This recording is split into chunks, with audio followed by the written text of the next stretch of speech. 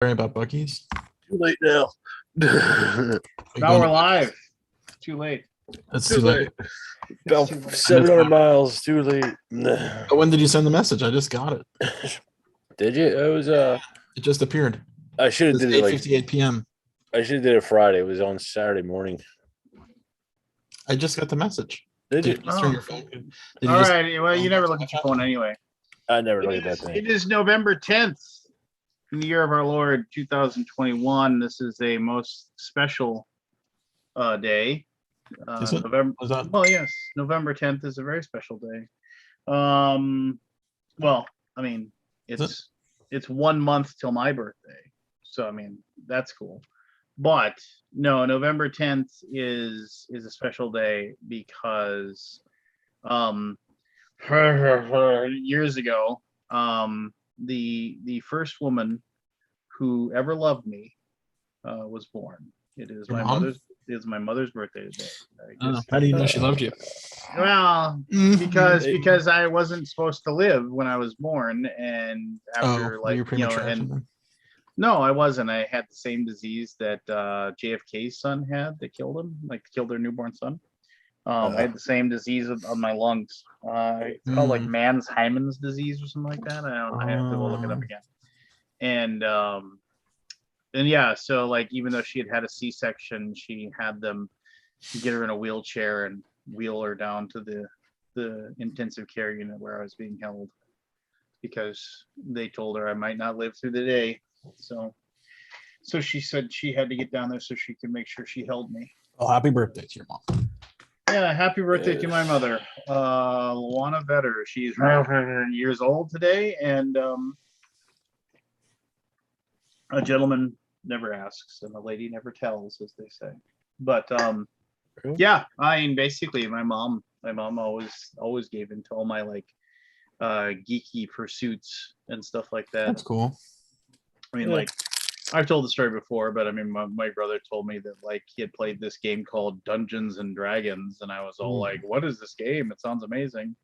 And then my mother like wanted. This is like right around or right before the Satanic Panic started. And he. Would that have affected your mom? No, I mean, she was too smart to like think that like, stuff? oh, I'm gonna get a book, and because it's got demons or devils in it, that means my son's going to try to summon Satan worshippers or something like that. But no, I remember. Did you ever see those original comics? Oh yeah, the Chick Tracks. Yeah, absolutely. No.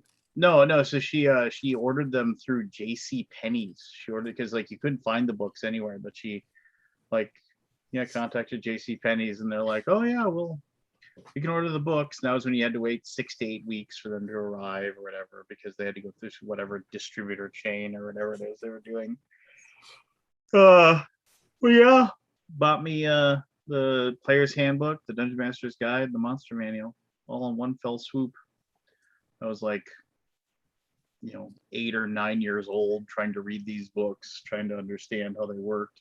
I remember I asked my mom, I was like, what does this mean when it says 4+1 hit dice? What's the +1? So we got her to blame. God love her. She tried to help. I do remember when I got into junior high, I was playing a lot of Car Wars.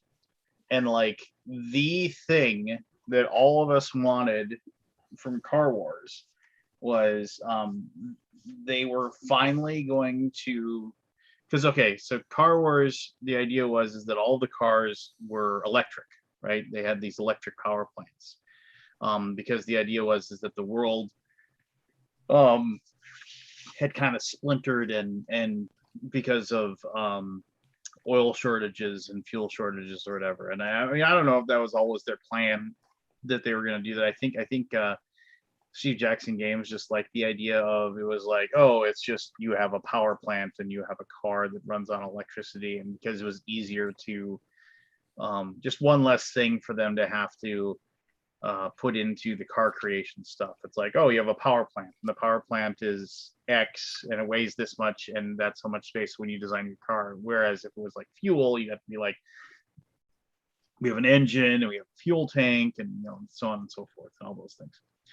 And anyway, they had the thing where it was they were going to release the thing called Dual Track, which is DUEL track, and it was going to be there. We were finally going to have the rules for gas engines for Car Wars, and because everybody was like, oh yeah, the gas engines they'll be way faster and all these other things, and so we were super jazzed to, like, all my friends that played it, we were super jazzed to play with that brand or that style.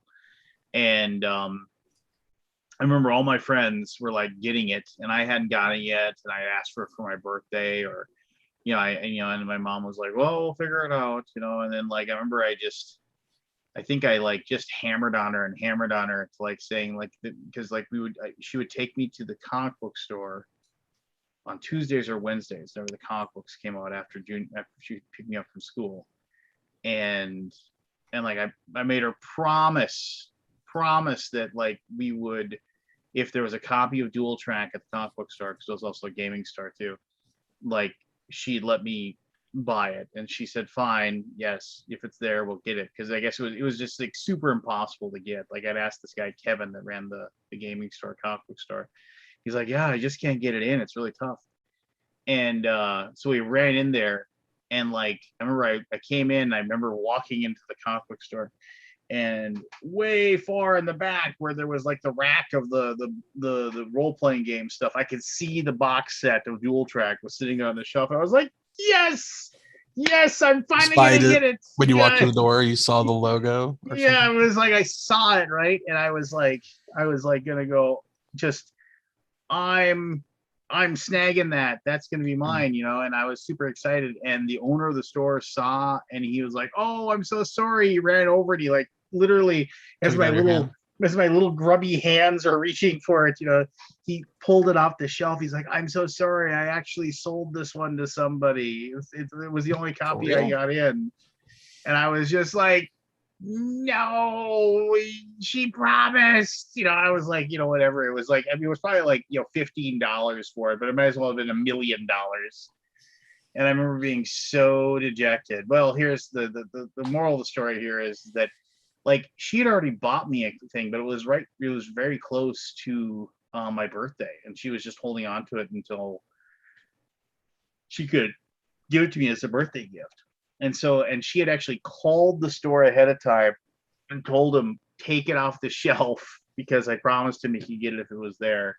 And he had forgotten to do it. But as soon as he saw me, he remembered, and he, like, ran over and snagged it off the shelf. Oh, that was your copy? No, I mean, no, she had already purchased it from him. The guy who ran the comic book store. Not the copy he'd pulled off the shelf. He probably got 2 copies from the distributor. He put one on the shelf to sell, and then how could there be a product? Well, whatever. I don't know. Anyway, so the thing was, it was like, he was always, like, weirdly, like, flirt with my mom, the comic book store. Not as a kid, I didn't realize it, but now looking back, like, he would sit there and talk to her about comic books and what comic books were good and the stories were good. And he was like, oh, you should really read these comics. These are really good. And he would give her comics, and she was too polite to say that she wasn't going to read them. She would just give them to me. She's like, oh yeah, you said this was a good comic, and read it. And that's how it actually turned me on to a lot of comics, like, that I wasn't reading at the time. That's how I started reading, like, Watchmen and stuff like that. Just that I didn't know were a thing. But no, my mom did. My mom is, and she's a fabulous grandma. She's very. I feel very slouchy tonight. You feel very slouchy? I'm tired, man. I need to, like, pick it up for the BGG con. I'm like, you got my energy levels are low. You got to be getting antsy in the pantsy, man. Yeah. Next week's gonna be here any second from now. Any second now. Just got to get through this weekend. Yeah. So, for those of you guys don't know, BGG con is. Who doesn't know? We still have tickets. Tickets are still for sale. We had a flurry of refunds in November. I guilted Chris Cluey into showing up tonight, so he's awesome. He's at a football banquet. He's going to show up tonight. Okay. So we've got to then guilt him to come to BGG Con as well. I don't want to guilt anybody. I want them to want to come. Oh, I want to guilt him. We will all have to tell him that we won't be his friends anymore if he doesn't come. It's going to be a different year for sure. You're a different year for sure. I think the hotel will definitely feel empty. Not empty, but like not full. You know what I mean? Well, I mean, Because it's a massive room. So here, It's a massive space. This is how I feel, and then you can interrupt me and tell me differently. You know, as far as whatever. I mean, like I'm trying to like just gauge in my mind how this is gonna work, kind of thing. So, in my opinion, I feel like the main room with like that you just kind of split off the like you move the vendors into that room. Yes. That's going to feel small, right? I mean, it's going to feel like, because it's a big room, but it's also going to feel small because you've cut a third of the spaces off for the vendors. And I think, is it a third? I thought it was a quarter. Well, it's like a third or whatever, 2/5. I don't know what the exact percentage is, but I mean that's my gut feeling. But that room is so massive. It is, but I think that's where most people are going to be. So it's going to feel small. It's going to feel crowded, right? Well, it's a mask required room. So. Well, I think most people are going to be wearing masks and happily wearing them. 50-50. He's got a point. I got my thing with my booster on it. So yeah. Did you have any I got reaction? my card. I got my card to prove it to you when I show up. Are you a Pfizer or baby or a Moderna? I'm a mixed race guy. Oh, you're mixed race. I'm That's mixed. not race. Well, I don't know what it is. You're a mixed mRNA. He's patient zero. I'm a petri dish, baby. So I should just say, Paul Compkins, of the people that actually bothered to respond to our survey, 50% said they wanted no mask, and 50 said they wanted masks. What's your thoughts on that? I think the people who say no masks are idiots, but whatever. Oh, well, I mean, so when I was at QsCon, I don't think you have a problem, Scott. I mean, whatever. I'm kind of like beyond it now. Like I'm just like whatever. No, like I came from Disney World. They were pretty compliant with that. There wasn't really an issue with that. You'd have to remind people once in a while, but yeah, anytime you were indoors in Disney, you had to have a mask on. Oh, okay. Like going and even like in the lines for the rides or going to your table in a restaurant or going from your table to the restroom or whatever, as long as you weren't eating, you had to have a mask on. It basically. And for I expect I will never be in the zone of no mask area. I won't be down there. I mean, it's way at the end of it's not way at the end of the hotel, but it's pretty much on a different floor. The library is down there, but people have to wear masks in the library. Anyway, we'll see how many people actually do that. Yeah. Okay. So I mean, but like, it is a Texas effect. That's true. Yeah. I don't know. I think we struck a balance. We'll see. I mean, I'm sure it'll be fine. Yeah. Hopefully. Yeah. Like I said, I just came from Disney World. Yeah, fucking people. Well, for me, was there any option to not wear a mask? You could not wear a mask outdoors, right? If you're walking around the park. Yeah, as long as you were outdoors. But if you did not comply, I'm assuming they would give you. They put you in the hole. No, they eject you from the park completely. I'm assuming they give you a warning, and they were reminding people. It wasn't like they were as soon as they saw you, they grabbed you. But if you're walking in the streets of Disney, I don't know what you call it, the out area, you don't have to wear a mask, right? Right, as long as you were outdoors. The mean streets of Disney. Yeah, but as soon as you were indoors, you had to have a mask on. Mask on. What about waiting unless you were eating? Yeah, and rides for the queues for the rides or waiting for the bathroom, whatever. As long as you were indoors, you had to have a mask on. Unless you were physically at your table eating at a restaurant. Okay. Oh. Or drinking, yeah. It is weird how, but the rest of Florida is nothing like that at all. You don't have to tell me. Well, it wasn't just there, but I was there last year. Yeah. It's like this With never nary a happened mask to be there. found. Yeah. I found it really weird that like there's all these places that like the people that think they're getting by on you and they're like, oh yeah, no, and they're like I like the people that are carrying their drink with them, so then just taking a sip every like 30 seconds so they don't have to wear a mask and stuff. It's like you're not fooling anybody. No, everybody knows what you're doing, and you're an a-hole for doing it. So I don't know if we're gonna have water dispensers. I suspect not. They did not down there. I need to ask about that actually. Yeah. You'll probably have to buy water, unfortunately. Actually, think about it. Every rest area I hit up on the way also did not have water dispensers, water fountains, because of COVID, basically. No. Yeah. Question fired at the people who may have already decided about this. So no, I think what it's going to feel very I think the convention is going to feel very what's the looking for? Not small, but I think it's going to feel very cozy, I guess would be the word I'd say. Yeah, I guess that's probably true. They usually do, though. I mean, it's not like a huge convention to begin with. Yeah. Well, we're about 2,000 people, which is 2012 numbers, I think. Really, there was more when I went. Yeah, I guess you said about 20. We were packed. We packed that hotel, and we were killing it. I mean, I think that's maybe 2015. Maybe 2015. I feel like it's good that you got that, right? I mean, it's just people. Oh yeah, no, I'm not. I mean, we have to. I mean, this is a big hotel. We have contracts. We got to fill it. I think people are itching to get back. Well, I seen that, like I said, in Disney. They're just itching to get back to normal, get back to some kind of normalcy. Yeah, me too. To the point where there's no common courtesy, but so I think this is gonna be my 7th or 8th. I think it's my 8th. 15 was your first one. I can look up your name. No, it doesn't matter. Assuming you bought a ticket. No, it was 15 because that was my first one and his. Okay, yeah, it was 15. So 6th, 7th, 7, 6. Well, it doesn't matter. So what's going to be 16, different? Did you come every year? Yeah.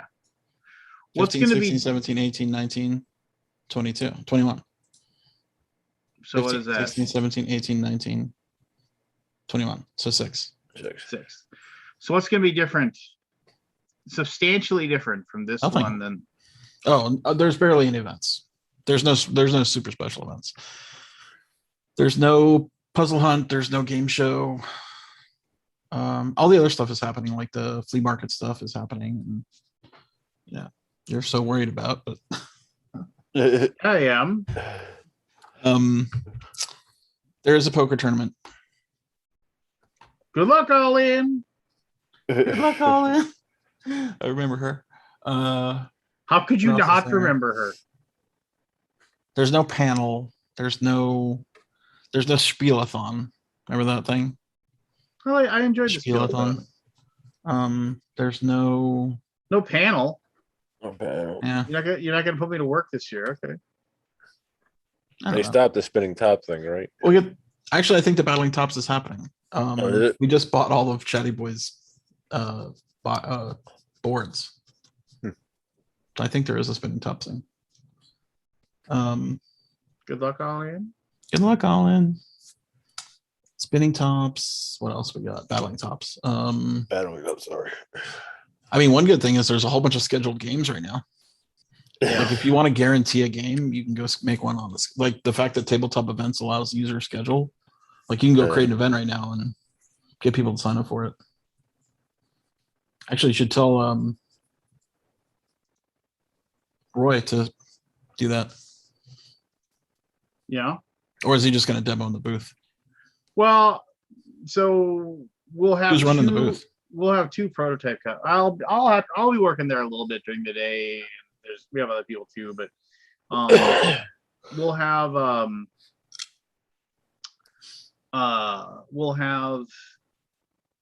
and then we'll have last light set up to show it off to people, and just and then Royal will have his copy. We'll have our own prototype copy that we'll be racing around. After we shut down. There's an event system. He can make an event if we wanted to have people pre-sign up. Pre-sign up. That's crazy talk. Yeah, there's a lot of games being organized right now. Mostly big, the big games, right? Like multi-hour type things. I think there's a TI4. I think. Well, that's normal, right? I remember that. Oh, I have a grievance. Oh, gosh. Go for it.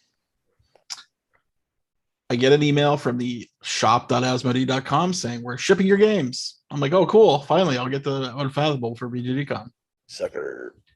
4 or 5 days later, they send me, we don't have a credit card that we can make your shipment. I'm like, you gotta get the fuck out of here. Kidding me? Didn't I already pay for the shipping on my credit card like the first time? Maybe they didn't charge it. They took my money, so maybe I'll get them. Maybe I won't. You just made me think. I should check and see if I have a. You had a tracking number. If I have a tracking number or not. But how fuck? It's like so dumb. We're shipping your games. Oh wait, no, we're not. Don't they know who you are? The multi-million-dollar man. We don't know how many because you keep losing money, but. Hold on, let me just make sure. I'm gonna pull up and see if they took their money. That's the big thing. So BGG comes next week. I'll wait till the fall. Hey, something's coming to you, Scott. I'm a little more beat up from this vacation than I thought it would be. I got to finish something tomorrow, but it'll probably after BGG con. No worries, man. Yeah, I don't know. I need to load my app and see if the charges went through. You know what's annoying about like upgrading a phone? You got to relog in on everything again. Yeah, I just went through that. The virtual flea market has 6,500 games and is 264 pages long. Holy shit! I didn't know. You didn't know the flea market, Scott? What the hell? You didn't know now I'm going to be pissed off because I can't find my thing. Kabuki got role. Oh yeah, dude, I played Role Player Ventures. I got another grievance too, by the way. On behalf of Derek, who works for me. Derek. He, obviously he was talking to me about it today, and I'm dumbfounded, honestly. Of what happened to him. So Role Player Ventures is out now, which is awesome. Awesome. It's really good. I don't have my copy. Would you consider it awesome there, Scott? What's that? Would you consider it awesome? It's awesome. We were like, oh my God, this is so good. We would have played it all day, but we played The Hunger, which took a lot longer than I thought for 4 players, which I really like The Hunger quite a lot. Did I talk about The Hunger? I don't think you have. So it's a Richard Garfield game published by Renegade. It's you're a vampire hunting humans. For lack of a better word, but it's a deck builder. And the cool thing is it's basically like a Clank. You're as you hunt the humans, your deck gets fatter, right? Because and the humans almost without fail. That's not the right word, but all the humans have 0 potential to move you or buy anything. So what you do is you play all your cards. You have a 3-card hand. You play all your cards every turn. And you add up the points on those cards. It's currency. So you either can move with that currency or you can hunt with that currency. Hunting is, drafting a card off the board, which is all humans and vampire powers and familiars. So you have humans, vampire powers, and familiars. Humans are almost always 0. Like they don't add much to your deck. In fact, they can hurt it. Only very rarely are there a couple of humans that are good for you, but I can't even really think of any right now. Familiars are permanents that go out in front of you and they stay out. They give you a permanent power. What game is this? The Hunger. Gotcha. I'm bringing it from my personal stash. From his personal stash. And then you have vampire powers, which basically give you a lot of power. They give you a lot of movement and they give you extra powers and all kinds of stuff. They're really awesome. So that's your deck. And you have 15 turns, I think, total to go out into into the countryside, feast on humans, and get back to the castle in time before the sun rises, or you die. And if you play in hardcore mode, you die. We all died, in fact, in our game, except for one guy. So he won. He would have won anyway. We counted scores even though he won. So just to see who could have beaten him if he had gotten back. Kind of a funny thing with that. It's there's an item in the game called the parasol, which gives you like one extra turn to get back to the castle. And he double zeroed double blanked his hand 2 times in a row, which was hilarious. He was like right on the edge of getting back to the castle. Drew a 0 hand, got his extra turn, drew a 0 hand. I was like, oh man, I wanted him to get back at least, but it's really good. The art is awesome. It's fun. It's got a lot of score, like tons of scoring in that game. That's probably my biggest complaint about it, is it's got a little bit of a finicky, fiddly scoring thing. Like if you hunt a human in the plains, you get a point. If you hunt a human in a forest, you get 2 points. If you hunt them on the plateau, you get none. So you have to kind of keep track of where you're doing your hunting. You have to make sure you get those scores. Every time you pick up an item, you get 2 points. You have to remember that. It's like a little bit of fiddly scoring kind of stuff, which, yeah. But it's good. Here's my annoyance. So when I got my email on the 3rd of November saying remember. Yeah, that's not the day. Isn't the 9th of November? I don't know. Anyway, I got my email on 3rd of November saying, here, I'll read it to you. Good news. Your pre-order will be shipping soon. That's what I got too. Your pre-order is shipping soon. Please take a moment to visit to view your shipping information. If anything has changed since you placed your pre-order, please contact your customer service to make changes. So if you've not already done so, you can update payment information by going to my credit cards on your account. So I went there, and they were having issues with their website, of course. So I couldn't pull it up, but I was like, so I finally got it to work, and I finally got to pull up my information. And it was your order in your account.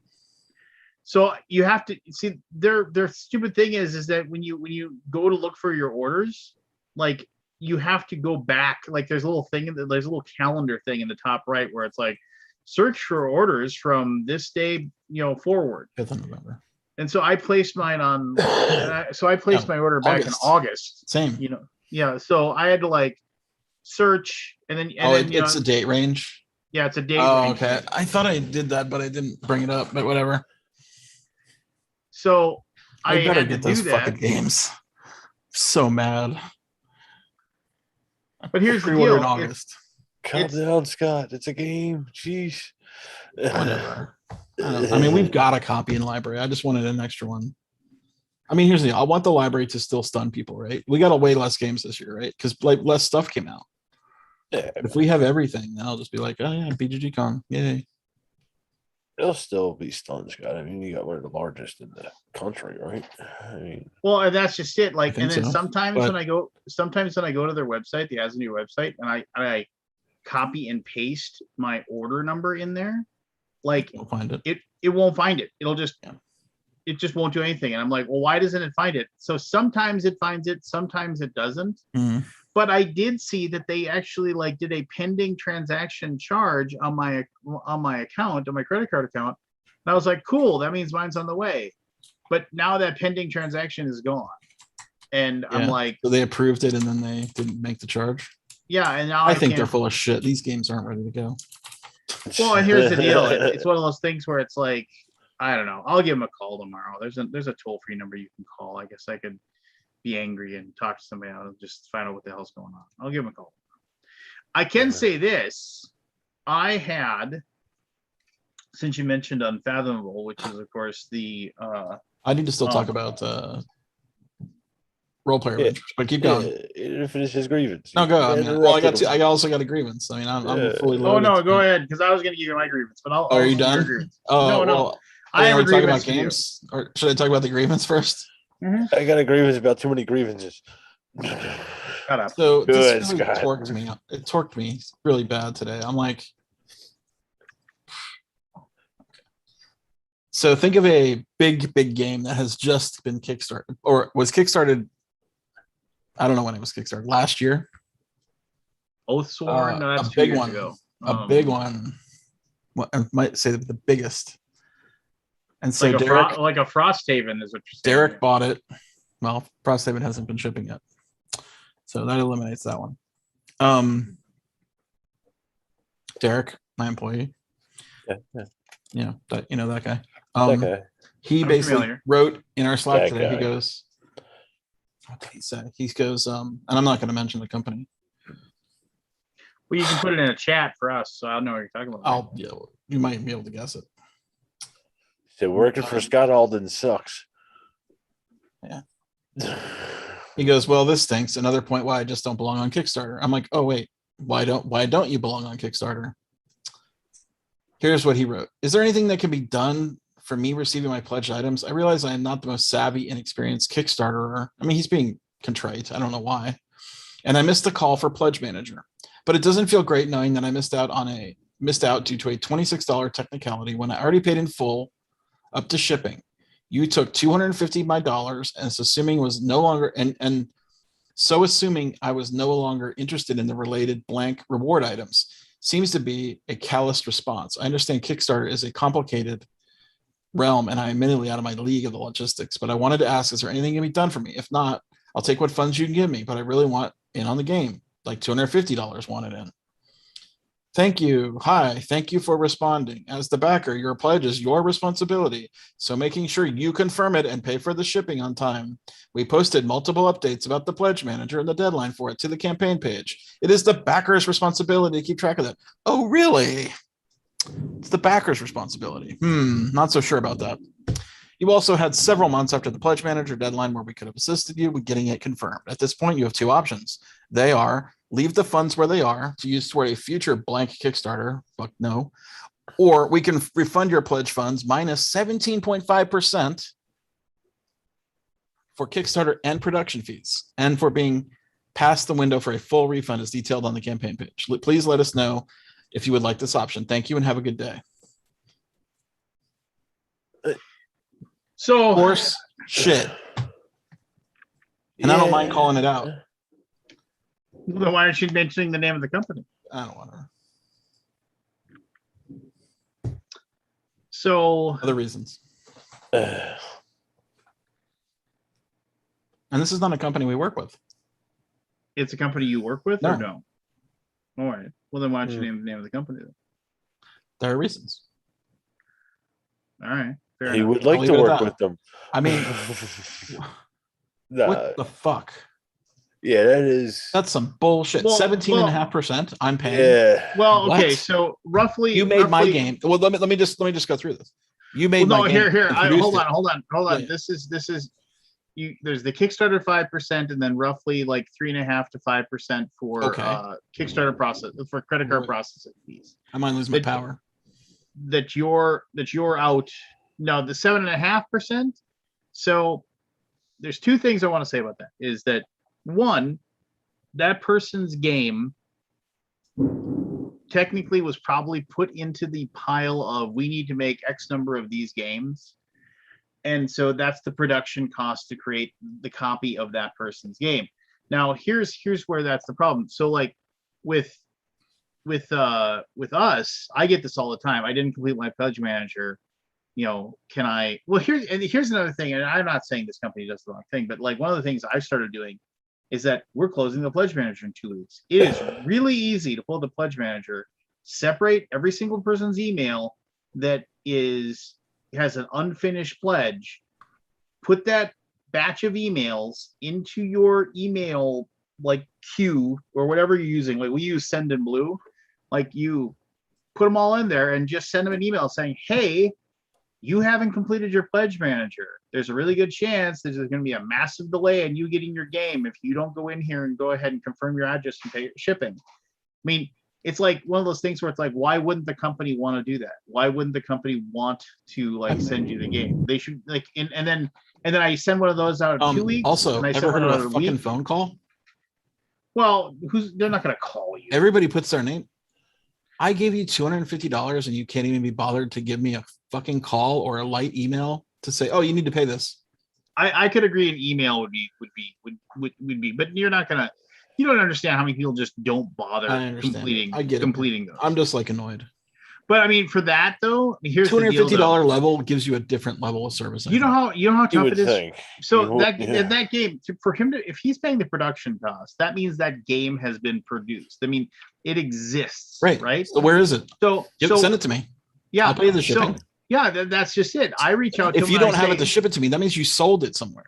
And then what I usually do then is that I say to them, it's like, you're going to have to pay the shipping, which is going to be more expensive than what we charge in the Kickstarter, because we batch shipped everything to a distribution center where it's cheaper for us to ship it. Now we're shipping it from our warehouse.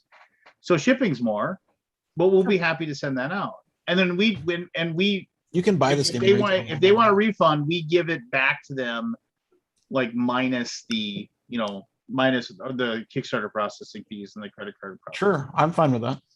And I mean, and technically, the fees are lost, their right? rights. They're within their rights. Oh, really? You can charge. I don't know, but I would actually question that. Go into Kickstarter. 17.5%. No, they don't. They don't have to give him anything. Here's the deal. I would raise holy hell with my credit card company, and guess what? I'd probably get my money back. Well, maybe. I guarantee you. But if it's over 6 months old, your credit card company is going to tell you. Well, that's the way it is with crowdfunding. Yeah, and that should not be a loophole. Yeah, I agree there, Scott.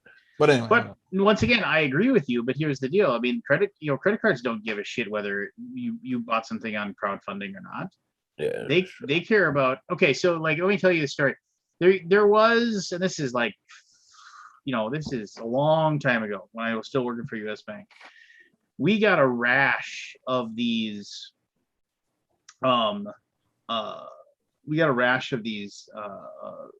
disputes people had on their credit cards, where there was this company, and I forget what the name of the company was now, but there was a company that was basically like, we'll give you a free so-and-so, which was like, whatever we'll give you a free PlayStation 2.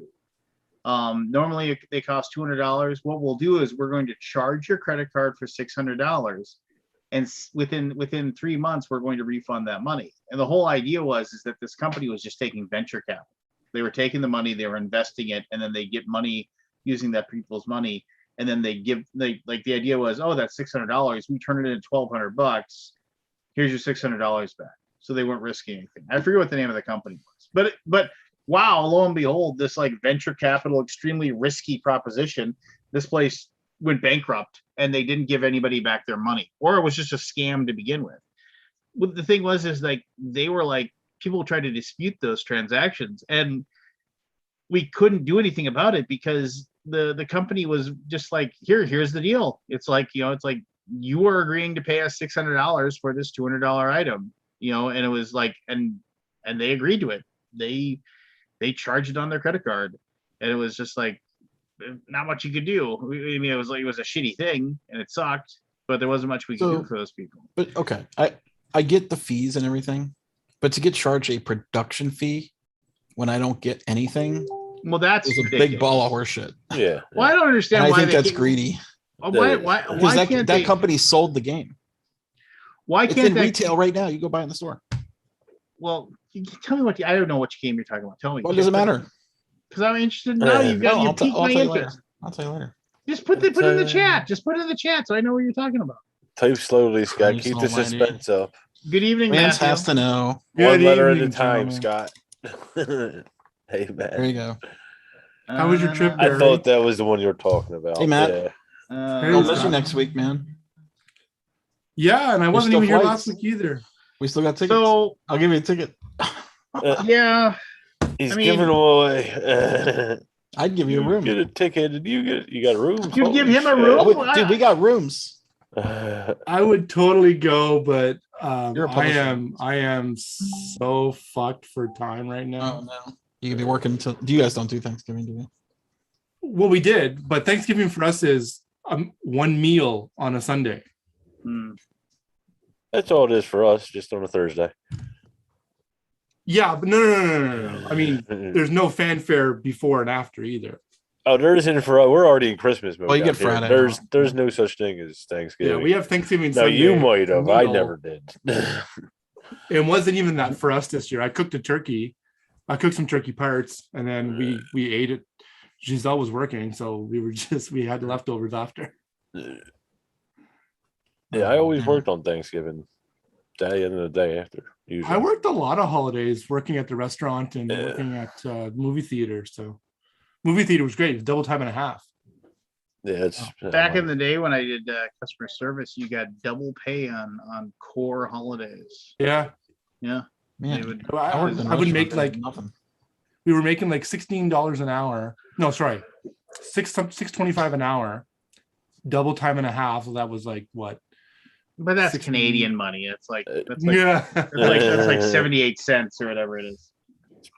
Giselle's all than upset pesos. because our premier just raised minimum wage to $15 across the board. I was thinking about this. Are there people that actually like Matt, what is it? Premier governor? Like a governor. Okay. There's got to be people that do this who like invest in currency exchange. I think that Yeah. I think I think the Canadian dollar is going to take a dive. So yeah.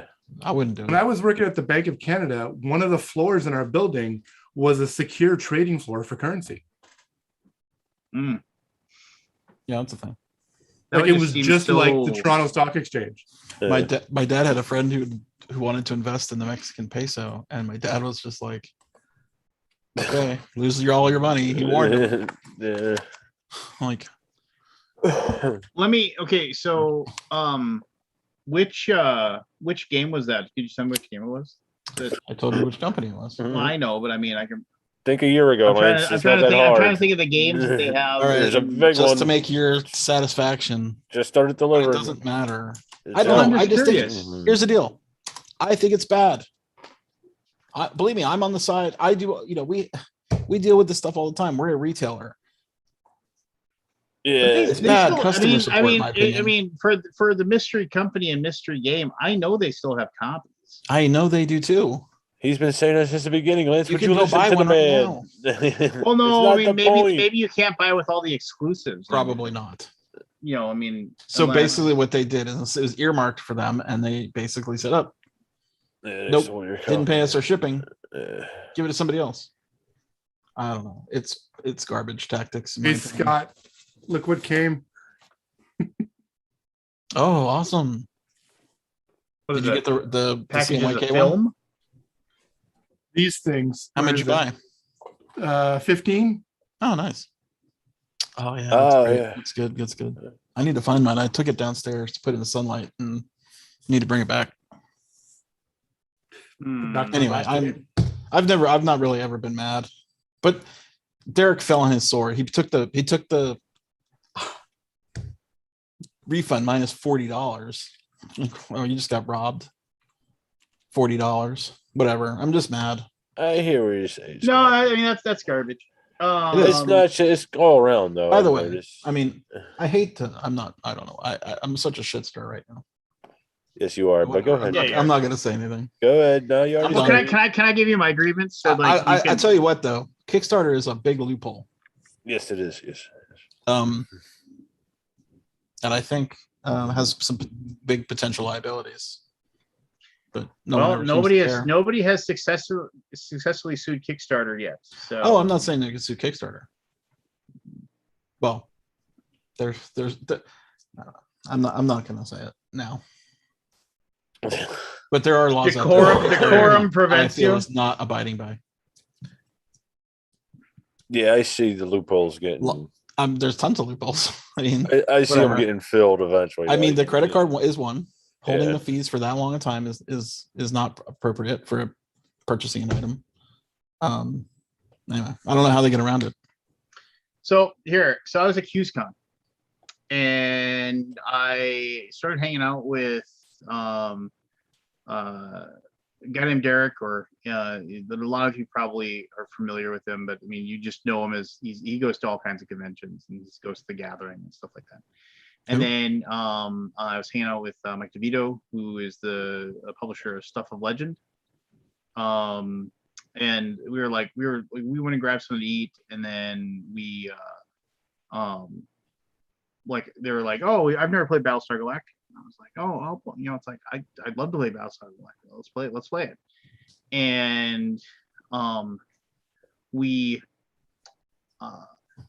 so I asked Michael, the guy who ran the show, I was like, do you guys have a copy of Battlestar Galactica here? And he was just like, well, no, but I think I know somebody who's got one. And I was like, cool. Could you see if they play? And so then this guy came over and he's like, yeah, I got a copy. And I was like, that's awesome. And he was like, well, how many do you have? I mean, if we play it, he's like, I'd like to play, and my wife would probably want to play too. And I was like, that's fine, whatever. And that's cool. It's 5. That's like the perfect number for the game. We'll do it. And so he set the game up, and they were both in a panel. So I went and did the panel real quick, and when we got done, we came up, and he's like, hey, so here's where it starts. First thing he says, do you want to do the teach? And I was like, yeah, sure. I played this game 100 times. I can do the teach. No big deal.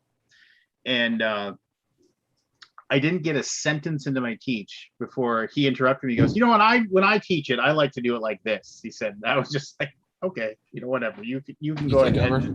Yeah, I was just like, you guys hear that? Yeah. What? The thunder? The thunder, yeah. It's like, it was one of those things where it's like, if you're gonna ask me if I want to do the teach, and then you interrupt me like a sentence into it, I was like, that's fine. I'm out. Just like whatever. Obviously you wanted to teach and blah blah blah.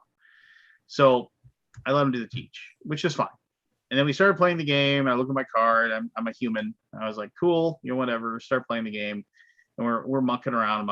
And then like right from the get go, we did a test, and we knew that either Derek or Mike was a Cylon, just because there was an extra card into the thing. Another thing that happened relatively quickly is that the guy that did the teach, he started telling everybody about the percentages of everything. Whenever we do this, there will be a percentage of this, that, and this. There's like this many cards that have this on them, this many cards have this on them, this many. So that's the percentage. So whenever you draw these, that's what the chance. And I was just kind of like, okay, whatever. Yeah. And then I don't like that. It's like I'm playing this game more for the story than to win. It's no big deal. And then and he kept track of every single, like he was like basically keeping a running track of what the Destiny deck. So we know that this one has at least one of these cards. There's like a pretty good chance that he was updating everybody about the Destiny, which I didn't really like either, because once again, it's a mechanism, not part of like the flow of the game. But again, whatever. So we're sitting there, we're playing, and we're trying to figure things out or whatever. And the humans start having bad stuff happen to them, and we're starting to lose, and like as far as like things going wrong. And the guy that did the teach, he's just getting agitated and getting angry. And I was like, wow, this guy's like really taking this game seriously. And then there were more than a handful of times where he just started like yelling at his wife, who was like suggesting, well, you can go here, I know what I can do, he's just like, he was like, and I was just like, okay, and I was just like kind of sitting there just like, oh gosh, whatever. And then we got to the halfway point where the sleeper face comes, and everybody gets their extra loyalty card, and I picked mine up, and I'm a Cylon now. I was like, okay, so I'm a bad guy now, whatever, I'll work. I'm pretty sure I know who the Cylon is at this point. And then things immediately start going even worse for the humans, because like there's 2 of us working against him. And he 2 versus 3. What? Yeah, 2 versus 3. 3 humans, and then 3 humans fighting the 2 Cylons plus the game, right? The game wants. Yeah, the game's hard as the game wants to beat you. So, like now he's like more agitated, and she's just trying to like, she's like, well, you could go and do this, and he's like, I know what I can fucking do on my turn. You don't have to tell me, and he's just like, I was just like, oh god, that was. I texted my wife. I was like, oh my gosh, I'm watching a marriage like dissolve in front of me. And while I'm doing that, Mike, who's the Cylon, texts me. He's like, good Lord, what is going on? So I just started laughing because he texted me the same thing. And then all of a sudden he turns and he glares at me. And I was like, what? He's just like, oh, I'm glad you're having fun. I was just like, so literally. Why does that kind of person play games? Just drained the fun out of the game, right? And then we got done, and we're like cleaning, the Cylons won, and we're cleaning up the board. and he said, I gotta go use the restroom. And So when you revealed, was he pissed?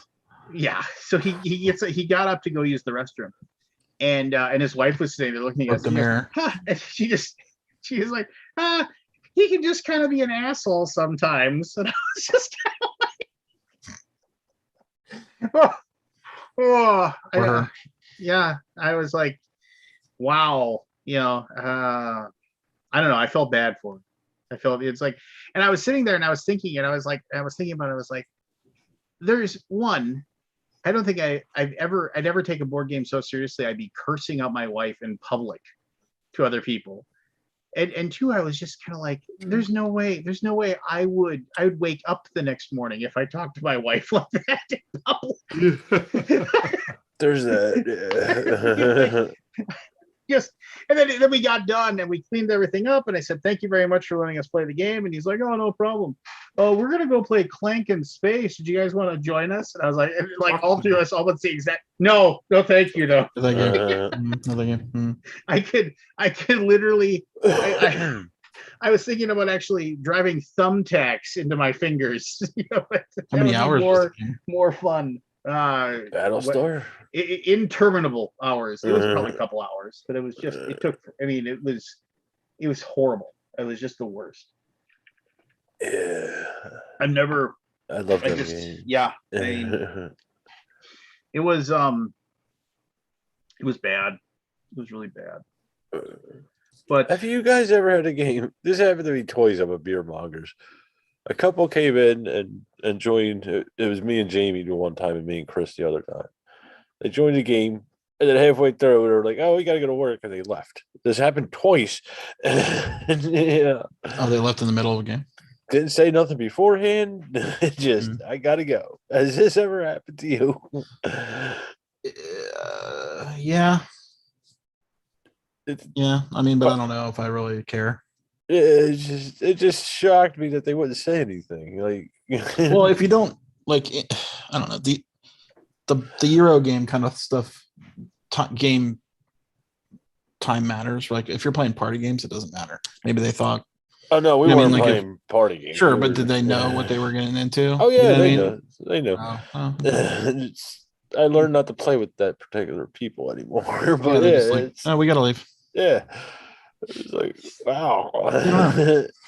And I think the one was a game Jamie was reviewing at the time. So we were trying to figure out how to play it to conclusion without a bias, Yeah, it just came to mind for some reason. That's the only really awkward gaming encounter I ever had. Other than once somebody was drunk, but I just chucked that up with them being drunk. Tell you guys about the lady that fell asleep during one of my games. No, it was a werewolf game. Not werewolf, the original. That's not the real werewolf. It was the one I vastly prefer, which is the Dan Hoffman version of werewolf, which I can't remember the name of it now. Daryl falls asleep on games all the time. Dan Hoffman? Oh, the Miller's Glen thing? No, it's man, I need to break that out too. I really like that game, and I think it got a bad rap because it's not werewolf. But it's way better than werewolf for me. God, I can't remember the name of it. Anyway, you're not a werewolf. You're on the werewolf team, but you aren't a werewolf in the game. You basically get to control what characters do in the game. If that makes sense. I don't think I heard of this. Yeah, it's pretty cool. It sort of removes you from no one gets eliminated. Okay. It's just you're eliminating the village of cards, and it's like a grid game, and there's cards and stuff. It's really neat. It's hard to find it. It's just so fun. I'm like, well, she's obviously not a werewolf because she's not sleeping. Yeah, that's a giveaway there. Yeah. And here's the deal: even if you out the werewolf, it doesn't matter because you can still play. It's still hard to beat them, even when you know. Werewolf Inquisition is the name of that game. Oh yeah, I like Inquisition. I like that. It does real well with 3 players too. Exactly. It's a really good game. A grid. Oh yeah, okay, I remember it now. With the tile of the village. Yeah, I remember now. It's been a while since I played it. Yeah, and you're either on the village team or you're not, right? Yeah. Or the werewolf team, and then you basically try to manipulate the cards such that the werewolves kill villagers, or the villagers accidentally execute villagers, or whatever. You call it. Yeah, and like Scott said, even if you're out, you can still. Yeah, win even if people know who you are, what you're doing, it's still hard. Yeah, I was surprised I didn't do It doesn't take away any of your. It takes away a little bit of your power, but not a lot. Yeah, like you said, I'm surprised I didn't do better than it did. Yeah. Have they ever tried to replay Maybe the that? werewolf theme, people are expecting werewolf because it has so much packed into it, but I thought it was really cool. Maybe if it was different, maybe it was like Aliens or something, it would have been cooler. Like that Not Alone game. Yeah. It's a lot like not alone. No, it's not exactly like Not Alone, but it's it's that kind of thing. Anyway. That's where I got on this track. So role player adventures. Yeah, I still haven't got. Yeah, it looks good. It's so good. Yeah, please keep talking about the game. I don't have. It's well, did you buy it? Did you? Yeah, I did. Did you back it? You didn't get it yet? Yeah. Huh. No. Weird. I suspect you'll get it this week or something. Yeah. It's okay, I'm Scott. He does gone. it to you all the time. It'll be there by Wednesday. Sweet. Yay. Is it So I'm- replayable? Like, or is it? So it's sort of replayable. I think you can replay it, but I think, and I mean, we're gonna eat this up. I mean, we already went through 2 of the expansions, 2 of the modules. Well, don't eat the game. I mean, He's hungry. High in fiber. But I like that because basically you can finish a whole expansion in like a couple hours. Maybe 1.5 to 2 hours. But I think it's replayable because I think there's forks. Okay. And you can make different characters that have different abilities and are stuff. there spoons? Forks and spoons, yes. You know what I mean? Forks in the story. There's a CYA part to it, like choose your own adventure. It's like, oh, you come across a cave of trolls and they're talking, but you can't understand them. Would you A, like to jump into combat and try to defeat them, or B, try to understand their language, right? So you have a choice. Love that. Yeah, it's great. And both like the You combat also system, does that? Dungeons D&D? and Dragons. Yeah, we love that too. What game are you talking about? Can you let the man finish his sentence? Role player adventures. No. Yeah, it looks good. We It almost is. had a TPK tonight. Oh yeah. So it's interesting. We didn't lose a single. Oh no, we lost a couple of encounters. Did you? Yeah, I'm trying to think. It wasn't that hard. We only played the starter mission, which is technically a tutorial, which is awesome. So you don't even have to read the rule book. Like you just start playing, and it tells you how to do. Tells you how to do skill checks. Like there's 2 types of encounters in the game: skill checks and combat. And it tells you do this, these 10 steps for combat and these 10 steps for a skill check. And it takes you through and teaches you and how to move on the map and how to have conversations with everything. Really, really well done. And the books of the modules are just like old D&D modules. Like the covers are AD&D cover. Like I wish I had. No, they're not close by, but they look like D&D adventures, which is awesome. And the writing's good and it's fun. And I don't know. There's secrets too. Like you can find secret stuff because you can go back through the map after you finish the adventure. You can just go wherever you want, and it'll check keyword. It's a keyword driven system, so it'll say, "Oh, you got the steel ball. Okay, write steel ball on your keywords," and then you go back to it says, "Do you have the steel ball? Yes. Okay, you can go here." So it's kind of neat. I mean, it's not like I wouldn't call it deep, but it's got a couple little. It's fun. Makes you think a little bit. But Good. The dice manipulation is the best part. Forrest. Unmute yourself. What's up? Scott. I Whatever. got so I'm many done. responses in response to you Oh yeah. last week. Yeah. Oh boy. What'd you get? They are all universally stating that they want you to put more effort in because they want to see your channel do amazing, and that you should not take the lazy man's out. I am He actively. says he puts in 10 hours a day. I am actively. I don't believe him. Neither do I. Wait, did I say 10? I thought you said something like that, or So 8. you said like 6 hours a day, and I Six. don't 6 hours, believe I you. believe. 10 I hours a week. I don't believe your 6 hours are like you just sitting there. How can I increase my subscriber base by some No, it's just percentage? Doing the work, right? Like videoing, filming, talking. Yeah, videoing, filming, and I do. I'm actually about to launch a series right now that I think is going to be huge for me that I've been sitting on. All right, time out. Lazy. Let Well, me. actually, we have to check the stats. Here we on go. how to- Here we go. play. Here we go. Here we go. Lay it on me. What's this new series? No, wait. Okay. Did you notice any how to play upticks since last week? No, but it's too recent. It's too Really? recent. But I definitely do think you're completely right. Like I see no advantage to keeping skip the rules instead of how to play. Like I went back and I fixed everything, and I think I'll up to do it because nobody types in skip the rules. You're completely right. You say how to play Descent. Yeah. But no, so last year I had this idea around mid-October, and I thought it was genius because I was studying like what games just have what videos have staying power. And so I'm about to launch one right now. It's the top 5 Clue spin-off games, where I go to Board Game Geek and I look at all the ratings and I look at the top 5 Clue spin-off games. I'm going to hopefully in the next few days do the top 5 Monopoly spin-off games and Uno spin-off games and Phase 10 spin-off games, because those videos, they're going to be relevant forever. And as long as I do them and I tag them well and I put a good thumbnail in them, like those are evergreen videos for me, I think. And so I'm going to have Amazon affiliate. Yeah, I have an Amazon. Yeah, so you click on the Amazon stuff down below, and You put that in your. Do you get it? Do you make any money off those? I make probably about anywhere from 0 to 15 cents a day. I don't like to brag. How much a month?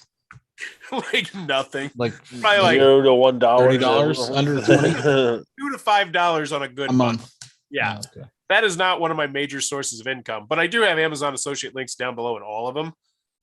But yeah, so this series I think is going to be good. I'm doing a lot more skip the rules, and yeah, I mean, if I charted it, Lance, I really do think it's 6 hours.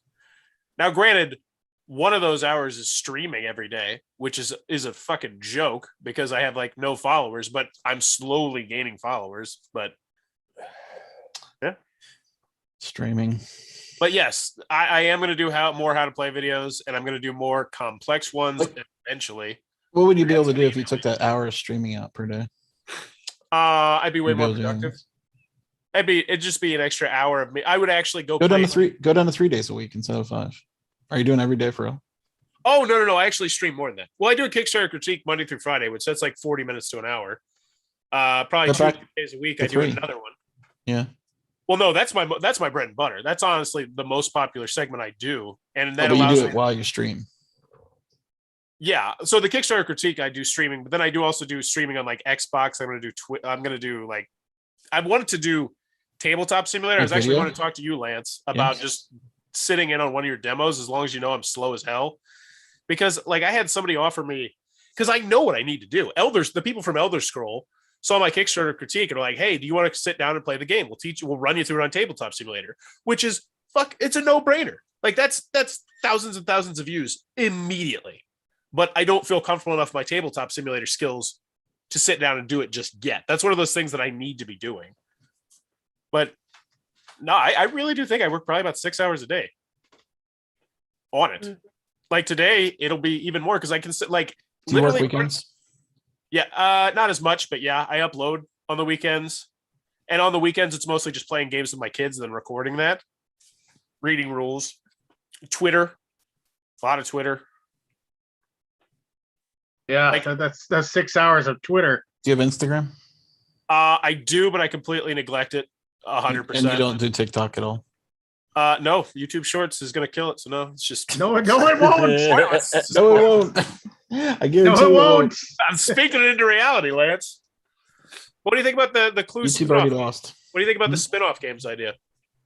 No, nobody's going to care. Well, I feel like it's been done. Like the Dice Tower, somebody's had. I mean, right now, what you're talking about is that like you are known as a hobby gamer, not the family gamer, right? I mean, like, so that's because that's your bread and butter. When you get together, you don't get together and play Clue with your buddies. You get together and you play, board games with your buddies. Oh, sons of bitches at GetMojo.com did it 5 months ago. God, son of a bitch. What's GetMojo? They beat you to Yeah, who the hell is that? They beat you to it. I'm so lazy. Is that a content farm machine? It is top 5 best editions of Monopoly from GetMojo. And then, oh man. It's a content farm though, right? Yeah, GetMojo is they have a YouTube page. Well, I'm going to post mine anyway, son of a bitch. All right, so back to the drawing board. I mean, here's the deal. You'll never come up with anything original. I mean, come on. That's nice of you to say there, buddy. But seriously, I'm just being realist. I don't know if that's true. I did one of board games were like Prison. That's pretty original. And it's pretty popular. Sure. Hey, I got a lot on that. It's the YouTube Shorts crowd. And once again, the YouTube Shorts crowd is just... If you put that on Twitter, TikTok, you would have probably got 10x. Yeah, but TikTok's dead to me. Why? Dead? I don't know. I've already spread thin enough as it is. GetMojo. I know GetMojo. Welcome Twitter, to Facebook, Mojo, Board Game Geek. we do the research so you don't have to. Oh, okay. Top 5. Did they do a top 5? Oh, they got... Oh, I thought it was bigger than they are. They only got 13,000 subscribers. Yeah. So, and also I'm looking at that video. And no views. I mean, it's not worth looking at. I mean, that's probably not competition for you. Yeah, nothing. 2.3K views. I don't know. Well, they tagged it for shit though. Yeah. Oh my gosh, I'm looking at the tags that they did. Tags don't do anything. They actually that's been debunked. Yeah, the tags don't have an impact. We don't put any tags in our videos. We have 3 tags to auto link to Board Game Geek. Go look at our latest BGG videos. Nothing. It's the tags. No, YouTube has clarified that tags don't really have that as much of an impact. They don't take it into account. I used to tag everything, and then they officially put out a statement. Yeah. Well, don't waste your time. Tags. The tags. I'll find you. Let me find. I mean, you can keep doing it if you want. It won't hurt. Oh, I will. Yeah, I mean, you can pretend. Makes me feel good. Makes you feel good. Tagging makes you feel good. Well, here's the other thing. I've actually seen an uptick in videos that were like untagged for years and years and years, and then I went back and tagged them, and they got more views. Yeah, that's the equivalent of thinking that you said something and now your phone's showing you an ad. People put together different things and the brain sees what it wants to see. Okay. Meaning, what would be the reason for YouTube to lie about their official... the difference there, Alex, is that's real. Here we go. 10,000 views. 3 tags. Geek name Hecubus. Geek username Hecubus. That's Lincoln. Session and board game. That's what you need to put in to get it auto linked to BGG. Those are our 3 tags for a 10,000 view video. Doesn't do anything. The tags. We would not get any more video views if it was tagged properly. Well, what's the video? 10. 10 what? The game 10. TEN. Search for 10 game night. SC9. Oh well, shit. That's a terrible example. You're competing against like a million other things when you type in 10. Like if you type in 10 on YouTube. Oh yeah, I mean, but that's my point. It doesn't matter. Well, right? The word board game is not even in the title. It doesn't matter. Yeah. So if I just Googling again, just double check. YouTube basically says the only real point of tags is for when your content would otherwise be unsearchable. When the title, when the description, when nothing about the content is really going to help people find it, that's when tags play a part. Yeah, maybe I could put the word board game in here. I don't know. So for example, going back to your title, but what you wanted to do, title, skip the rules. If you're dead set on that title, throwing a tag in for how to play would help. Could work. But YouTube says, no. Just call it how to play. If you refuse to, the tag is, I guess, a backup. Yeah, I guess maybe. Well, I'm pretty bad at this whole YouTube thing. I'm hoping in the next 9 years I start to really catch my groove. I mean, you have to drive. If you're doing 6 hours a day, you should write down, like, do your time checks, like just like do a little journal, or you could do it in your phone. Just do a note. You know what I mean? Like you don't even have to type it. You just do the voice thing. Just record it. Like I spent 1 hour doing blah, 1 hour doing 2 hours doing this. Sign up for a free time tracker just to see if what you're doing. Yeah, but that's too much though. It's not like he's billing, Matt. Well, no, but a lot of them have like just little desktop, like little buttons, and you just go boom. Right. Yeah. And it'll. I mean, you could even get the smart ones that are You're talking to the part guy who AI hasn't that, registered his that Windows depending on yet. how you save your files, they know what you're working on. Yeah. The world's been rocked about the tags. I'm sorry, man. I can't even listen. I thought we talked about the Rocked with this tags. news about the tags. We We talked have. about I tagged everything when I first started. Scott. I will to tell set it. I didn't tag anything for like the first 7.5, 8 years. I heard that about you. And then I really started to tag things last year, like a year and a half ago. And I Did it spent change probably anything? 100 plus hours tagging a huge portion of my backlog because I got 3,000 plus videos. Yeah. What? Oh, yeah. Yeah, It's astounding. tags used to be important. I think it was early 2021 when YouTube clarified.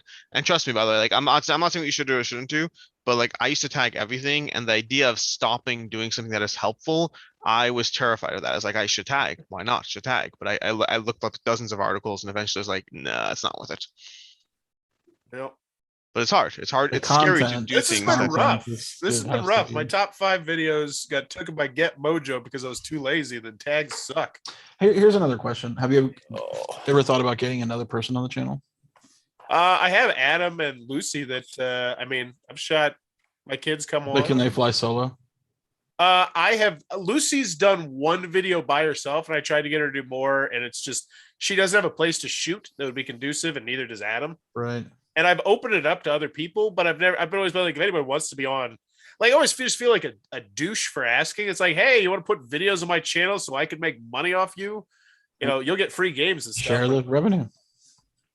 There's not that much revenue. to so share. what's What the do you- goal what's he gonna of do? having Cut someone the else on the pennies Say, channel? hey, in if I half? make more than 20 bucks off this video, I'll give you $5.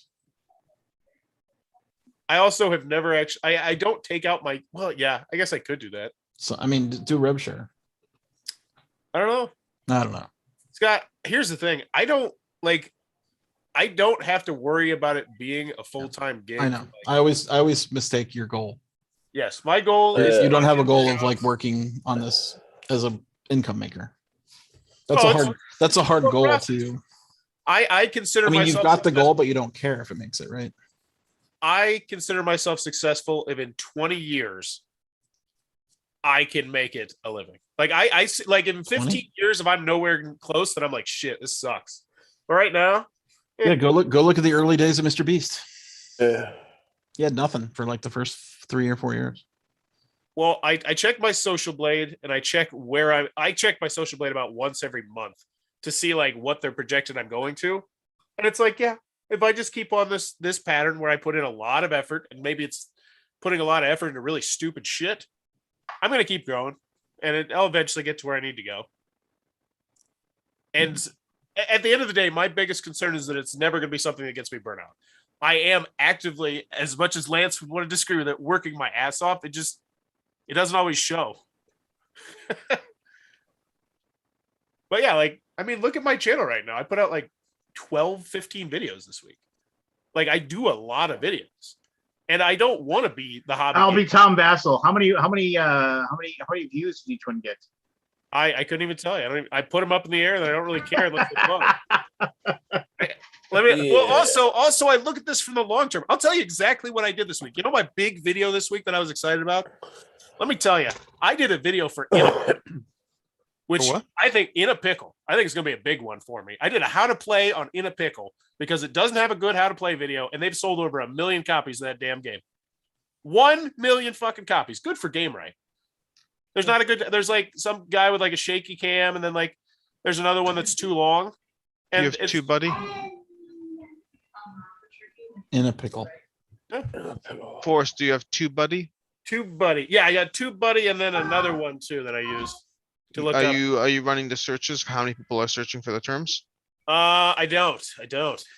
But there's a lot of numbers. There's but I've only had TubeBuddy for like 8 months now. Eventually I'll watch like a tutorial video. So on it. I don't use TubeBuddy at all because I do the content I want to do. But if you're doing the content you want people to search for, then you should absolutely be using the terms. If the goal is I'm doing this because people are searching for it, check if people are searching for it. Well, yeah, I like when I type in a pickle, I see like what the videos that are there, like how many views they have. I try and see that there's an interest in it, but yeah, TubeBuddy would actually tell me that much clearer. I should look into I'll that. tell you right now. You have TubeBuddy yet? I do. Too, buddy. Good on you. Love to, buddy. And I also got, what's the other one? I got another one. It's a blue one. I don't know what the hell it's called. Shit. There's no interest in a pickle. I mean, it doesn't have any. Oh, it says 37. 37 out of 100. How to play in a pickle is 54 out of It's a 100. third. Okay. 38 Search of volume 100. is decent, actually. Search volume is decent. Competition's minimal. 54 out of 100 is decent for how to play in a pickle. And then the other thing, this is I'm also playing the long game here, Scott. You're telling me that I'm not that mass market guy, but I actually am. Like, Yeah, I it did kind of is, Scott. tons of that content. Because remember, I got like 1,000 games from a hoarder that one time, and so I just play through all that shit because I won't get rid of any of it. Like, you still have that? Oh my Gosh, god, just I haven't even touched. give it to a Goodwill. A kid will play that. Let it Yeah. go. No, Like but the I'm gonna make a Disney video movie, on whatever the Princess Frozen thing was. Let it go. that. Mark my words, In a Pickle is going to be a big one. I hope. Okay.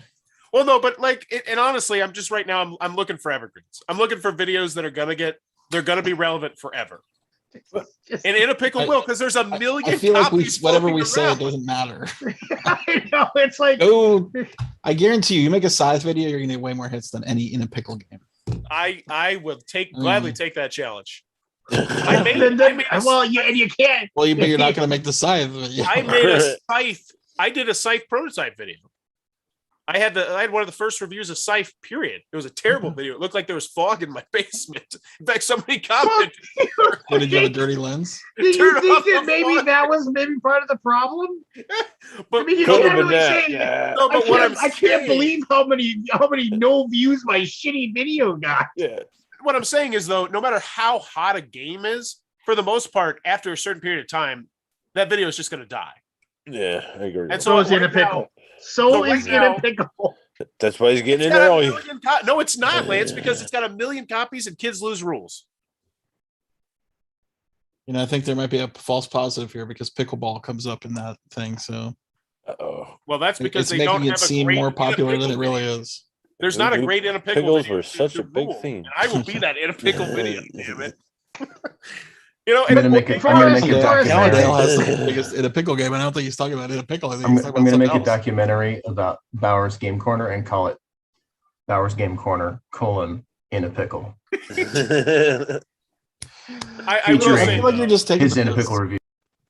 I think skip the rules is the way to I think go. you're just taking the piss. I You're just trying to. agree.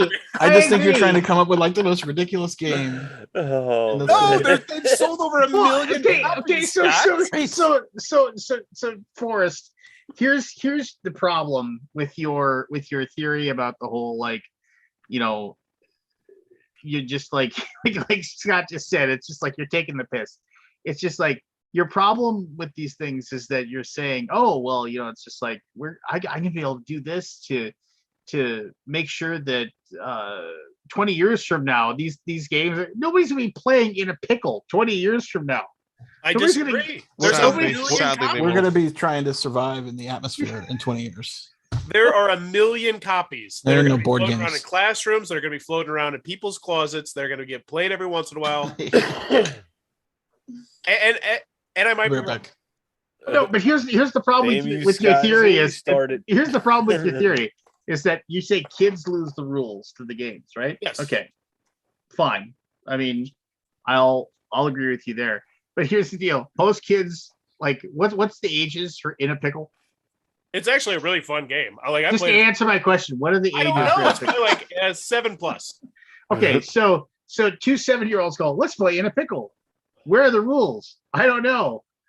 Let's go to the YouTube and see if we can find the rules. Or should we just throw it back on the shelf and just do something else? What's more likely? I think it's more likely that maybe they're playing with a parental figure. Well. I'm just saying, I've had great success from the skip the rules, which is why I'm leaning into it so hard. But at the end of the day, I'm still doing reviews for our games. I'm still doing Kickstarter critiques, which are by far my biggest segment. I'm just adding more. I'm still doing unboxings, even though they're soulless and heartless, and I hate every fucking time I do it. I mean, Boxings are my favorite. oh my god, I hate it. I feel like such a dirty person. Just like, oh, God, I don't want to do this. As you should. I hate unboxing videos. But Just people watch them. I don't games. get it. So if I made a game called Sassy Sasquatch, would you review it for us? And then Lance, would you buy it? Lance would buy it definitely. Oh, I'd buy it in a heartbeat. Yeah. He'd Sassy sleep with it Sasquatch. under his pillow. I like that Alright. name. That's It's going on my list. He's naming her Sven.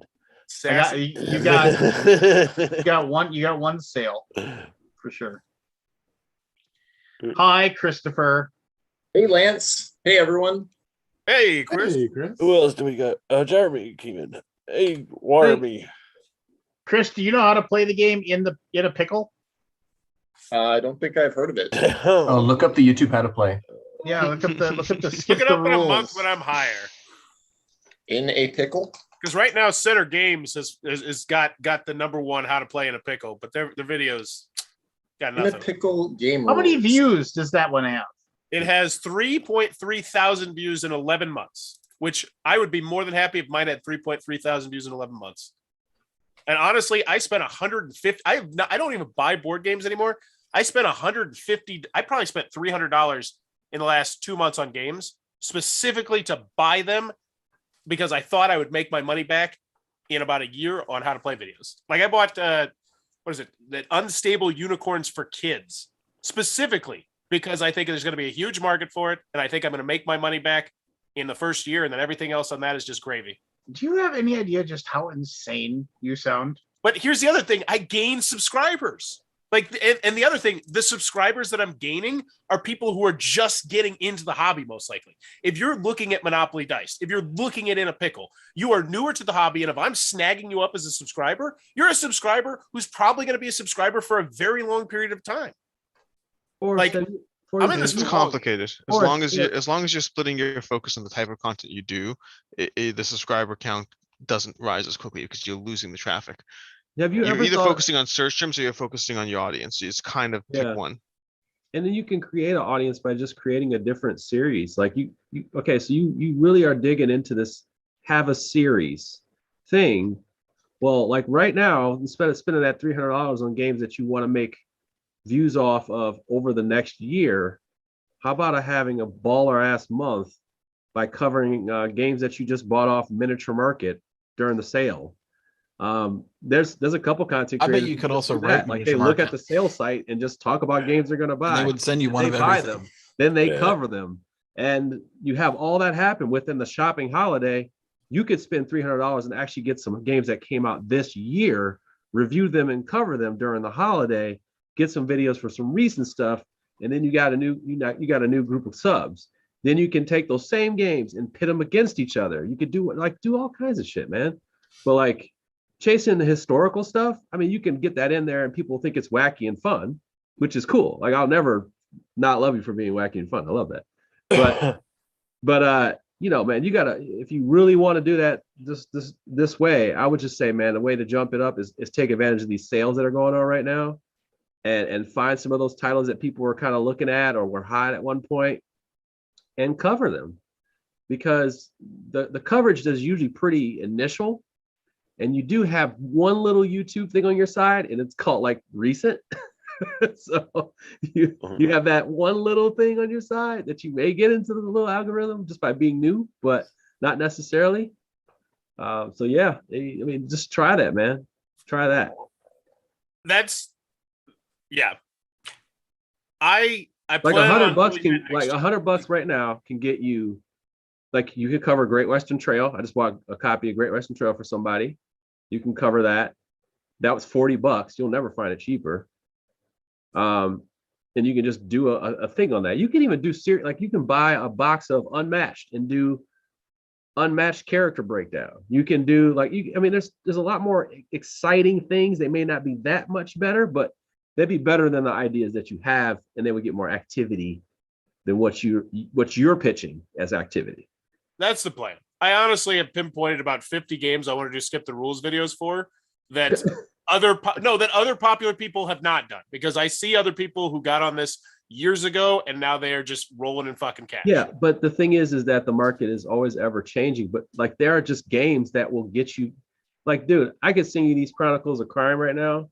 They have not been reviewed. I am done with Chronic, but yeah, I get your point. And I plan on doing that next year after Origins and Gen Con. I'm going to really try and switch gears to a lot of newer stuff. Do you write to the publishers to try to get games instead of paying? I don't, because I have just an absolutely insane backlog of games already, and I'm overflowing with games. So I know, but you could. I vow to not get rid of them because I'm an idiot. Hey, I'm gonna go ahead and and just double up on what Ollie just did, and just some of those shits. Okay. Have a bonfire, brother. Have a bonfire. You know what? In 6 months, it might be a whole different story. I might have a bonfire. This thing might have fallen flat on its face. In a Pickle might have 200 views, but it doesn't matter. The thing is, you don't have a low bar. I don't, and that's the best part. Right. I never feel like I failed. But that means you don't know what is.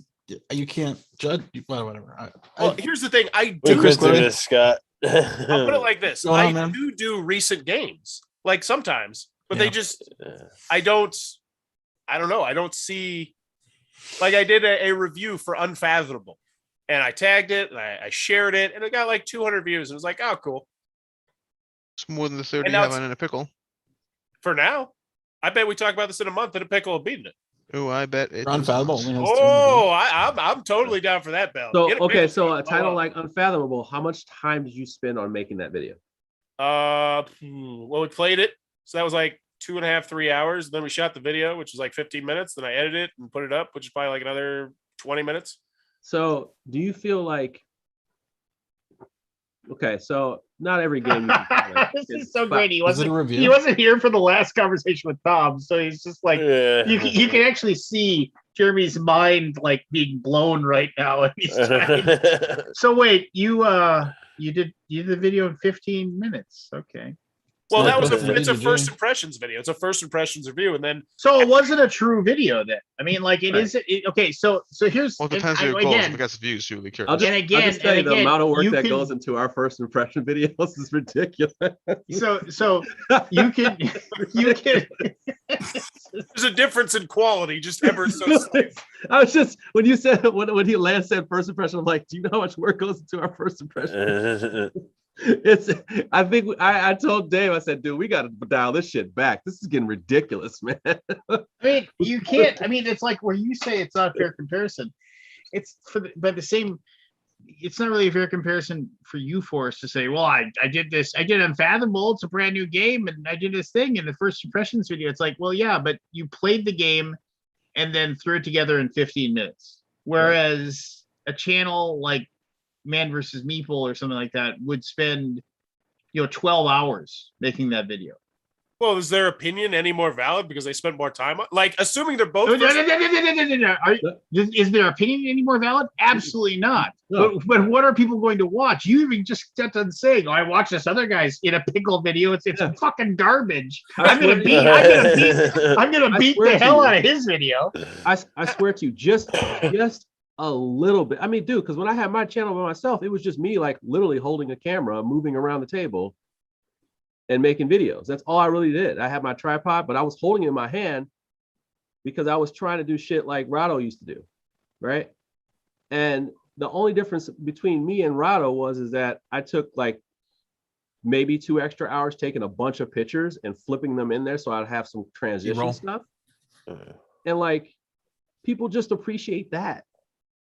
And then people also like they like a video that's different than your other videos, like because they know what they're going to get every time when they see you, which is good and consistent.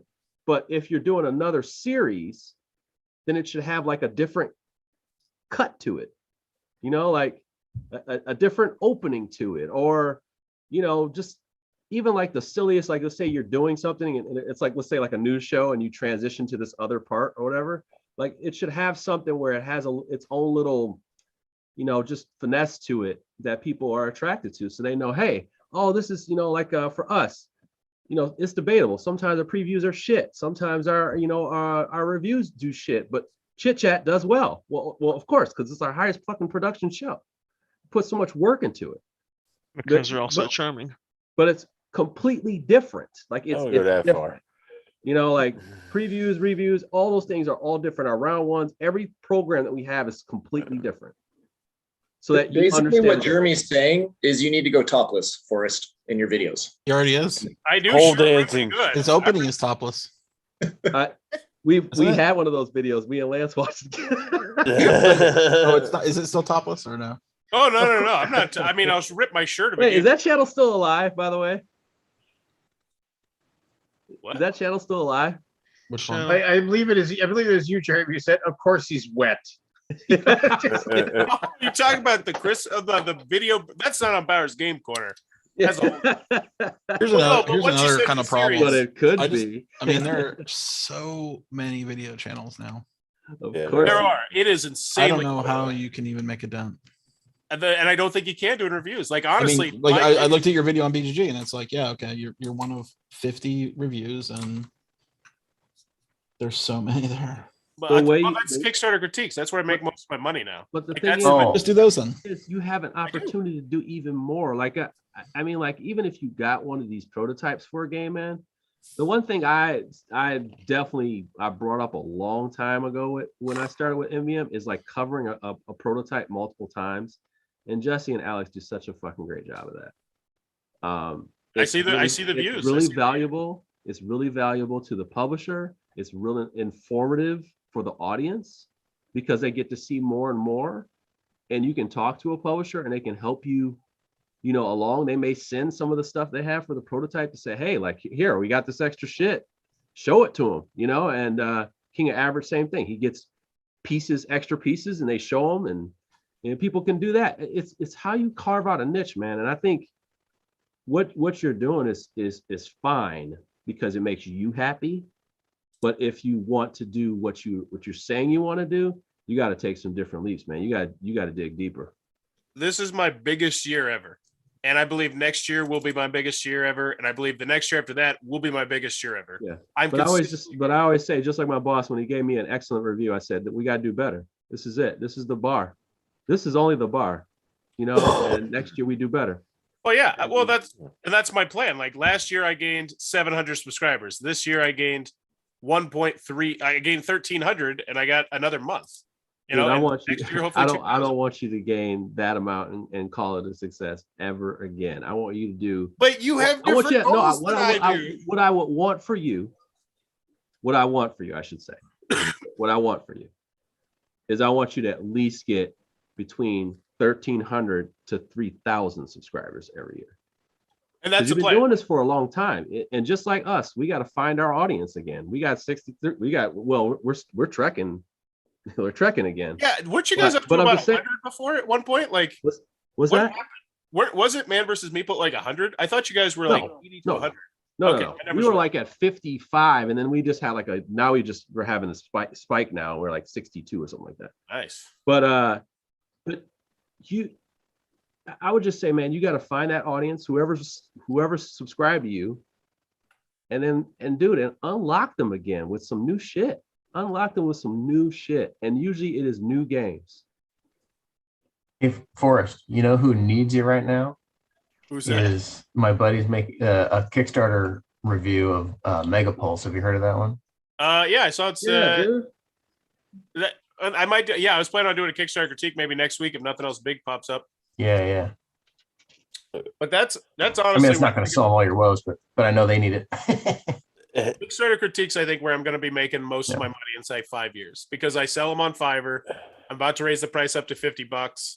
I'm getting 3-4 orders a month, but as I get higher ratings and as I finally, because I dipped it, I fucked up Fiverr by being bad at emailing, so now they don't promote me. But when I'm getting close to being back to a verified seller, I got like 4.8 out of 5 with 38 reviews. I gave somebody a D today. I trashed their Kickstarter. They gave me a 5-star review, said this was fantastic. We're coming back to you again. And it's just like, I see it's a valuable service. And I think that's the niche. Like, that's why I'm hitting it so hard. Like, I do 7 of those a week. Like, that's like 7 hours a week right there. Like, that's 7 hours of the week just with those videos. And that's what, and like YouTube is your full-time thing now. I can't remember. Well, I don't have to make any money. like at all. Yes, you do. I just have to make sure. Yes, you do. And here's Yes. okay. No, I and don't. I just want want to okay, I want to remind you. Yes, you do. Okay. Forrest, let me just. I mean, I'm not You going are a to man. step. Yes, you do. I'm not going to step into your relationship with your wife and what it is that you do and everything like that. And I'm not going to tell you that you have to ascribe any sort of sense of personal whatever to yourself by making money. But here's the deal: is that it's like I'm all for the idea that like we should follow our dreams and whatever and what have you. But man, I mean, it's just. I guess I just would feel like if there's like, I mean, even if like in my relationship with my wife, if she made so much money that I didn't have to work and I could just whatever, it would, and the thing is that if every single dollar that I brought in would make our lives better, it would mean that like the next time the dishwasher broke down, we can get it fixed. It would mean that like, if the car all of a sudden the engine blew up, we wouldn't have to worry about the fact. And it's one of those things where it's like, yeah, you don't have to technically work, and your wife is fine with this and everything like that. But especially with the child on the way, man. I mean, I'm not your dad. Child on the way. I do, yeah. Well, here's the thing. No pull out. Look at you. Since I quit, since me and my wife agreed for me to quit my job. Okay. Everything in our life is better. Our house is cleaner.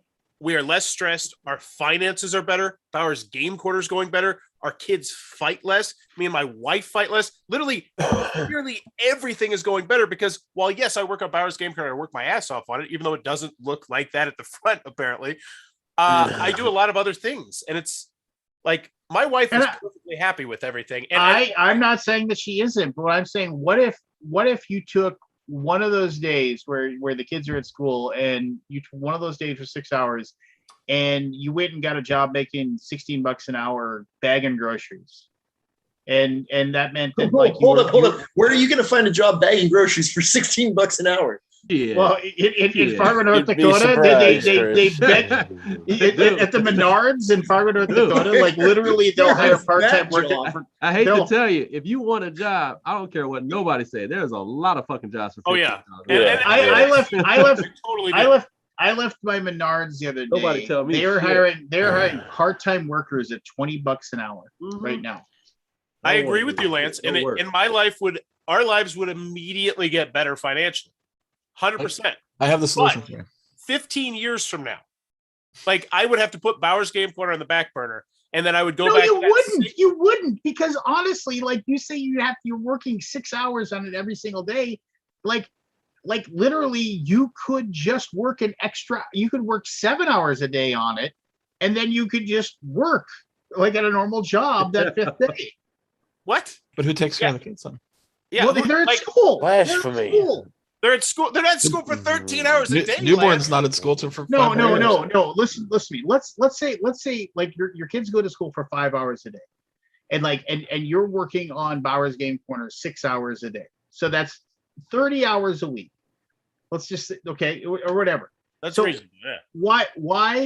Why couldn't you like go to like a normal job one of those days when the kids are at school? So there's nothing there, and then you take those 5 hours you've been working in and distribute that time amongst the other first 4 days of the week. So you would jobs that will take you 1 day a week. There's all. Well, I mean, I don't know, but I can tell you right now, there's like every single place in my town is begging for people. Oh no, I know that the labor market right now is crazy, but 1 day a week saying, "Hey, I'll be there on Mondays," that seems like a tough one. Alex, I swear to you, there are jobs where they're like literally like, just tell us what days you want to come in, and we'll put you on the schedule for those days. And if you can come 4, 6, or 8 hours, they will ask you, "Can you come 4, 6, or 8 hours?" Starbucks are closing. Yeah. In the middle, my coffee shop. CVS is here. I've had. We're hiring too for the bake shop, and it's hard. Yeah. Like nobody. I watched it straight up. Just listen to this. I was just having a beer in the bar, right after work, right, and this is what I hear in the first 15 minutes of me sitting down having a beer. I take my headphones off, and this woman walks in, and she's my buddy Andy's the boss.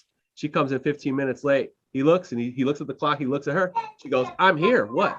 You gonna tell me to go home? I'm late." So then he's like, Yeah, well, he needs her, right? Bothers So me to my he soul. sits down, and then like this other woman's having a conversation while they're having a shot. She was like, you know what? I was just so frustrated with today, and I was just tired. So I almost my boss. I was just gonna leave.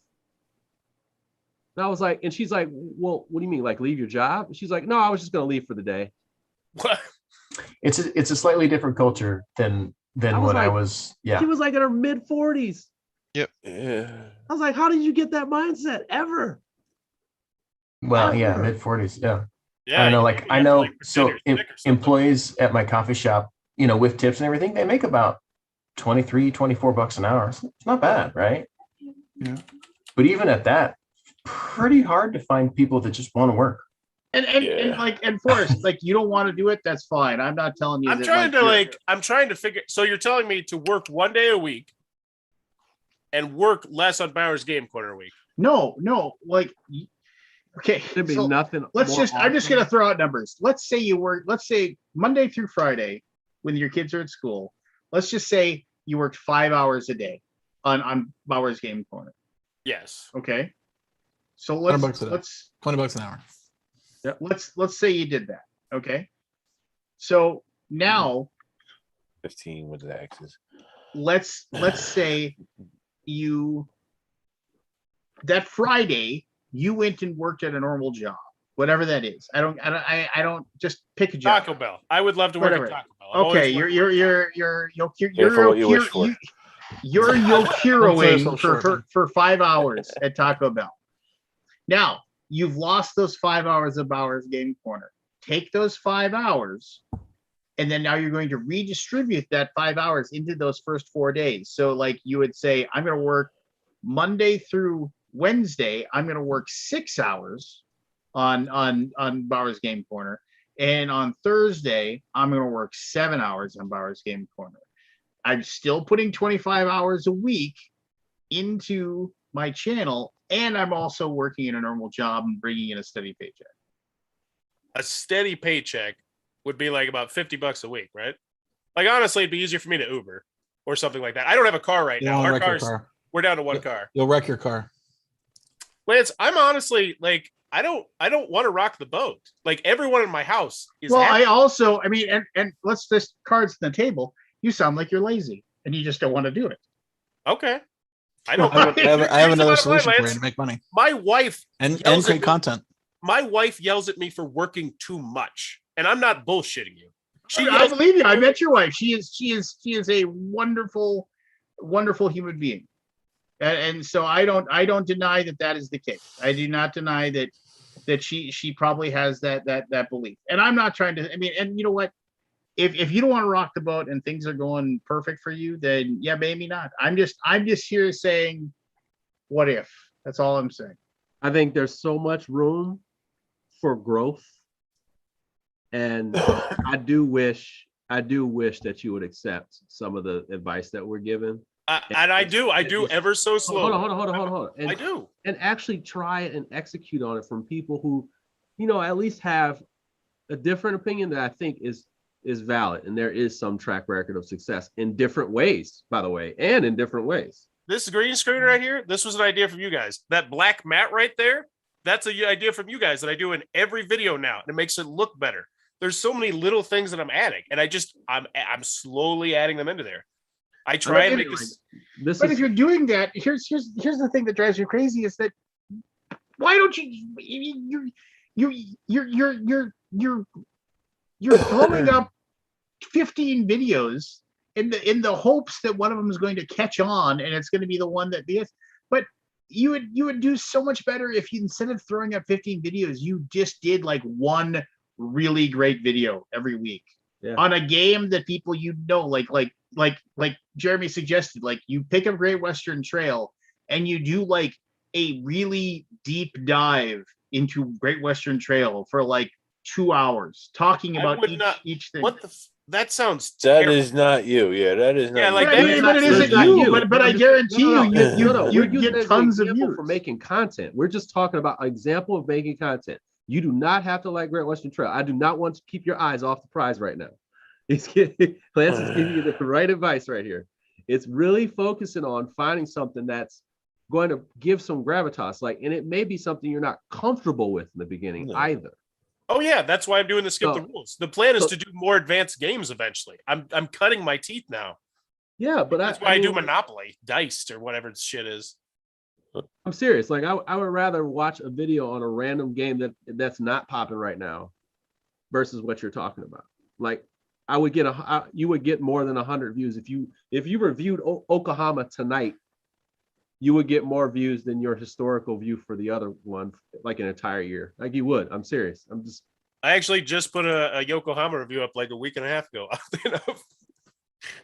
I gotta watch it. As that is. I gotta watch it. It's just me and my buddy Adam talking about it. But it's how many views you got? And here's the other thing.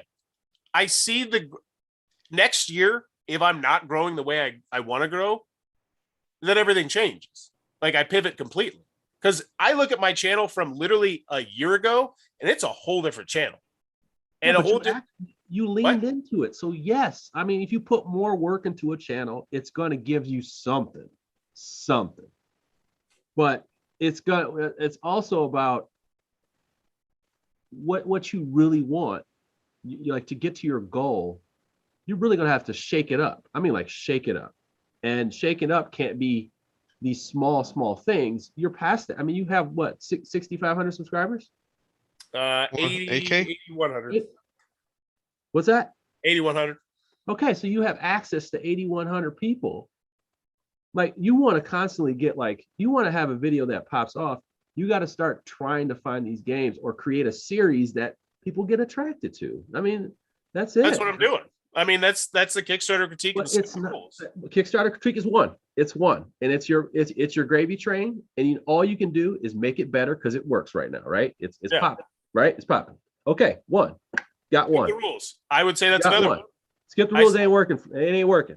It is. It's under construction. I see the subscribers in the back end. Under construction, and it's a good idea to you, so therefore it's a good idea to you. But for the world, they're not ready for it yet. How about that? We'll speak like madmen. It's just, what do you mean? They're not ready. They don't understand. Videos. The world does not understand. They're just how to play videos like everybody else does them. Why can't I do them? Well, why can't we skip the rules on FIAM? Because I'm not ready yet. Like, I will be honest with you. I have tried to sit down and do, like Scott suggested last week, the top 100. And Scott, I took your advice. I sat down with, what the fuck was it? I sat down with 2 separate games and read the rules. And I was like, all right, how could I put this together? And it was over my head. Dude, like, hey, that's the thing. Force. That's exactly why you should do it. You have to get uncomfortable. Yeah. And you have to work your way through that.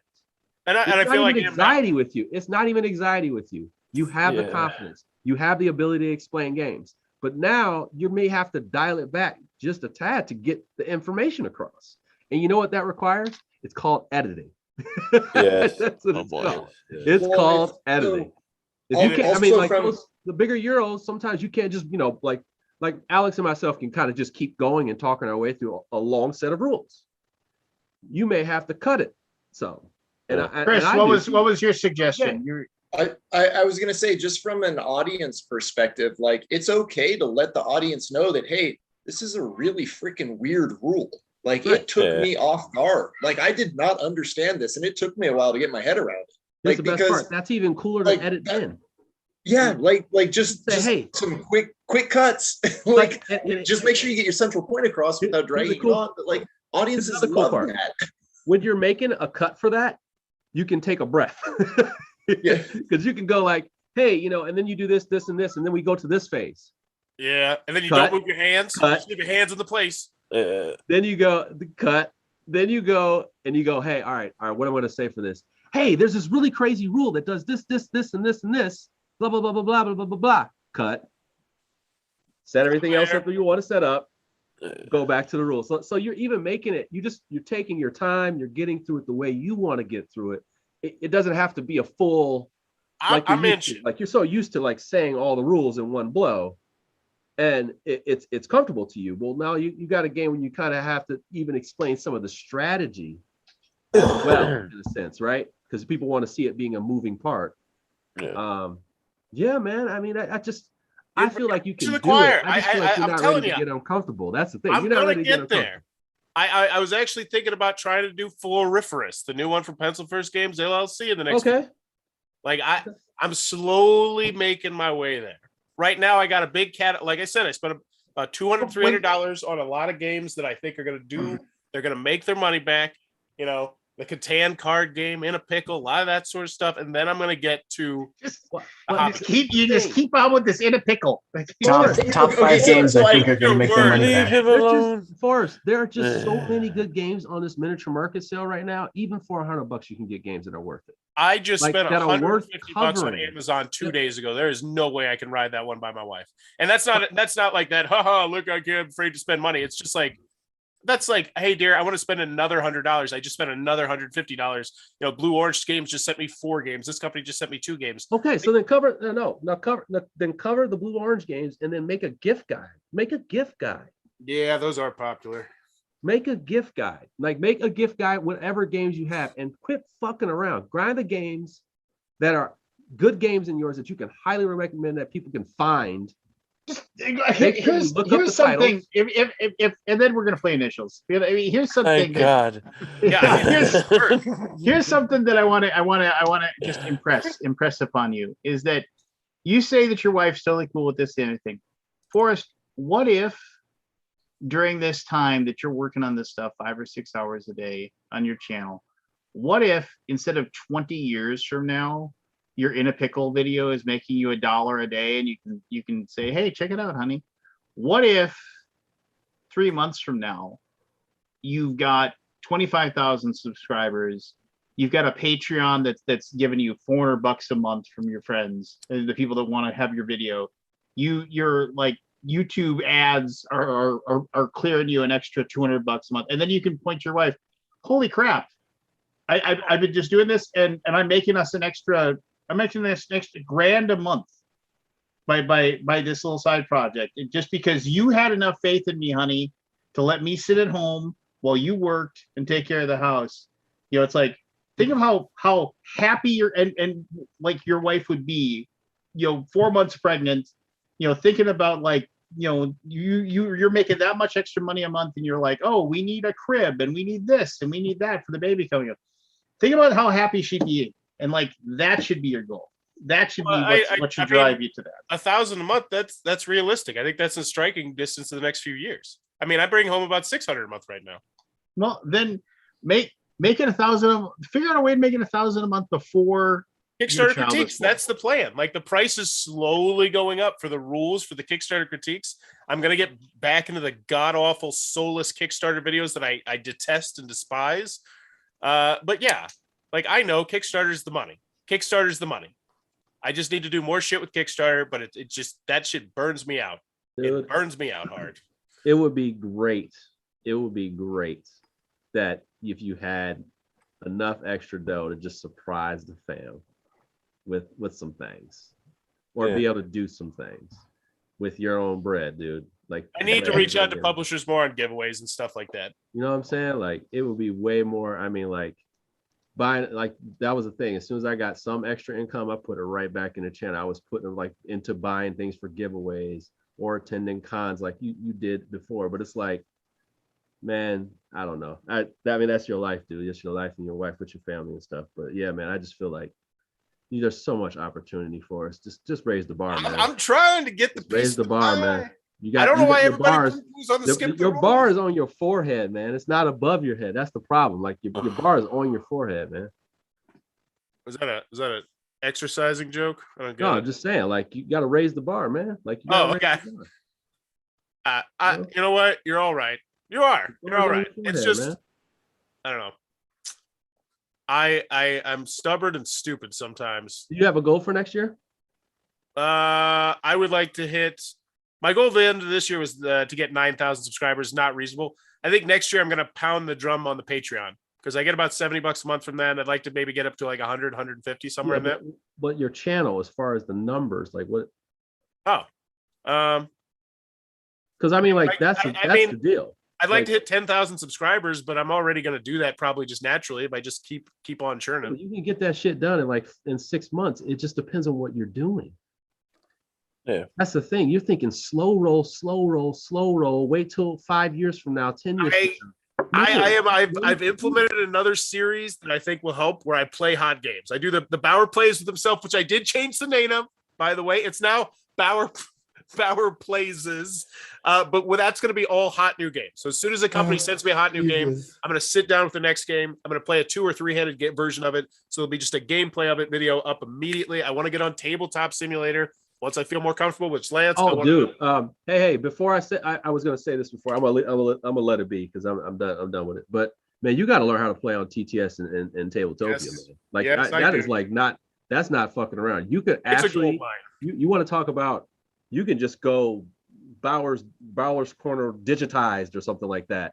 Or I was actually talking to Lance about that, like right before you got on, that I wanted to sit down with Lance and have him know that I'm terrible at Tabletop Simulator because the people from Elder Scroll. And there's no excuse. It takes like literally 15 It's really minutes. not that hard either. It's not that hard. I was like you. It really isn't. 15 minutes is all it took. Really? Right. Yeah, it's not that hard. All right, Lance, I would like to play test with you in the next week then. Well, we got to play test the Reavers expansion on Thursday tomorrow at noon. I'm busy. Wait, Thursday at noon? Yeah. I'll be playing that Elder Scrolls tomorrow at 11, so I'm excited. Oh, nice. Yeah, they shot me. That was actually one of the camel because I saw that too. I got an email from them. It was like, "Hey, come check it out." I was like, "Yeah, I should." That's an easy video of 10,000 views, no brainer. No, it's not. But what are you talking about? I play the game. I sit down. I talk about it for an hour. I make a nice little thumbnail. It's not going to be 10,000 views. That game is in the middle of its campaign. It's past due, but people are going to be playing it so they can talk about it. That's about it. It's not. It's you would know more than I do. Well, that campaign is not doing insanely well. It's a pretty shit campaign. I mean, it's a little bit over 500,000. It's a minis game that doesn't need to be a minis game. Like that does not need to be a minis game at all. So, like it's really like I know that publisher, and I like that guy a lot. Richard's going to be there tomorrow, and we're just going to play on their thing and have a good time and talk about our love of Elder Scrolls. And that's just part of what it is, man. That's part of the business, like getting in these things and doing these things. And getting exposure. Another thing is you can offer to come on podcasts and do different things like that and share your opinion in other platforms, and that way people learn more about you and they also learn where they can find you. Some people would still see you, right? I would say some people would still see you as a small channel. That's on this list. But you got to be in that zeitgeist. You got to give a shit. You got to get out there and like do it, and say, hey, like, or can I create a crazy segment that I can put on your show? That'd be something that'd be great for you, So yeah, man, just really let's just start thinking out the box. If you need any help with that, man, please reach out to me. I like to this is a season where I spend all my time helping people. Like I spend almost none on my content. I spend all my holiday time helping other people. And I would love to help you. It's not like I know everything. It's just that I can put you with the right people. I don't know. I will. People are better than me at damn near fucking everything. So just know how to put you with the right people.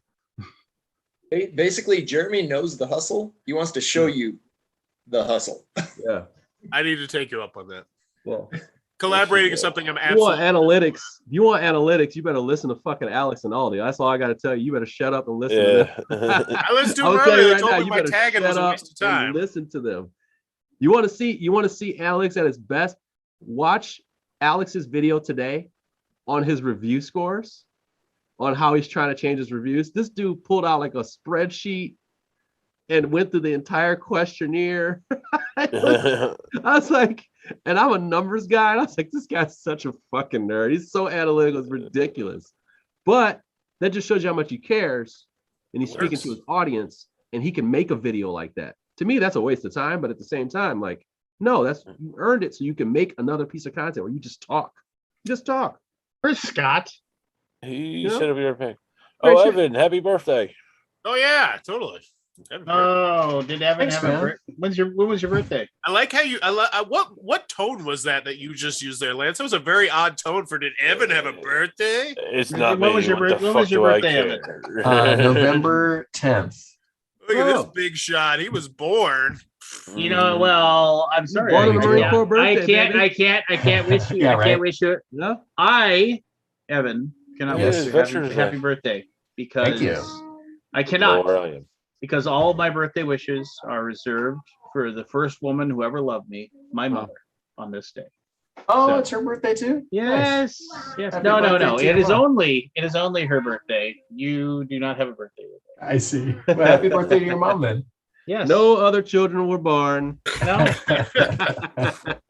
She completed her trip around the sun today, and we took her to a nice dinner, and Oh, that's my nice. son and I took a pottery class and made her a planting pot, and we put a cactus in it, and she thought that was very nice. It was like I was a little kid again.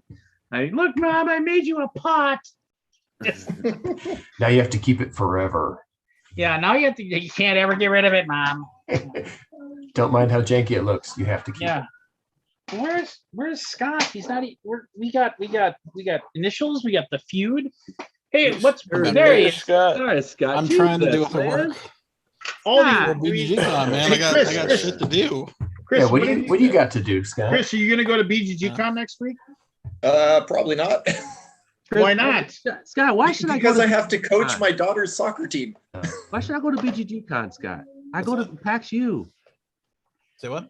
You know what? I might just come to BGGCon next year instead of PAX U. Why should I come to PAX? I mean, why should I go to BGGCon? We'll be Because there. all your friends will be there, and it's a it's much fun. better convention. Have you been before? No. No, it's different than all the other cons. Yeah, It's it is. A1, not in a, what do you call it? I will Arc say light, it's a fun hard experience. concrete floor. Yeah. It's in a posh hotel. Ooh. It's comfortable. Ooh. You finish Small. gaming, you walk back up to your room. We have a 10,000 game library. We have Ooh. all new release. We have every new game from Essen. Oh, listen, this guy. All right, go ahead. So one of the We have nicest Essen. things. He's like, no, we imported Essen to Yeah. us. Okay. And They and call the us thing at is, Essen. They call us Lil Essen. I'm just gonna say Oh. this. This year's a little lighter than usual, but Aldi truly appreciates every single person that attends, even though Yeah, it's he like does. he makes you It's feel different. important. And the thing is that also it's really nice when the last day of the convention he situates himself towards the ending, and there he shows up and kisses the Godfather's ring. That's That what I was is gonna so say. He dips his you're hair. such a liar. He has this Sits up nice on his throne, and throne, everybody walks yeah. up and says, No, there's nothing. "On like that. today, on I this, take no credit for BGG. your the I just show Everything's up. been dipped in and 24 may karat gold the that he's first wearing. child be a masculine child."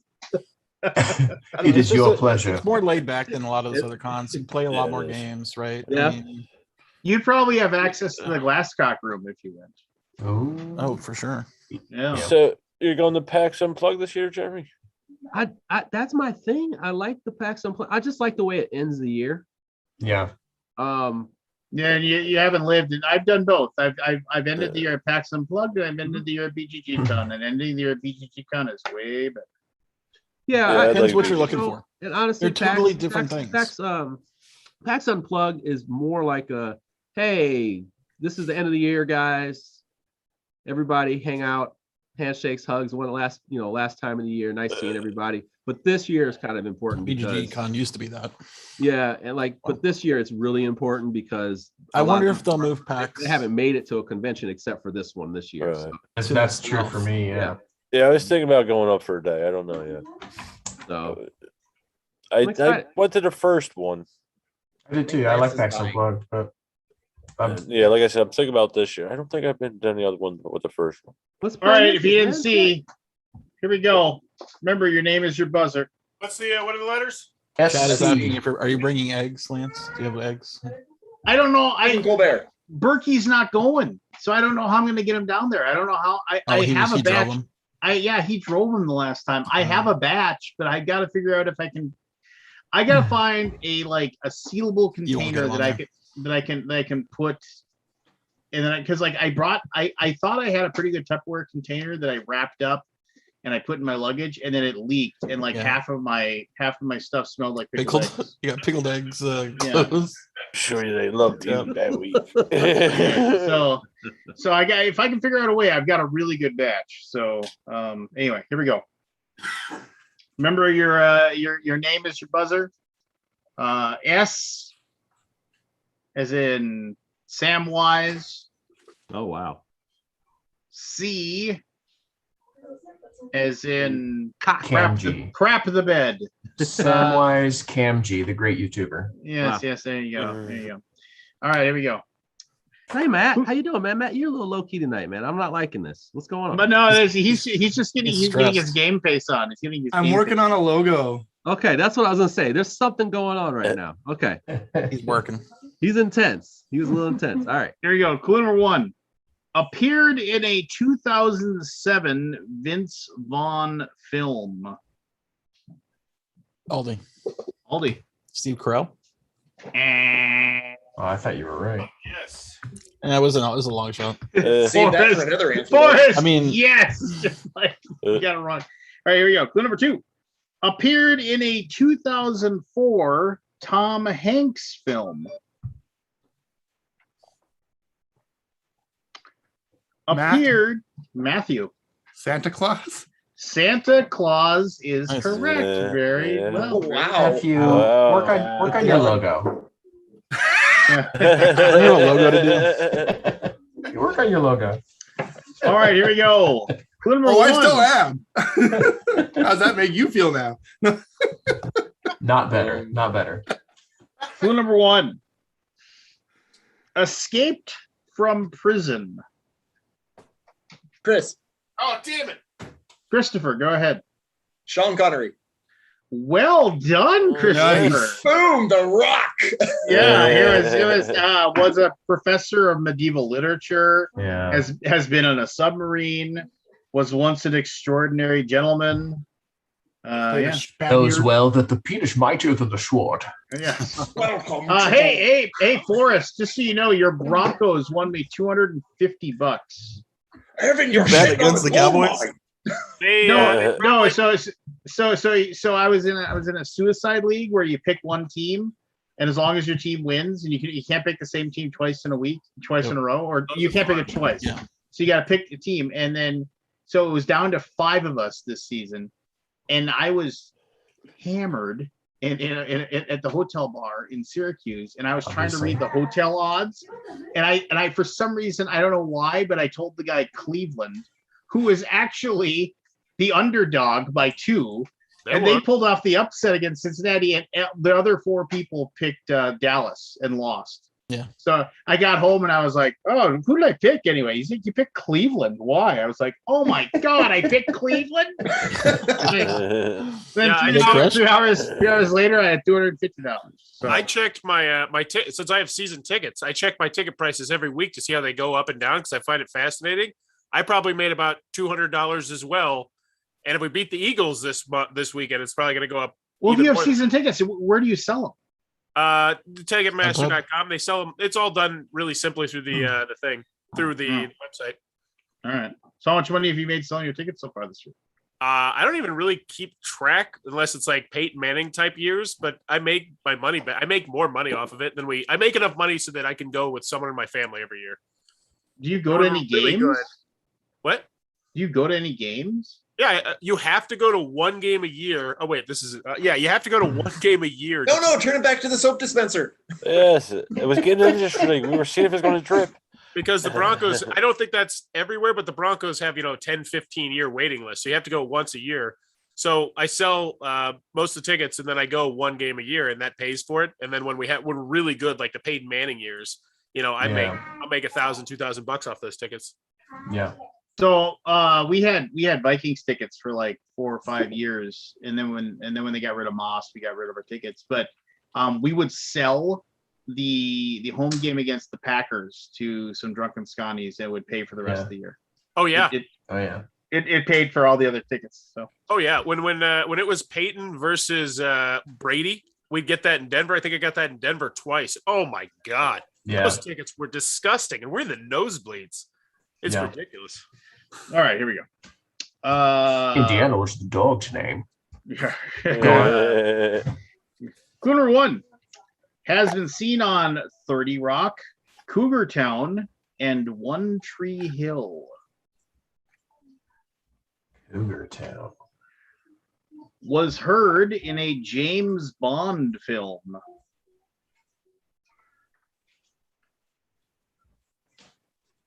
toured with Michael Jackson.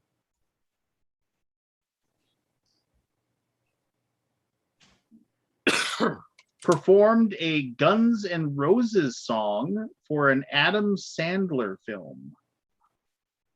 Barry. Sheryl Crow. Very good, Barry. On the board with Sheryl Nice. Crow. There you go, Barry. All right. Hold on one second. Good night, honey. Did Sweet you go Child one of more Mine, time? I think she did. What movie Right. was that? And it was You know, Barry? horrible. Huh? Was it? What movie was that? I have no idea. The Adam Sandler. I don't watch Adam Sandler movies. I'm trying to remember now. It was one of the newer ones. Not even a Happy Gilmore? No, I don't believe. Yeah, so. Happy Gilmore was good. It was one of his more serious ones, but Oh, not. Punch Yeah, Drunk it was Love? serious Adam Sandler. Was it that one? I don't know. That Uncut was a Gems serious is pretty one. good. It was I also pretty like good. 50 First Dates. That was a good one too. Yeah. He's in a Maybe lot it of was good that one. movies. I'm trying to I'm a big remember now. Mickey fan. Was seen in Popstar, Never Stop, Never Stopping. That is such a good movie. And this is why you fail. No, that's a fantastic movie. Number 2, has appeared on Family Guy and The Simpsons. Has been named to Time Magazine's list of the 100 most influential people in the world. Chris. Stephen Colbert. Eh. It's worth a shot. Yep. Good guess. Connected to boy bands.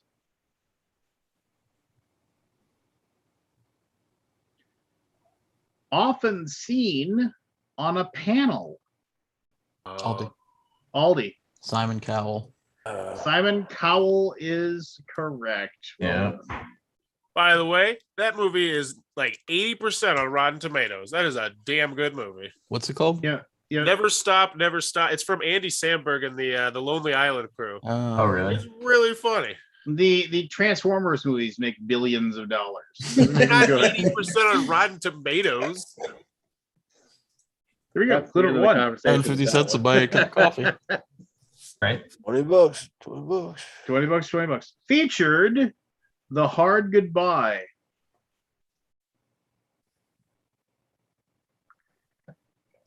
Is a song title of AC/DC.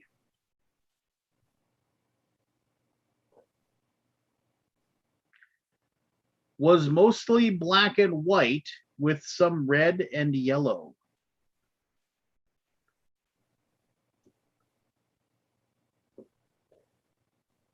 A sequel was released in 2014.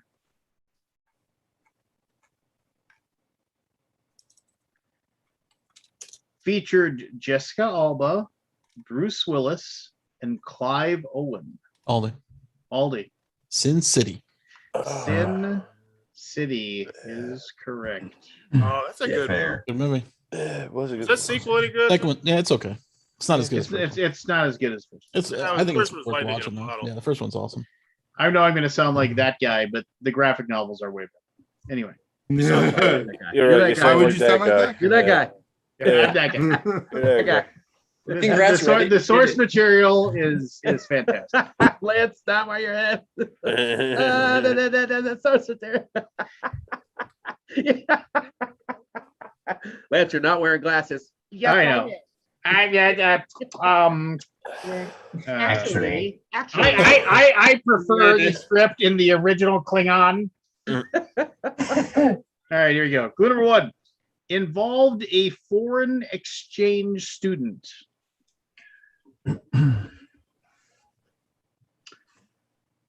Potentially connected to chandeliers. Matthew. 16 Candles. Holy Wow. crud there. Let's get that one. Very nice. What a pull. What a pull. Jeez. I am Love paying the you for fact that that he's- logo, and I expect you to Go be back to your working, logo. sir. What I'm makes, working on a What's Kickstarter the now. chandeliers thing? what makes Matt so good is as soon as he said the movie, I was like, fuck, that's obviously the answer. Yeah. Yeah.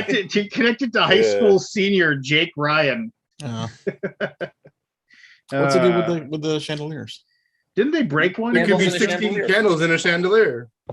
Oh, okay. It's a vague. That's obvious. Yeah. Yeah, it's obvious once you think about it. Yeah. Oh, yeah. What the Yeah. fuck?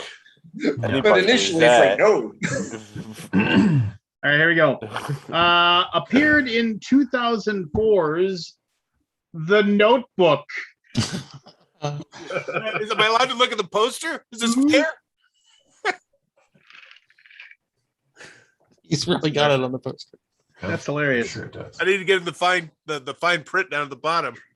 Well, you better Appeared in hustle it. appeared in 2000's The Patriot.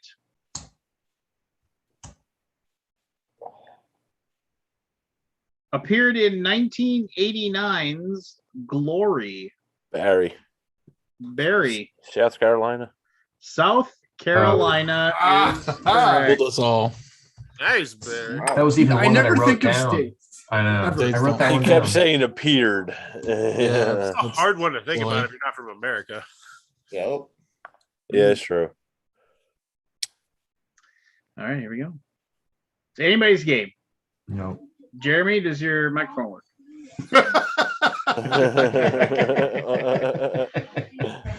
Connected to a Mortal Kombat fatality.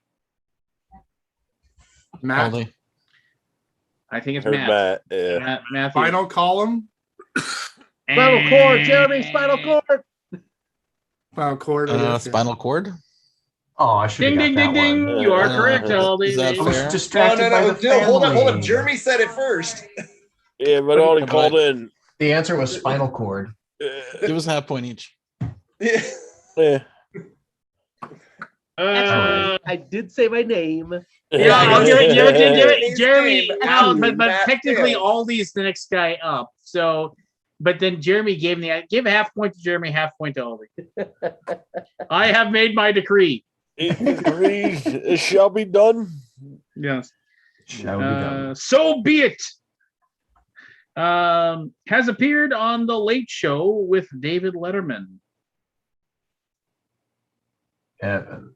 Such a I feel like this is You a want trick Kabuki question. Kid? I don't care if you think Spinal Column is good enough. The thinks that Spinal Cord. Oh, Jesus The cord Christ. and the column are Yeah. actually quite Yeah. different, by the way. Yes, thank you, Evan. Listen, what do you know? The cord, the Evan cord is and the guessing. column are two Um, different things and very actually, separate from one another. With, What the fuck within do the you know, column, you Evan? might find. Okay. Evan is guessing Stephen Colbert. Yeah. No. All right. No, you're wrong. Let's do Colbert. Sorry. That's right. I knew it was a trick one. Clue number 2 has visited strip clubs. Lots of people. Has included champagne. Chris, Christopher. Stanley Cup. Stanley's Cup is correct. Yes. Includes engraving errors. Nicely often done. Come on, Matt. How hoisted. did you not get that? Yeah, how did Matt? Yeah, man. What the fuck? I'm not a hockey fan. So Oh, well, my God. You got to turn in Like, your Canadian card. I apologize for anybody watching who's got delicate little ears, but there's the old joke. Why do couples have sex in doggy style in Canada? So they can both watch hockey. I get it. oh my god. I don't get it. Dump. Oh, they like hockey. I get it now. Yeah. So they can both face the TV. There you go. You know. Moving on. Clue number 1. Reminds me of Number one one, really good Super connect- Bowl. My sad trombone is broken. Wait, where's the I don't know. It won't do it. I need the last one. Just The one. sad trombone is I feel sad. so unsatisfied. I feel so actually have a sad. trombone. I have a trombone upstairs. I could. It's like you're getting me I think it's halfway broken. there. Oh, please don't do It that. broke it. Evan. Uh, I was at a funeral. They played the fucking trumpet. It's indoors. Yeah, it's Oh yeah, the They tap. played taps indoors. Yeah, that's All loud. right, here we go. Clue number 1. Connected to Dell. Chris, Christopher. supercomputer. Went to Matt. college. Matthew. wow. Sorry, what was semiconductor? one word word. two again. Went to college in North Carolina. Oh fuck, I would know it. Often seen in yellow and blue. Say that one again. Often seen in yellow and blue. Don Connery. Often found beyond an arc. Often called the baby-faced assassin. Jeremy. Jeremy. Steph Curry. Stephen Oh, Curry. Oh, there you go. Nice. Wardell Stephen Curry. Yeah. So there you go. Dell is his brother, I believe. Yeah. Yeah, Del His Curry. dad is Dell, but his name is Wardell Stephen Curry. Oh, there you go. All right. Interesting. Our His freshman, name. His name. All right, here we go. Connected to strangers with candy. Was Broccoli Rob. Has a connection to Ben and Jerry's ice cream.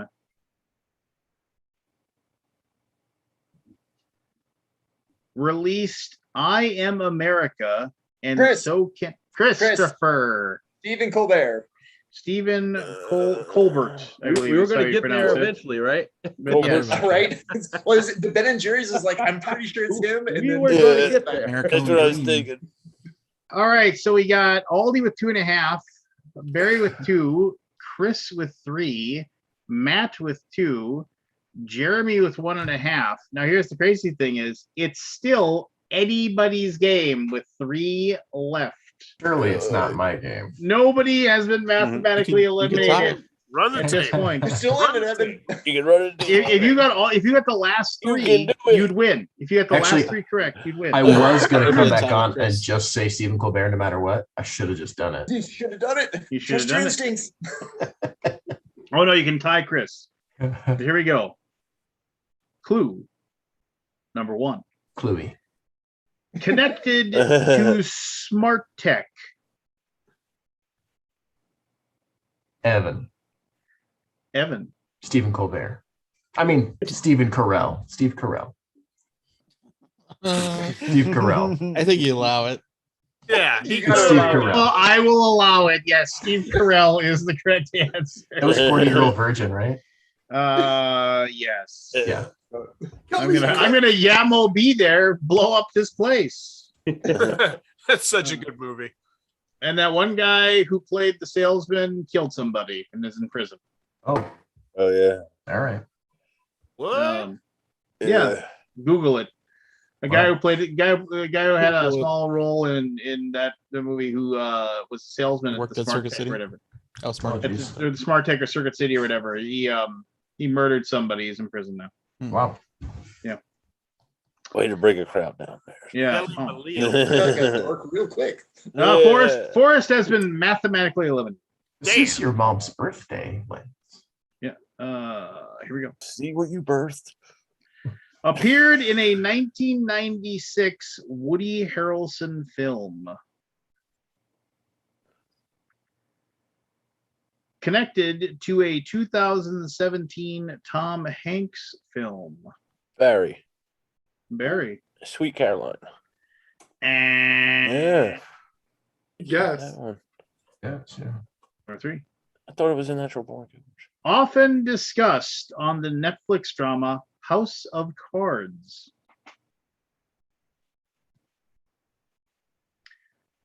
Was critical to 1993's The Pelican Brief. Chris, Christopher for the win. Supreme Court. Ding ding ding ding ding. Oh, Chris okay. Chris is the runaway winner this evening. As soon as you buzzed in, I'm like, That oh, was it's the last Supreme question. Court. No, we got one more, but nobody can Hold catch on. him. Can I put in my guess before you even say the last question? Well, wait till I say clue number 1. Sarah Connor. What? Sarah Connor. Come with me if you want to live. Clue number 1. A term used in mathematics. Sure, it's not Sarah Connor. Clue number 2. It has eyes. Clue number 3. Was often seen on Tom and Jerry.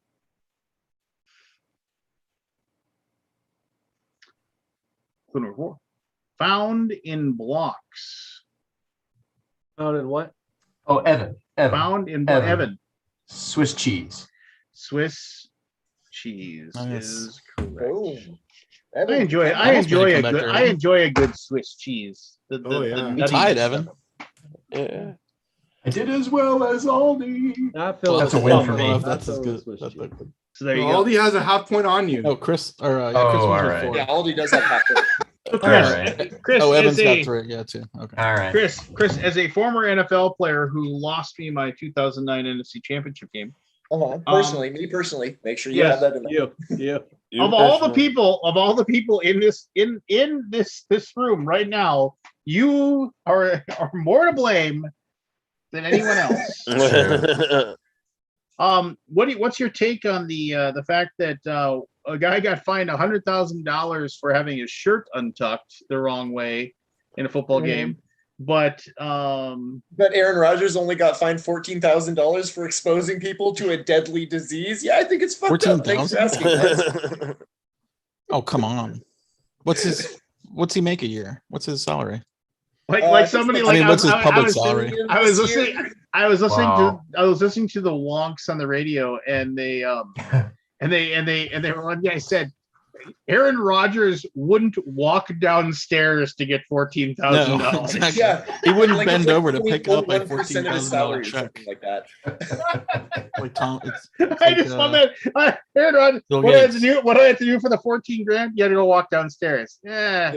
It just look you dead in your eye. Just go. Can I hire somebody for $7 to come just bring it to me? Yeah, exactly. Yeah, no, well, he lost a big sponsor today, I think, or yesterday. Yeah.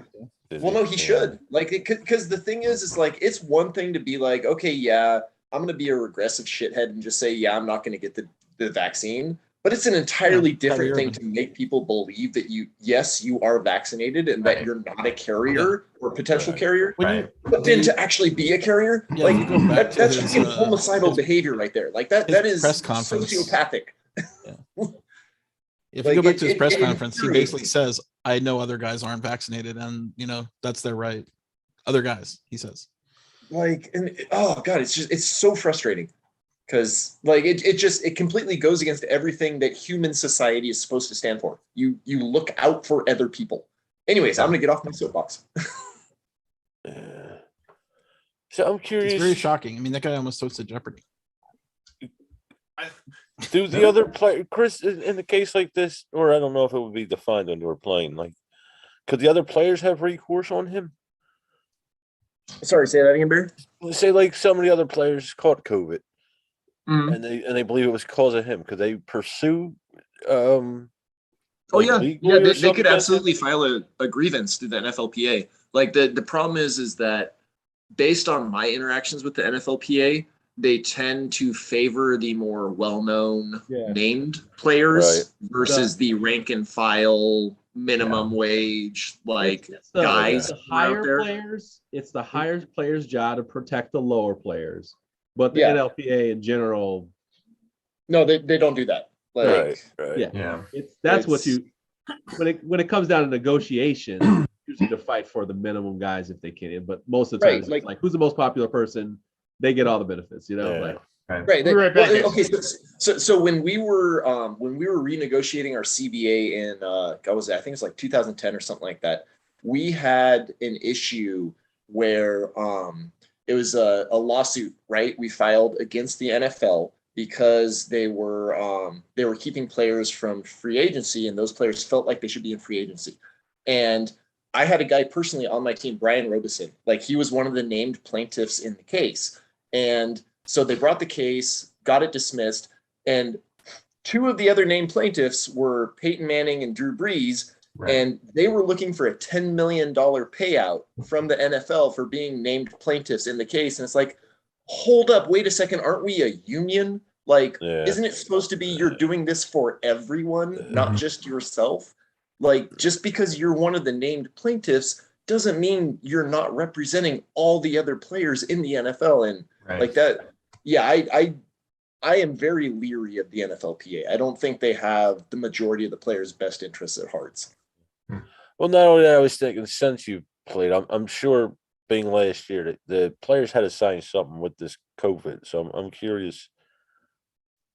In order to bring them back in the stadiums or something, I'm sure the NFL had the players sign something saying we're not responsible. Oh yeah, no, I absolutely know that they did that because when I first came in the league, you could go to the trainer's room the day of a game and just get a Toradol shot like it was nothing. Right. Like it was like, okay, line up, get your Toradol shot, go out, play the game. And then an offensive lineman, I think he played for the Chiefs in, it was like 2007 or 2008, suffered kidney failure because he'd been getting constant Toradol shots and it just blew up his kidneys. Like he couldn't play anymore. And then immediately the next year, we had to sign a waiver at the start of the season saying we acknowledge the risks of getting these shots and we would not hold the NFL liable. Right. What kind of shot? Like, wow. Toradol. It's like it's a painkiller. Yeah. Oh yeah. Toradol is it's it was not supposed to be like non-addictive at one time. It's less addictive. Yeah, right. It's less there's a difference between non and less. Yeah, like it'll jack up your body if you continuously take it. And the thing was like that it was presented to us as like, oh yeah, like and not even as you're suffering pain, this is going to relieve it. It was a prophylactic measure of, oh, you don't want to feel pain during the game. Just get your vitamin T shot. Right. This will make you perform better. Right. Yeah, exactly. And so like there'd be guys who getting it before every single game. And like, yeah, of course your kidneys are gonna freaking shut down. Like you're obliterating them.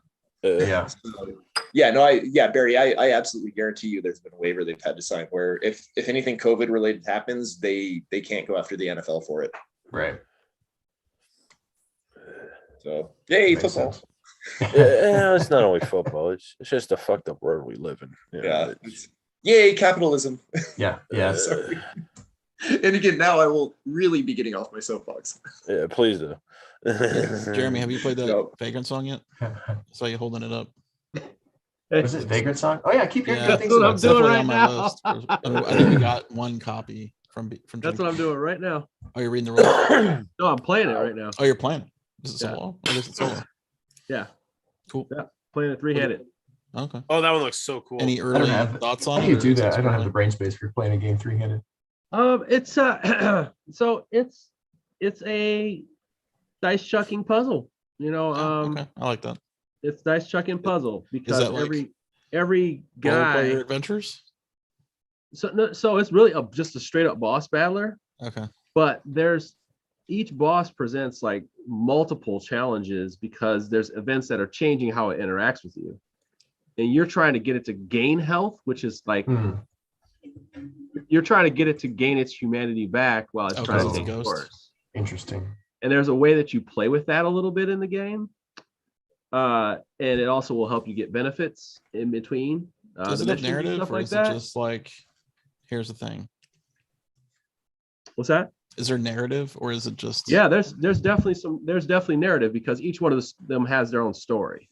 Okay. And you're unlocking events as you do things. You're learning about them, and then also you also have like some of the Riot Lockett stuff too in there, like just not Riot Lockett stuff, but just like sort of ish where it's like, hey, you roll for this event, and this will tell you what happens if you get X amount of successes. Right. Make that choice. Da da da. And there's enough in here, man. I mean, this book here, and then you have like an in between thing. And the in-between part is not like insane. It's just more like, hey, you can buy these skills. Hey, you could, use your money to store it away. And it's got this cool little thing in the back. This is the cool part to me, at least. In the back, and this is when I say like insane stuff. This is not much at all, honestly. It's really just you saving your money. If you save money, you unlock different moments. If you do certain things, you unlock certain moments. And then you get to read those moments in the book like that. Okay.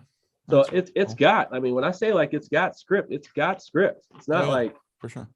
half baked in. This guy Kyle, man, he really cared about it. I was a little about it, and then I sat down and we kind of played a couple rounds together, and I was just like, yeah, this is pretty fun. And like the guys are acrylic.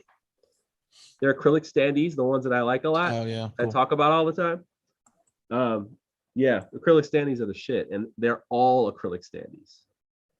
So they look really nice. So yeah, I'm gonna play it. I'm gonna play about 10 hours of it. I want to check it out. And then I'm gonna give a good chunk of time to it because yeah, every boss is totally different. Totally different. Like way different. They present all different types of ways you need to even approach them. Like you just is it asymmetric player powers? Like do you do different things or does everybody do the same thing?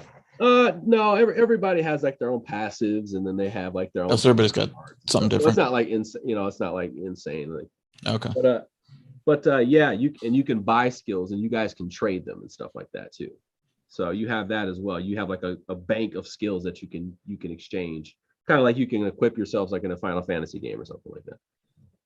So yeah, they cool. It's still dice chucking at the end of the day, but the puzzle of it all, like there's a guy, you're using these 3 action tokens every turn. You're only going to have 3, and then sometimes you get 4 depending on what you do. But like let's say the Songsmith, you can put your action tokens on specific things. Well, if you put 1 on each thing, it makes all his rolls 1 less. It can make every roll 1 less to do the skill check.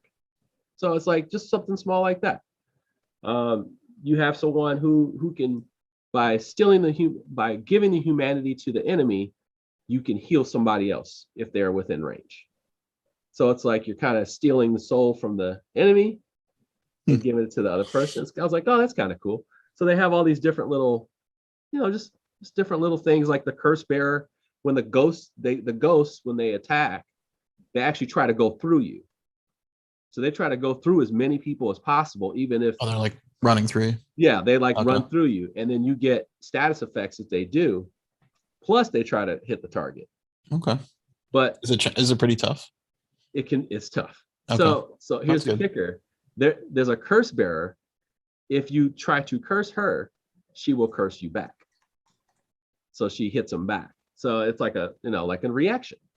Then they have these ritual cards, and you complete these ritual cards by doing specific conditions during the combat thing, and they give you coins and different abilities and stuff like that. So there's some really cool little things. You can do a seance, and if you do a seance in between, if you have that card in the condition, something cool will happen in the next match. Maybe not.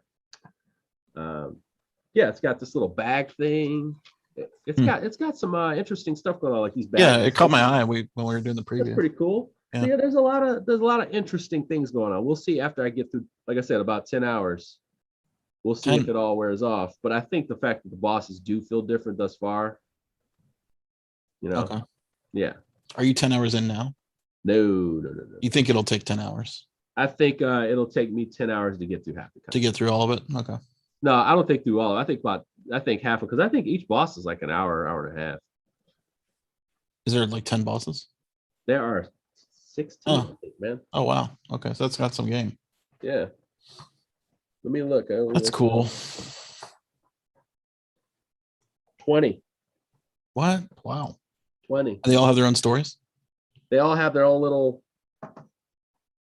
When you say story, what do you mean? Like it's just like are they scenarios? Or are they? So yeah, there's scenarios. Like you're on a train. The thing is you're on this train and you're stuck on there, and you find that there's all these spirits that have been on here.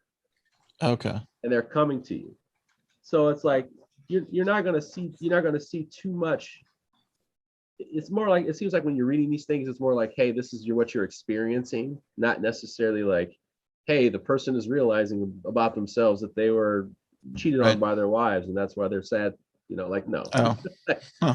No, but it definitely has enough to keep you going. And I won't spoil it past that, but yeah, it's got enough. It's got enough.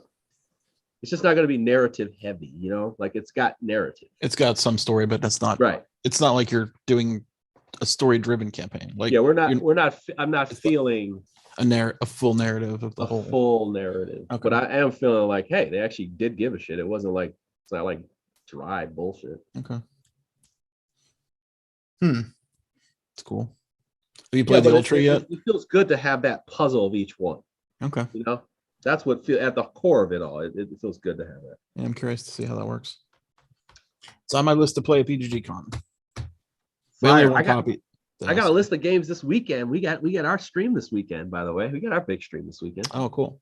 Yeah. I'm excited to play some games, some Essen games. Are you going down there? Yeah, man. We're gonna go down there Friday. They're streaming Arc Nova. And then Saturday we'll have they played it yet or no? First What's time? that? This will be the first time playing it?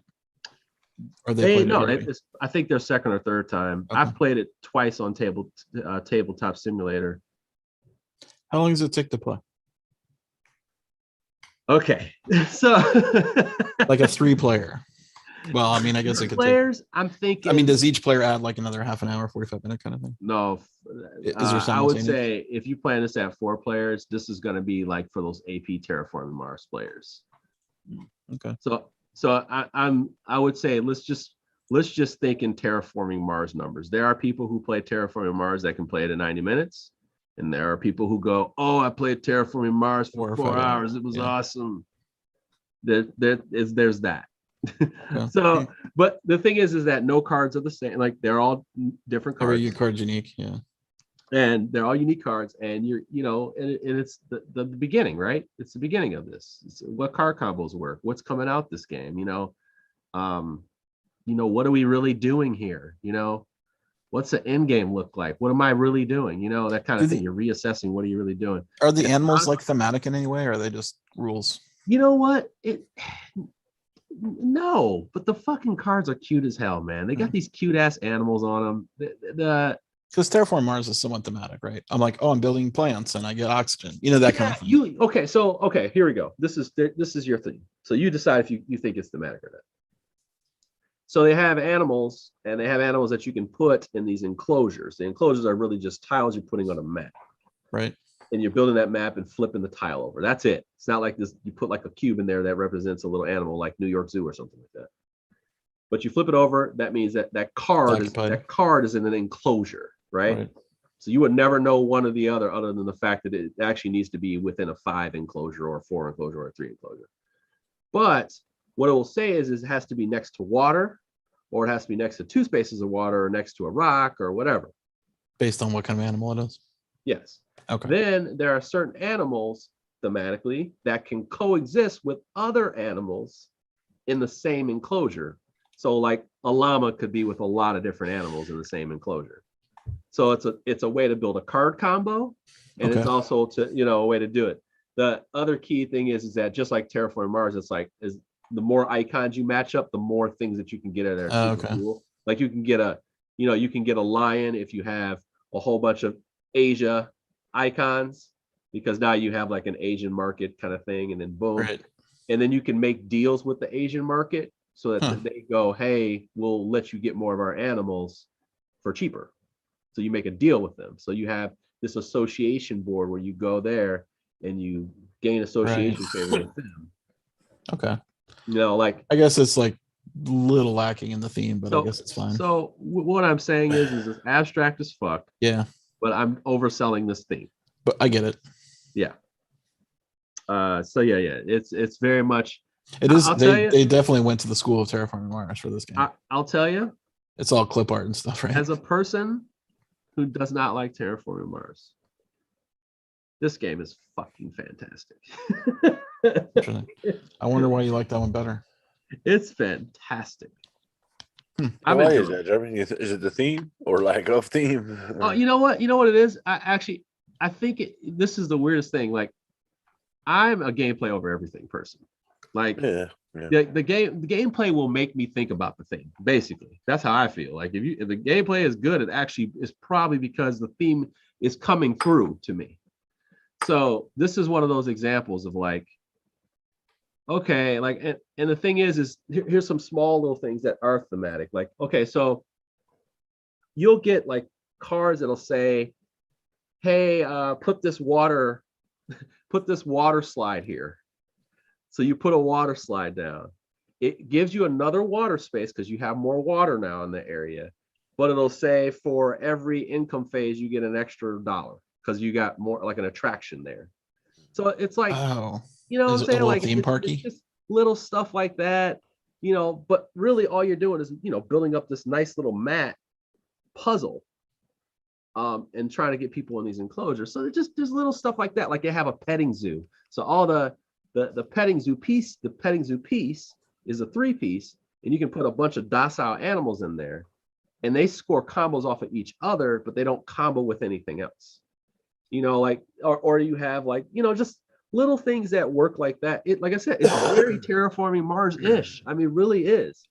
And it just works better for me. I don't know why. It just does. Terraforming Mars is just a big turnoff for me. And I thought I would love the game, but this one here, damn near the same game. Damn near the same if you're doing game. a symbol match, and I think is it points per number of symbols in the end? Is everybody scoring the same, or is it like user defined? No, everybody can score different, because it's got this interesting thing too, though. You're basically trying to cross your score. There's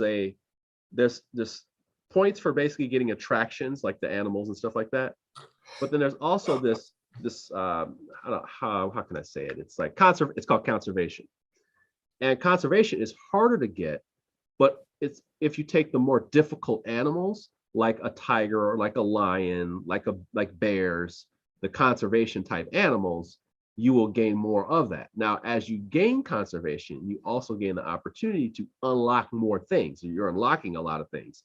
It's just that it's a slower roll as far as points go. And I mean, like when I say you get 15 conservation points, meanwhile, you're scoring 45 of the other. So what you're trying to do is make them cross up at a certain point, because that triggers the end game. And it's the difference between the space between those two as they cross, that gap will be your points. So it's like Rajas for the Ganges. Yeah. Okay. Yeah. So it's the best explanation of it. It's basically Rajas for the Ganges scoring. So it's basically that between spot here. If you cross, what's this? That's your point. So yeah, man. I that's cool. That sounds pretty cool. Yeah, that one we're gonna play Gutenberg. I think. I'm a little iffy on that one. Bad Company, which is fantastic, absolutely fun game, solely fun game. We will probably play Boon Lake because David can't quit talking about it. We'll probably play Messina. How'd they get the games in so quickly? Publishers? Yeah. Yeah, I had mine. I had a sniper at Essen there, so yeah, that was pretty cool. So we had Messina, same thing. I wanted him to play Corrosion because nobody's covering Corrosion. Was really it at Essen? Good. What's that? Was it out at Essen? I don't know. I don't know, but I've been playing it. That game is so good. It's so damn good. Like these other titles people are talking about, I've played them. They're okay. Like Corrosion's better than several of these titles I hear people talking about now. I'm like, I think it was out yet. Yeah, but yeah, I don't think it was. You got a lucky early copy. Well, yeah. Well, they were expecting the game, but I don't know if it showed up. Yeah, we were supposed to cover like right at Gen Con because they thought it was at Gen Con. Hey, Chloe. Due to shipping issues, we cannot offer any Corrosion games at Spiel for purchase, so it'll be only there to play. So you guys got the only copy probably. We might. And Dice Tower. Yeah. Yeah. Yeah. I don't think we've got it for the con. What else do I think we're gonna play? Oh, we're gonna play this Dreadful Circus game. That's gonna be fun. Cuphead. Yeah, I was into Cuphead, but now I saw that it was real time and I'm less interested. But I mean, I'll play it. It's insanely fun. It's so silly, man. Yeah, I mean, I just don't like real time games. Yeah, I'm in the same boat, Scott. Yeah. Well, here's the deal. When you have those types of games, you play real time games like this with the dice chucking. Just don't even look at the icons. Like when I tell people, like if things don't check out the second you look at them, you just roll. Just keep rolling, keep rolling. But it's fun.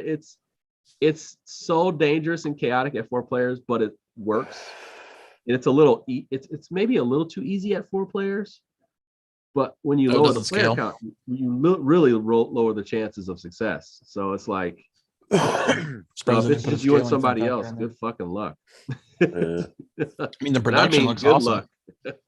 Good luck. It's like a What's that? $75 game. Cuphead? Oh, is it? Yeah. It's like $40. You got to be fucking kidding. You sure me. about that? Get the fuck out of here. That the one for the op? Yeah. Well, yeah. Get Thought it was the fuck outta 75. here. Check it out. I don't know. Am I making that Play. up? I don't know if it's out yet. No, it's $44.99. You got to be kidding me. $49.99. $49.99. Yeah. MSRP 40. Okay, $49.99. I was like, Jesus Christ, what are you talking? Well, Jesus. I saw it was 75 at one point. You It was can just have mine. misreading. God damn. 75 euros, maybe. No, it's on for well, it's not actually out yet, is it? No, it's not. Yeah. No, it's not. You had Robin Hood early, right? I ordered it. I thought you guys had it though. I thought I saw We you had the play. first game. They What's sent us that? enough to play the first game. Oh, they sent you enough yeah. to play the first game. Okay. Yeah, I'm bummed. My group doesn't like it. Really? What was this? I mean, I don't agree with the statement, but they said it's on rails too much. On rails. Which the first two games are on rails, but I don't, we didn't play enough to get the wheels off, Yeah, and that's like you learn all the mechanics in the first two games, and I'm like, okay, well, we finished the first two, and they're like, yeah, we don't like it. so that's the thing. So I was like, okay, I guess we're playing something else. When I talked to Tom about that right away, because I was like, this seems cool, but like, he's like, we made it so you basically just open and like read that little 2-sheet pamphlet. He's like, and then you just play. Yeah, you're playing in a minute. And then he's like, and then it just teaches you how to play. And you just add to the rule sets. And he's like, so make sure you play a couple games. He said, just make sure you play a couple games, preferably in a row. Yeah. And then it got the kiss of death for my group. They're like, I was like, do you guys want to go on to chapter 3? And they're like, that kind of statement. So I'm like, forget it. I can't put my group to that pain, if they don't want to play it. I would have been in for it, but I'm more tolerant. Right. You need But another group. One of the guys basically moved, do you know how it works? You have like this movement that, you move, you put your pieces on the board, it's physical measuring. Yeah. And then you have like a short, medium. There's long, no spaces. Yeah. Yeah. He moved, he didn't do anything. Like he moved from here. He was Robin Hood too. And he moved from like one shadow to another shadow and didn't even get to knock out a guy. And that was like his whole game. Yeah. Actually, he stood. No, what did he do? I don't want to spoil it. There's a thing where whatever. There's a thing you do in a game where you just stand on something. And that was his whole game. Which was dumb. Yeah, that is kind of. I don't know. I don't know how to. I mean, you got to hook somebody way quicker, I think. Yeah, man. I think But I think enough people are going to be into it. We are a little spoiled right now because there's a lot of good games right now, and you can't even pay attention to them. Because I was like David, we had a call the other day, and I was just like, dude, I'm kind of overwhelmed right now because everything I'm playing is good. Everything I'm playing is good. Not great. There's a one or two greats. There's no greats. But like okay. everything I've been playing has been solid or good. Like, hey man, I can recommend this game to you. Like, check it out. Like play it with me. I want to show you. And I'm looking over here, and I still got a lot more to play. Like I'm thinking to myself, like, and the thing is that I have access to them and the public doesn't. Yeah, so it's there's like nothing out right now. So and that's the thing. I have access to them. And when I ask publishers, I'm like, what do you want me to do with this? It's not even out. Like we've got videos that are old and those games still aren't out yet. It's like you're almost asking us to build this hype for you. And I'm like, I don't know that's not something I'm on board with. Thankfully, your game doesn't suck. If you put a video out and there's no game available, they're definitely missing out. What's that? Like if you put out a video and there's no game able to be pushed to buy it right then, you're missing out on a huge thing. Yeah. So it's like, I mean, I just went through our BGG gift guide and I'm like, we had half a dozen games. It's Steph who helped us with the gift guide, right? She plays everything, right? Yeah. So she put like at least 5 or 6 games on there. I'm like, you can't buy this. You can't buy this. You can't buy this. Right. Take it. We got to take it off the list. It's a gift guide. You got to be able to buy stuff. You have to be able to buy it. And it's like, all you're doing is like looking at a Making Sears people catalog angry. and everything's on pre-order, you know? It's Yeah. like, Well, I don't even want pre-orders. yeah. I just want instant sales. Yep. Because it's frustrating if like, oh, I can't buy any of these games. Well, why did you make a gift guide that I can't buy anything? I agree completely Right. with Yeah. that sentiment. Yeah, I'm thinking I want to make a gift guide video this year because I just want to do something that's way more, MVM, we do a lot of like, it's just Euro heavy, I was like, I just want to do a bunch of family games and just have people see, like dice chucking, my chucking. Do those guys like those kind of games though? You know what? They don't as much, but we definitely play a lot of them. Oh, okay. We play a lot of Because them. they're easy to play, right? Because we play Versus pulling down a 2-hour, 3-hour yeah. Arc Nova. Because David and every Wednesday on our channel, we usually play one of those, like an hour. It's an hour. It's at lunch. It depends on it's during the lunchtime on Wednesdays. We usually break out those 60-minute filler hitters, like those kind of ones that are good. So we pick one out every week to make sure these games get played and people can see them. But like, yeah, we're not picking up anything that takes an hour and a half to play in the middle of a Wednesday. Right. But like coverage wise, like it's just a different thing for our audience. So it's weird because like I did Kabuto Sumo and it got like, I think it was like 1K views. Like it struggled to get the 1K. Kabuto Sumo. That's Yeah, but they sold like 10,000 copies, right? Oh, It's so I know fun. Kabuto Sumo's a hit. I know it's a hit. Like that's the thing. I don't. That's no question. Yeah, but the I channel's was- not trained to watch that stuff. But our channel is not trained to watch stuff like that. Yeah, I mean, we put out Yeah. Dune. We get 20,000 views. Oh, and hey, it's by the like- way, we have the new Dune expansion, buddy. It's coming Have you this played it yet? weekend. We're doing it this weekend. Oh, you're playing it this weekend. Nice. So we're gonna be playing it this weekend. Yes. What new Dune was that, Scott? The Portal Dune one? Imperium. Or? Yeah, the Imperium one. Dune Imperium. It's That's from Rise of Ix, right? Yeah, Rise of Ix. we launched it with the movie. Yeah. And you get like 3 times as many views. Mm. So I mean, I hate driving views. I hate chasing views, but I fucking can't stand it. we just talked like for 2 hours about that, I guess. Yep. Yeah. I can't stand it.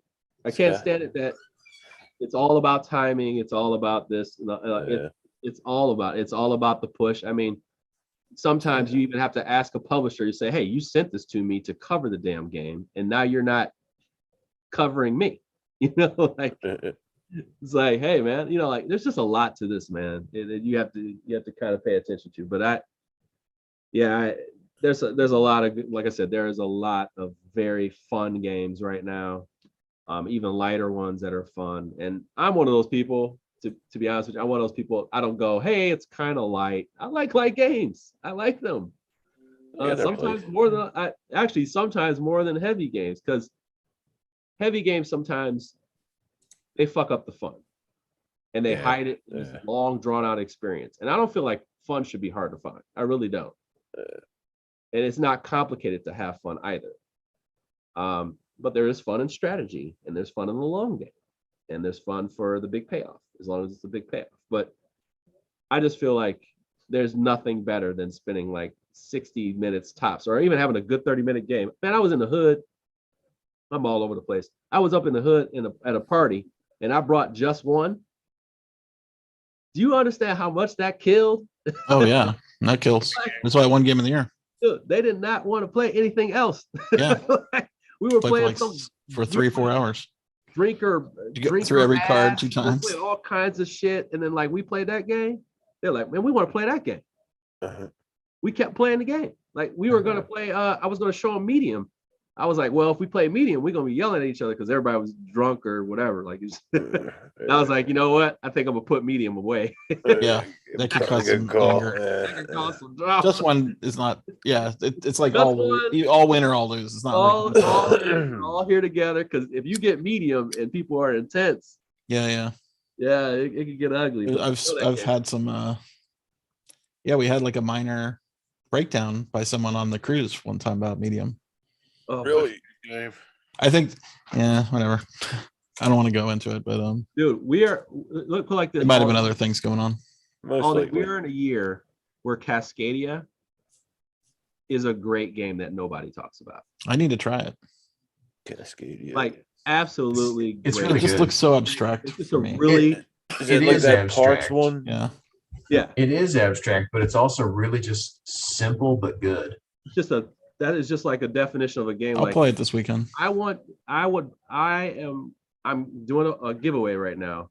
Like I'm trying to buy people that game. Like I want Yeah. to give people that game. I'm like, this is the game you need right here. Yeah. Didn't Like they I kickstart can that? explain the rules in 20 seconds. Really? On your Play turn, with my family. you All lay right, a tile It is trying cool to place. match the terrain, and then you place an animal and you try to make animals in patterns. That That's sounds the like game. Azul. Yeah. I got it. Dude, Super easy. Those are fun. And it's good. It's fun. So That Scott, one why has do a you little- think? That one has a little bit of extra fun to it because every animal has 3 different scoring cards. So they have 3 different ways they score in different patterns. So just by mixing those up alone right there, you got like different games. different games. That's cool. Yeah.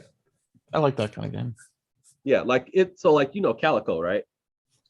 Yes. So it's the same design. Matching development. color, matching pattern, Oh, okay. matching. So It's the same a development. little I'd say you're easier, on the team. a little This easier one- to yeah. enjoy than Calico. Yeah, Like this Calico one's gets a little little bit easier to AP. enjoy. Yeah, you get a little AP on that. But yeah, so you don't have as many crazy choices. Because Yeah. Calico is That's very cool. restrictive. You know what I'm Yeah. saying? Are you one- playing on your own board or are you playing on a global board? your board? You're making your own board? Okay. Interesting. Cool. Yeah, man. That's a really good one, man. Good. Have you played the new Azul yet?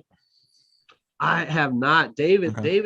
David and Emily, they talked them into taking a copy home and then playing it that night and bringing it back and didn't Oh. tell any of us. We were pissed off. Really? Oh. Didn't shoot a video. They just played it for themselves. They did shoot a video. That's like when I gave David a gift certificate to give away something for the channel. He bought a hoodie. He kept it for himself. Son of a bitch. No, he did a video. It's on there. It did really well too. It did really well.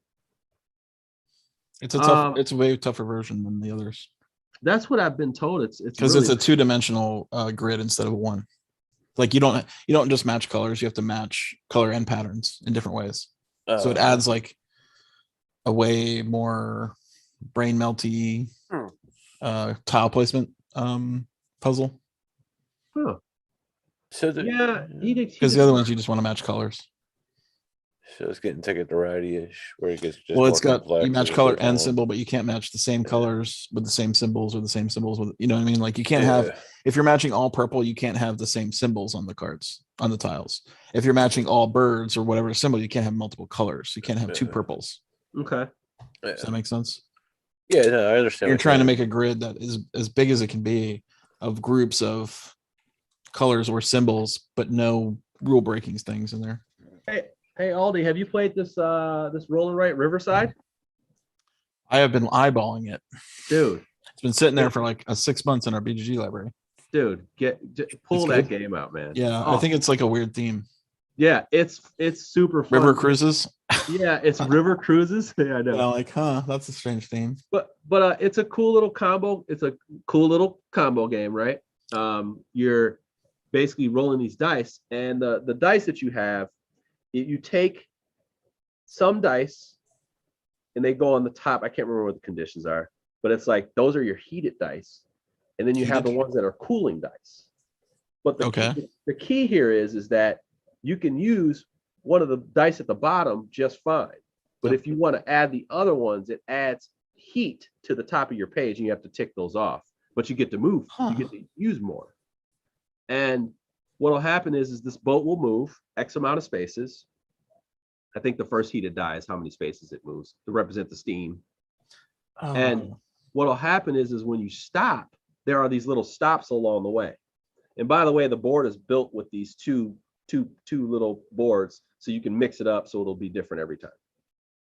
And they even give you 2 extra, so you even have more, mix it up, whatever. But at each little port thing, there's 2 different like animals, let's just say.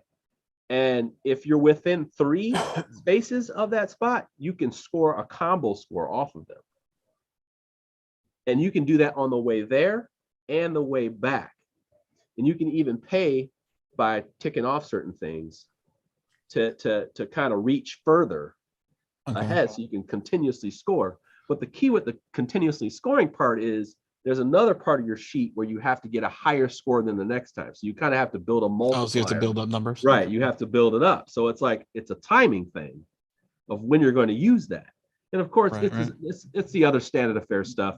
You're ticking off, the die that you use is all the ticks off that you do. And then because you tick this off, you get to do it on the other boat. And because you did this on the, Right. Do you roll and everybody takes your roll, or do you just roll for yourself? Everybody takes the roll. Yeah. Okay. So everybody plays simultaneously. Yeah. Okay. So I think it's one die becomes a heated die no matter what. And then it's like you make a median die, and then the other ones the ones that are above it go on the top. That's it. Yeah, that's it. I saw the cover of it, and I'm like, what is this? And it's a rolling right. I'm like, okay. Yeah. I'll have to check it out. I keep looking at it because for some reason it catches my eye. I don't know why. That one, that's a good one right now that I don't hear much about right now. Have you played Witchstone yet? No, I have not. I Witchstone. freaking love it. Yeah, you keep hyping that up. It's a combo game from Reiner, and the best part of the game is the tile placement. You place a tile into your cauldron, and it's a grid of hexagons, but it plays like Ingenious. Do you remember that game? Okay. Where you want to match the symbols and the colors and all that stuff. And the more symbols you match, the more times you execute that action. So you start with 1 action, then 2, and then 3, and then 4, and then 5, and you can get up to like 10. Like with getting like this big group of, and then you can do like, I'm going to take that action 10 times, which is awesome. Oh, damn. Right. Damn. So you can get these really awesome combos, and then you have to play with the play in the cauldron is the game. Like that's the best part of it for sure. And then all the other actions are like, okay, I took the magic wand action 10 times, or the pentagram action 10 times, or the witch act, everything gets you stuff. Everything you do gets you more points. I saw that actually. That's high on my list. It's good. Get this game. I only got 1 copy. I need to know more. Yeah, get that. I hope it doesn't catch fire. Here's the thing. I don't want games catching fire at BGGCon because then I can't check them out. The problem is I think that one's preloaded. Yeah, that was a fun one, man. That's definitely a fun one. This one here, I could take it or leave it. I could throw it in. I don't know. It's like what's it called? Ghost Stories, right? But a little different. No. I thought it was based on No, there's no like lane attacks or anything really. It's more like. Well, you have to. I guess I've only seen one scenario. Yeah. The first. I don't know if it's the first scenario, but it. I don't. You can't spoil it. I guess so. Sure. But you're running around like you get all these problems all around the board. And you got problems around the board. I guess that's sort of. It's not good. Which stories exactly? Right, but the key here is that there's a story to it, and the scenarios are stories. Yeah. But it's light story, and it's taking you through an on rails experience, which is fine. Yeah, because the first time you play that one, and you don't know the twist, you're gonna lose. Yeah, most likely. You don't know what you're preparing for. You just know, hey, I'm playing a tower defense game. I should probably start defending, building up defenses. But then they'll be like, oh, but you're not really building the right defenses. And then it ramps up, and then you have an oh shit button, and the oh shit button has, you got to figure out if you can survive. Yep.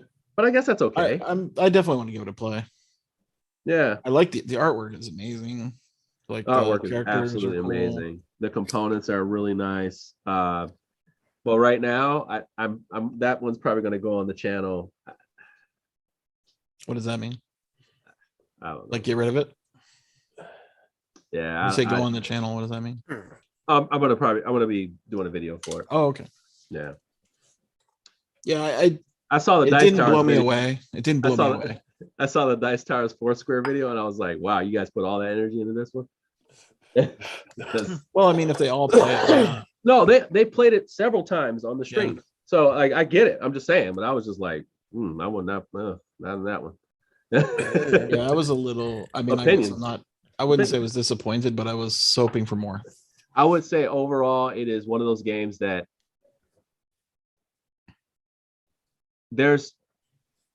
I would tell you the things that are wrong with it, but I would say in the end, it's not for me. And I totally could see this cleaning up for a family. Like, it's like an intro to co-op games. Like I would and that's exactly what I was going to say. It's like one of those perfect, because it's not brutal.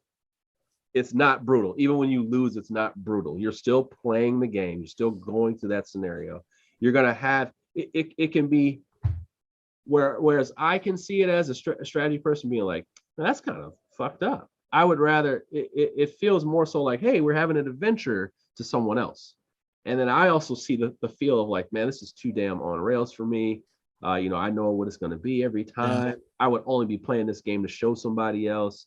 That's not something I want to keep in my collection. That's not for me. Yeah, the story makes it so you just know what's coming. But like, I mean, I guess the first time through is fine, but maybe after that, it's like, eh. But honestly, if you're playing with a family that plays board games, I don't know if you're even thinking that kind of long game. You're just trying to find a game that everybody can get around and have fun.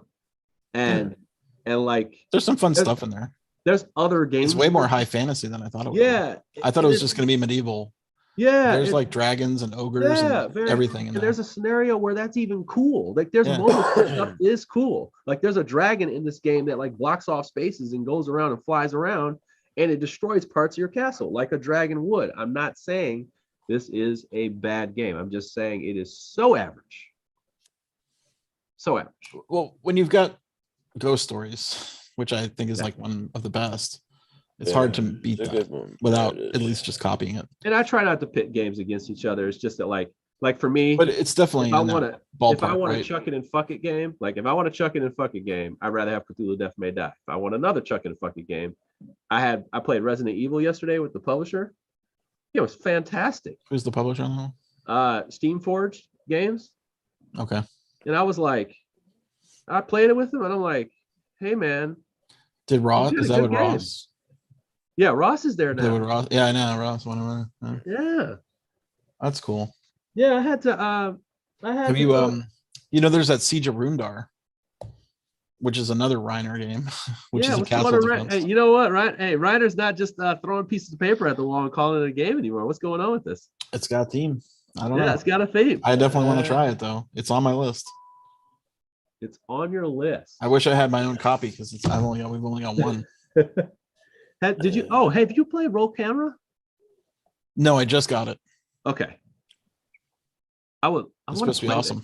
I want to play that. Otto's gushing about it. I want to play that game with. Have you heard of Settlement? Yeah, we have that one. You should bump it up. It looks pretty cool. You know what? I think they played it on the stream though. Oh, did they? I think they did already. Stuff. I think they did play it on the stream. Let me see though. I'm not 100% sure on that one. Thematic Kinesia, Refuse to Believe. Oh, I mean, it's got magic items and stuff, Kabuki Kid. Now, Witchstone is abstract. It's totally an abstract game, but it's really good.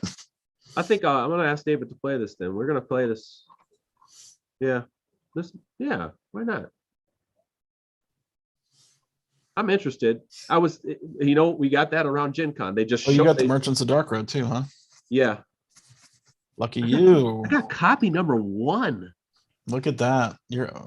This is his publisher. Awesome. This is his publisher copy. I said I'm gonna send it back to him. But I told him, I said, this is a full circle moment. They gave me the last prototypes of their first game. When I was like my first preview was the first. Oh, that Atlantis game. It was called End of the Trail. Oh yeah. Yeah. I forgot about that. It's like we are both like tied together. Isn't that crazy? It's like this is the first copy. I was like, I'll give it back. I'm sending it back. Coming to BGG. Hopefully they have a copy in tow. Dude, that game, man, is so good. And of course, the components are insane. But yeah, the game. I can't wait to see those coins. The game. Oh, dude, the coins are a sucker. Do you have the coins right now? Coins. Yeah. Can you hold it up real quick? Yeah, got it right here. If you don't mind. You getting excited, Evan? Oh yeah, dude. I'm so stoked. It'll be my first convention in 2 years. It's like I'm ready. Not mine. I didn't go to anything. And I went to one convention. I get to kiss your signet ring. I'm excited about that. There's nothing. Don't listen to Lance. There's nothing. Lincoln's coming in early to go leave the throne. I get to play my first Cthulhu game. I'm excited about that. I'm trying to decide how You never played a Cthulhu themed game ever? I haven't. Don't mess with the Cthulhu. Actually, that's not true. That is a good one. I've played That's not the one I'm playing. a couple of prototypes, but not like a published Cthulhu game. Did you guys decide on which one it was? Eldritch cool. or Is that painted? Let me see. Hold on, I got to pin you. I can't see that. Or Or you got to sing so yours pops up. What is that? Is that like a piece of art on the back there? I can't quite make it out. Yeah, it's a castle. It's like a It castle. looks in like the a snow. castle. Yeah. Yeah, Oh, yeah, that's that like was a the one I king. wanted. It's like a king and then a castle. Yeah, these are Those are really sweet, nice. man. Yeah. The one pieces like are nuts too, man. They got this nice A little bee. Little bee on there. Yeah. Dude, that's awesome. I mean, ching, ching, Is ching. it? I mean, Is it like? Is it one piece of metal painted? Yeah. So it looks like okay. That's rad. I'm a sucker. You I'll do are. it. Dude, I'll these- do it. We know. No, dig this though. You thought those were cool. Like honestly, this is cooler, man. Look at these lanterns, man. Oh, there it is. Like What are you they, get a resin? bunch of Resin in there and lanterns. something? You get a bunch of lanterns like this. If they glowed in the dark, I'd be like, game of the year. Fuck it. Yeah. Oh, those are cool. Well, the game Those is are awesome. with the what is it? Lantern of the Dark Road. Merchants of the Dark Road. Merchants of the Dark Road. Okay. Yeah. Yeah, I saw you doing a solo playthrough of that. Yeah, we had the solo play. Yeah. It was The fun, game looks man. good, man. Oh yeah, you were in there, huh? Yeah. I stopped in. For a minute, yeah. You were in there. I got the shout out. Are you on the NO bus or no? Oh, dude, I just started reading that rule book. I almost fell asleep. Oh, Uh, I think Rodney did a how to play, didn't he? Yep. What's his name? Did John. Oh, Because John he Good loves Friends. that game so much. Yeah, I can't. I have played it. I played it one time on TTS, Yeah. but now I'm like, do I want to play in real life? I mean, I kind of do to get the feeling of it, but like, That's how I feel about I don't know. It's a Nidavellir. long game. I'm gonna learn the game and play it on TTS. really? Yeah, I'm not It's a gonna play it. multiplayer game. It's not really a solo game. Yeah. Yeah. I'm just just not gonna- into You that. could play computer two-handed or thing. something, but I'm still Yeah. not into computer Well, stuff. you know what's interesting is that at Essen they did have a solo pack. Ooh. really, Yes, they did. But I'm not really waiting for that. I'll play it. My buddy Stan, the great Stan Kodansky, is Oh yeah. he asked me to play it next week Tuesday. So if I'm sitting around not drunk. yeah, it's a weird game. Every time you play something, you get more people, and every time you get more people, you draw more cards. The game ends when one person is out of cards. Oh, So as you build things, you get more cards to build things for, and then as you build those, you get more cards to build things for. So at some Yeah. point, you basically have to stop building things and just get rid of all your cards. Like you have to figure out Oh. a point in the time to like turn Yeah. your stop getting cards and get points instead of cards. which The is kinda great Dominion pivot, I call it. huh. It's a little different in this game because every card you get is a person. Yeah. Like if you build a building, it'll say, "Oh, you need this kind of person." Draw an architect card That's cool. or draw a society card, and then if you go exploring other islands or New World, I think it's called, you get more cards where you have to satisfy what they want too. Aldi. Yeah. Have you played Unsettled? No, Aldi. I was gonna either play that or Aldi. role player. No.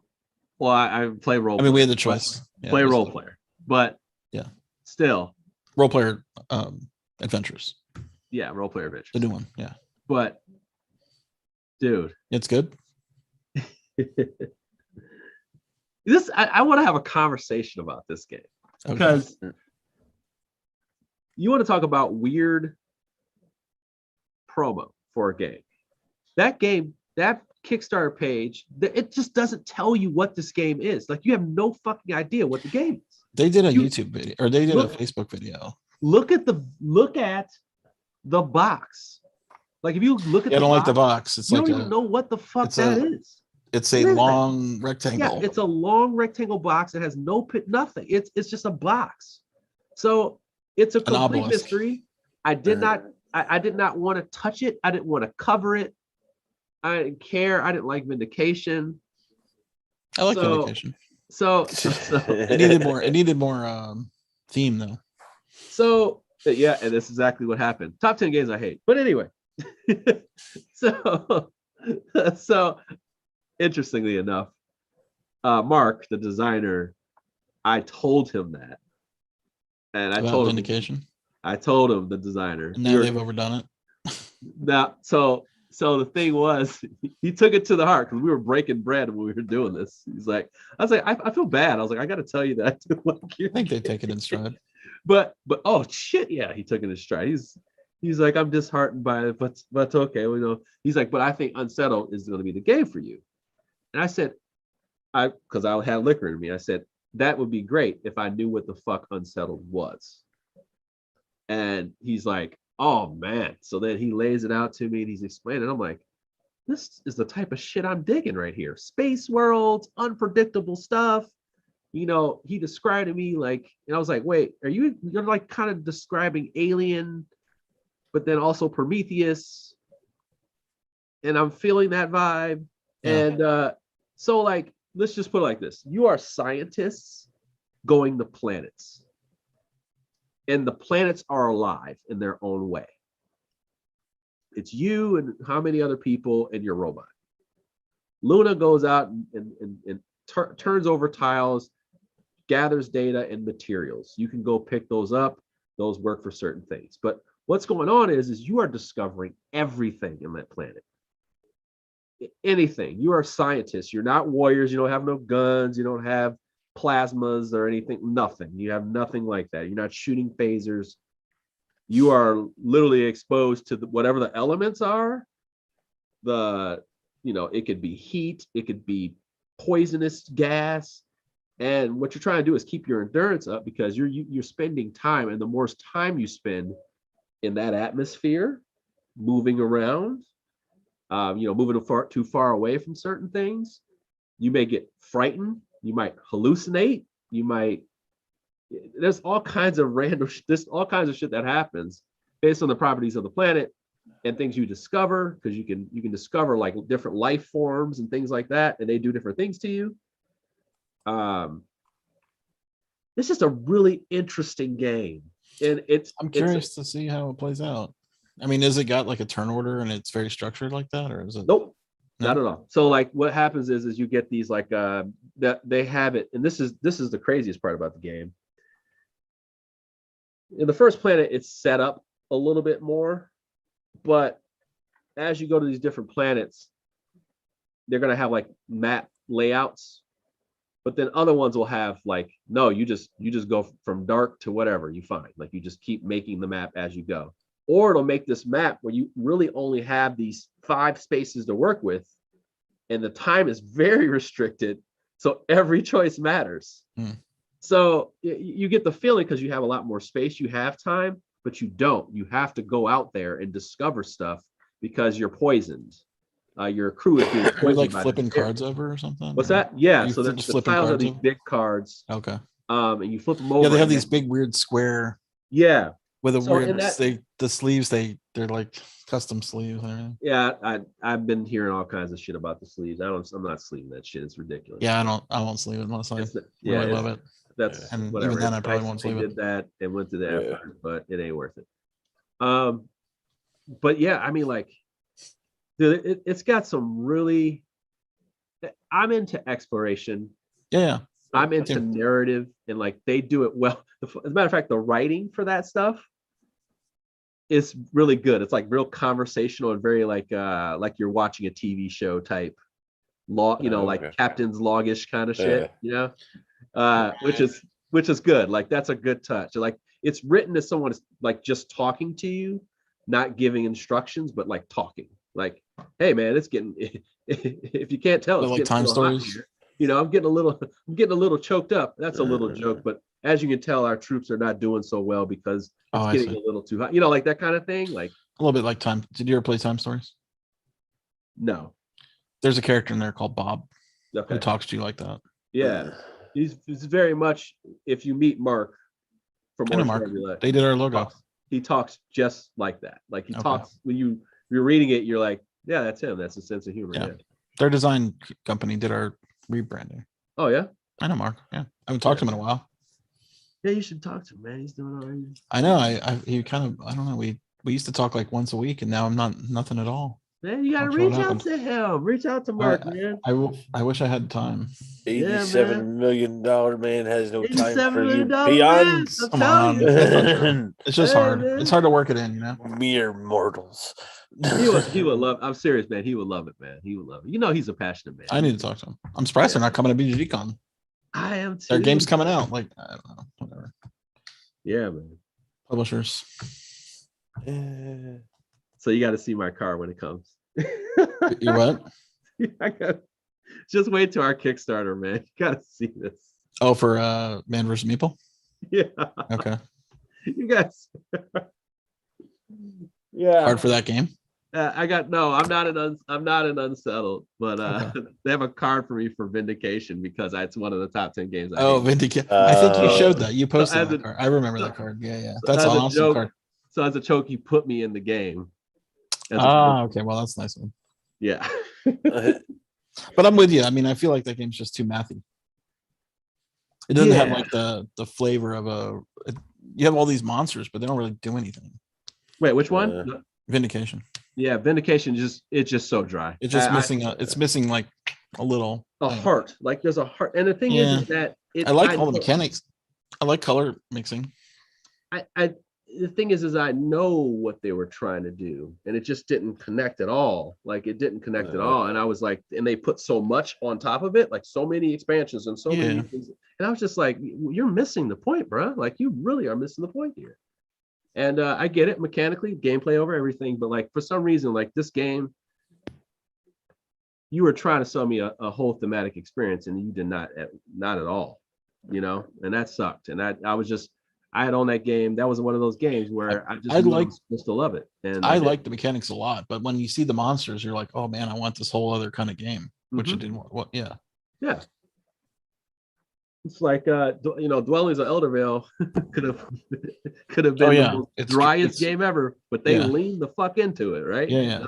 No, it's mechanical, but it also has a lot of all the powers and stuff is just off the hook. It has just enough, right? Yeah. And they had, hey, let's add roars to it, because even if it wasn't thematic, you have monsters that roar. You know, like, they just leaned in. However, like, how can we go even further? We got all the money in the world. Let's do it. Yeah, man. So Peter's coming next week too. He'll be there. That? He's coming to BGG. Who? Peter Vaughn. Oh, yeah, Peter. Damn that man. Yeah, I want to talk to Peter. I haven't talked to him in a while.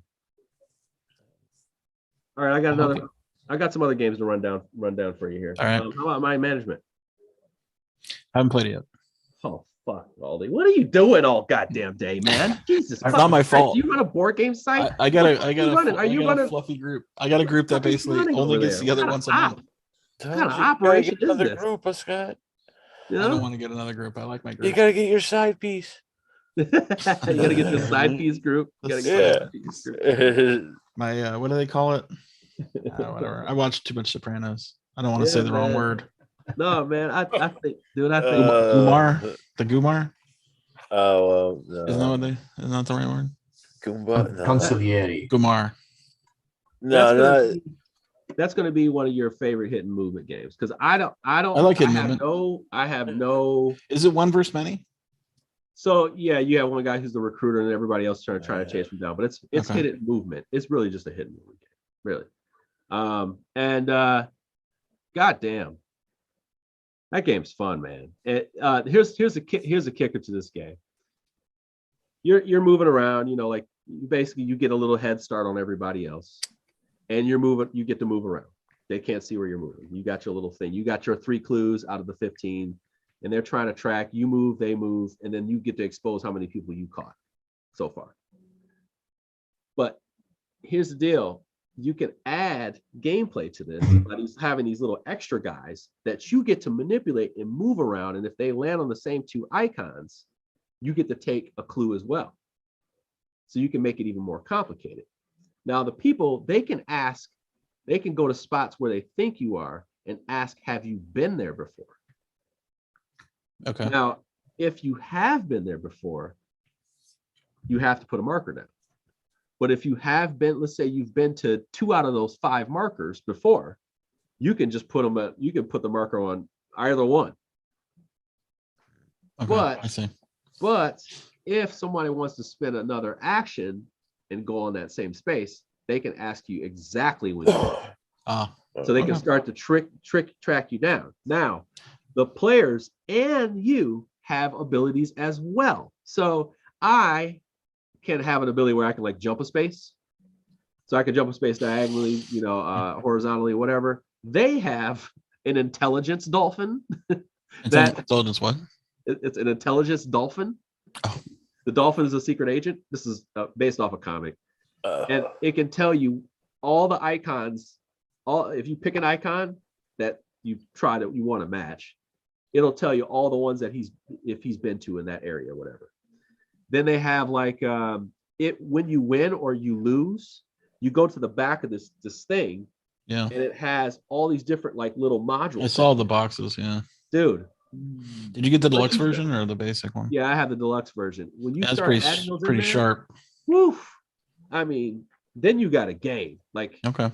Then you really got. How many? The problem is, it's all these campaign games, man. This one though, I don't feel that energy. I don't think you need to. You need to feel that energy because it's gonna be. This is one that you're gonna pick up. You may even just say, "Hey, let's open a couple packs and see." Just see what it does. You know what I'm saying? See what it does. Okay, it's not like big secrets. Yeah, because it's like once you see what they make it look like a legacy game, though. Yeah, they do. And you know, just by let's say like I win. Let's say I lose the first game. The next game, it'll just say like, all right, now in order to catch me, you need to do this, and this now. Or if I win, they create another way for the other people to create traps for me. So so it changes the game depending on who wins or loses. That's cool. There's already ways that they have these little mayhem. I like the theme of it. I just don't. Oh gosh, I need more time to play. And I need more gamer group.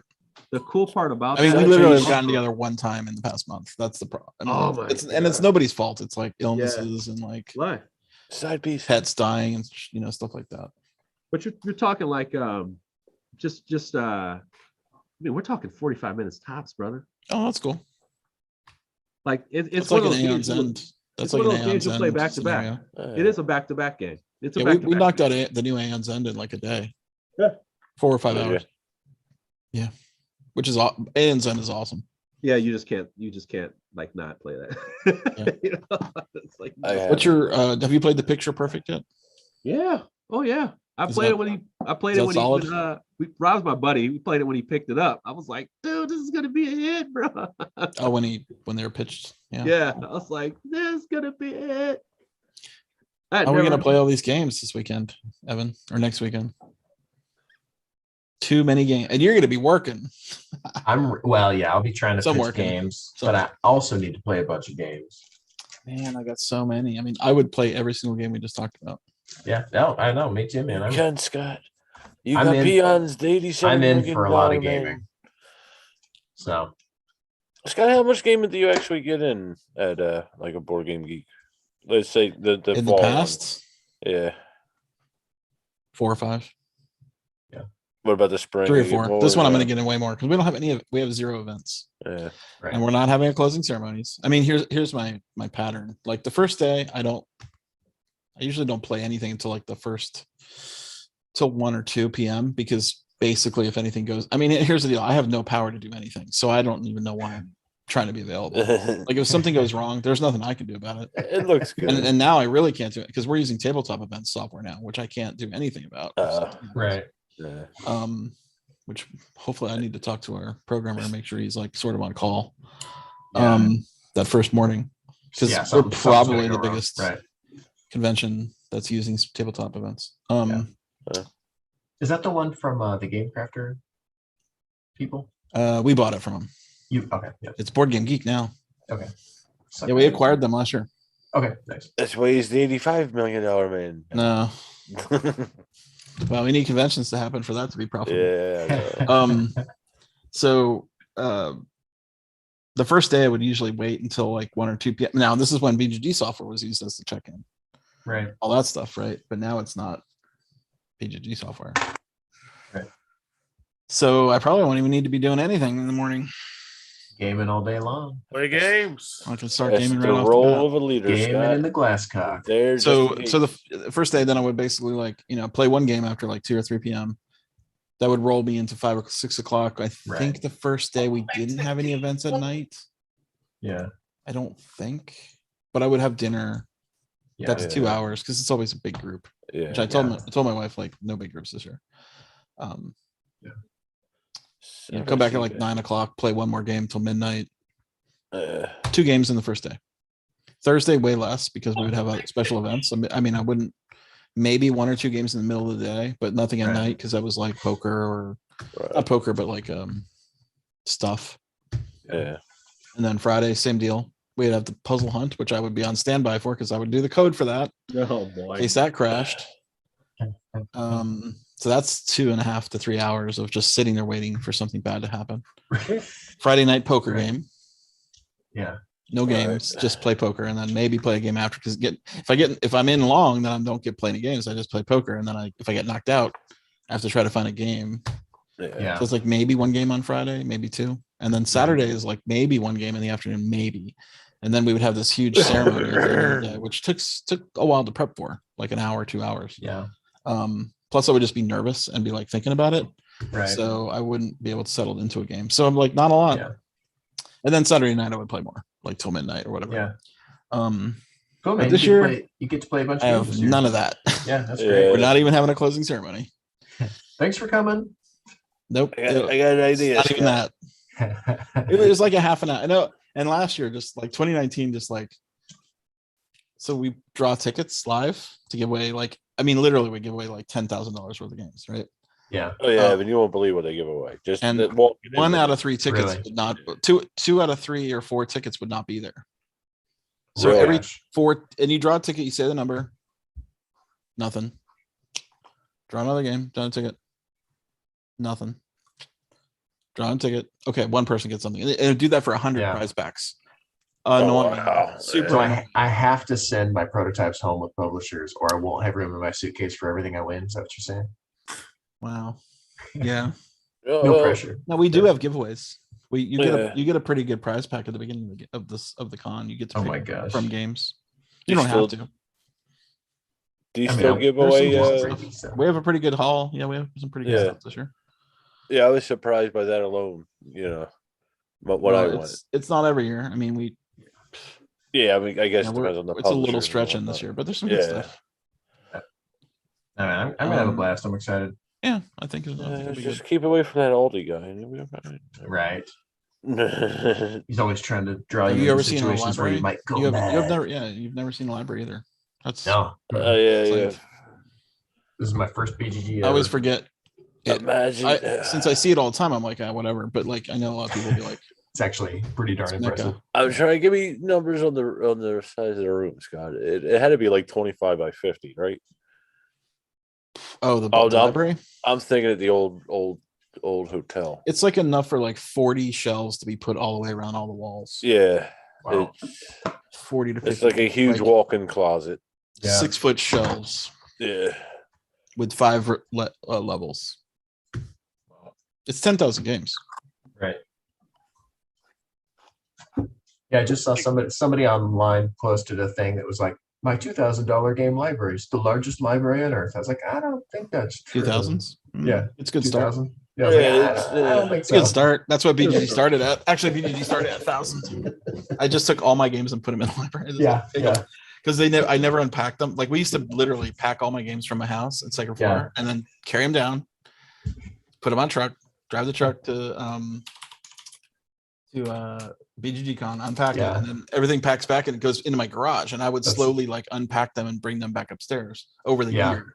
Oh, that's I'm hilarious. like, fuck this. I'm not doing this anymore. That'd be a good way to wean out the games you don't want, though, because if you never look Yeah. for them, they're just Exactly, still yeah. in the garage. Yeah. But then I would basically not have anything because Well, yeah, that's true. it's. Let me show you my my one Reddit post. I'm gonna find my profile. I gotta log in. Where's my post? $87 million man. I posted one post and never again. Never again. How long ago was this? This was in find it. 6 years ago. On what website? 15. Reddit. I still don't think I've made a Reddit post. I don't understand it. All right, let me show you. Share my screen real quick. Back in my day, we used chisels. Yeah, exactly. Used AOL Instant Messenger back in my day. You see it? There we go. Yeah. Yes. Don't see a picture. So I said I placed the blue whale in the middle of this room for scale. Trust me, it's here. And then there's the picture. So this was 15. What is that? 6 years ago? Why don't they just show the date? That's ridiculous. Yeah, 6 years. 6 years ago. Yeah, so Wow. 2015. Yeah, so this was a panoramic, and then there's doesn't even show what's behind me, right? So Yeah, that's actually what now this I was saw. This That's is probably awesome. like 5,000 games. Right, you got double that. We have double this now. Jesus. Jeez. That's awesome. It actually was a pretty good thread. People were nice to me, mostly. Except There for are board Lance. games. Wow. really. What a safe space for you. No, I mean I know people see it as sort of the untapped gold mine of content, I know. to creators, but I don't really think so. I don't think so. But yeah, it was a pretty good post. I had a fun day. I mean, I posted it that's like in the awesome. middle of the day, and then I babysat it all day. Yeah. I did a sort of like an AMA. Right. Is there an update? Is there an update? Is there an update? No. Should post, if that's the No. only time you've ever posted on Reddit, you should definitely make that like every 6 year update. That's the only My 6 year update. Yeah. That was a fun day. People were pretty Yeah, that's solidly awesome. nice. That's Although I awesome. think there was a couple. Let me see if there's. I mean, here's the problem: when you downvote things, right?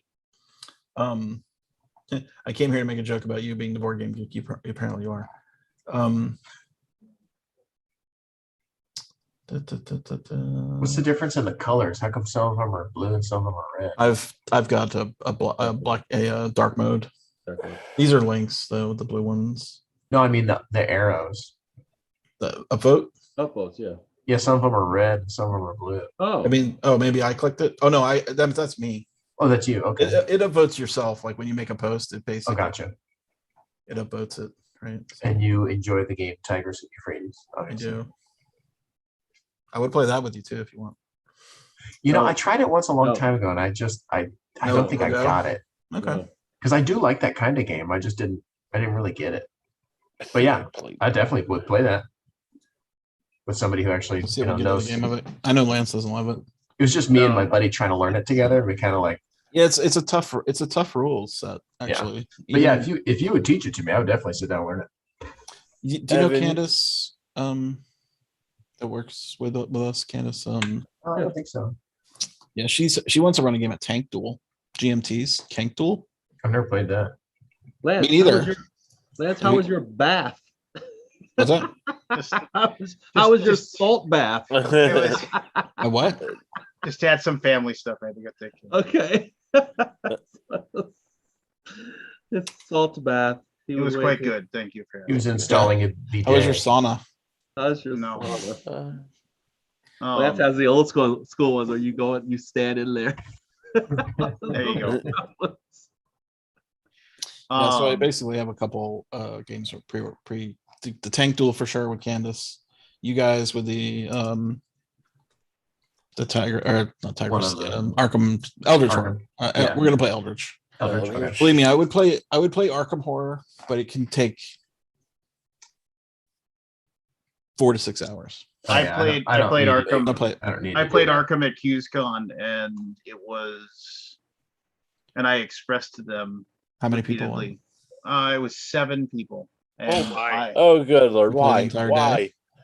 Because the guy who was running the convention, Michael, he was like, "Hey, we're gonna play Arkham," and I really wanted you to play, and I was like, "Cool." And then as he was setting it up, it was like more and more people kept on joining. All expansions. No, I don't. Actually, we played just base. We played just base games. Oh, okay. Yeah, that shit can just go on forever though. Eldritch has an end. It can end. Yeah, that sounds like a better. That sounds like a better choice. Either, it will end. But There's no stopping Arkham, it. with everybody's turn taking as long as it did, and it was just kind of like, and then I told him, I was like, I'm just gonna do the optimal strategy. I said, this is too many people. We can't just be all running around being stupid. Yeah. And he's like, well, what do you mean? He's like, I'm going to sit on the newspaper and get $1 every round and make money. And then as soon as I have $5, I'm going to go to the curiosity shop, which is right next door to the newspaper. And I'm going to mill the deck for elder signs. Elder signs. Yeah. And then as soon as I get them, I will deliver them to the people that as they come out of the gates, so we can close the gates. Right. Otherwise, Without rolling. Yeah. Otherwise, this is going to take forever. It's going to take forever.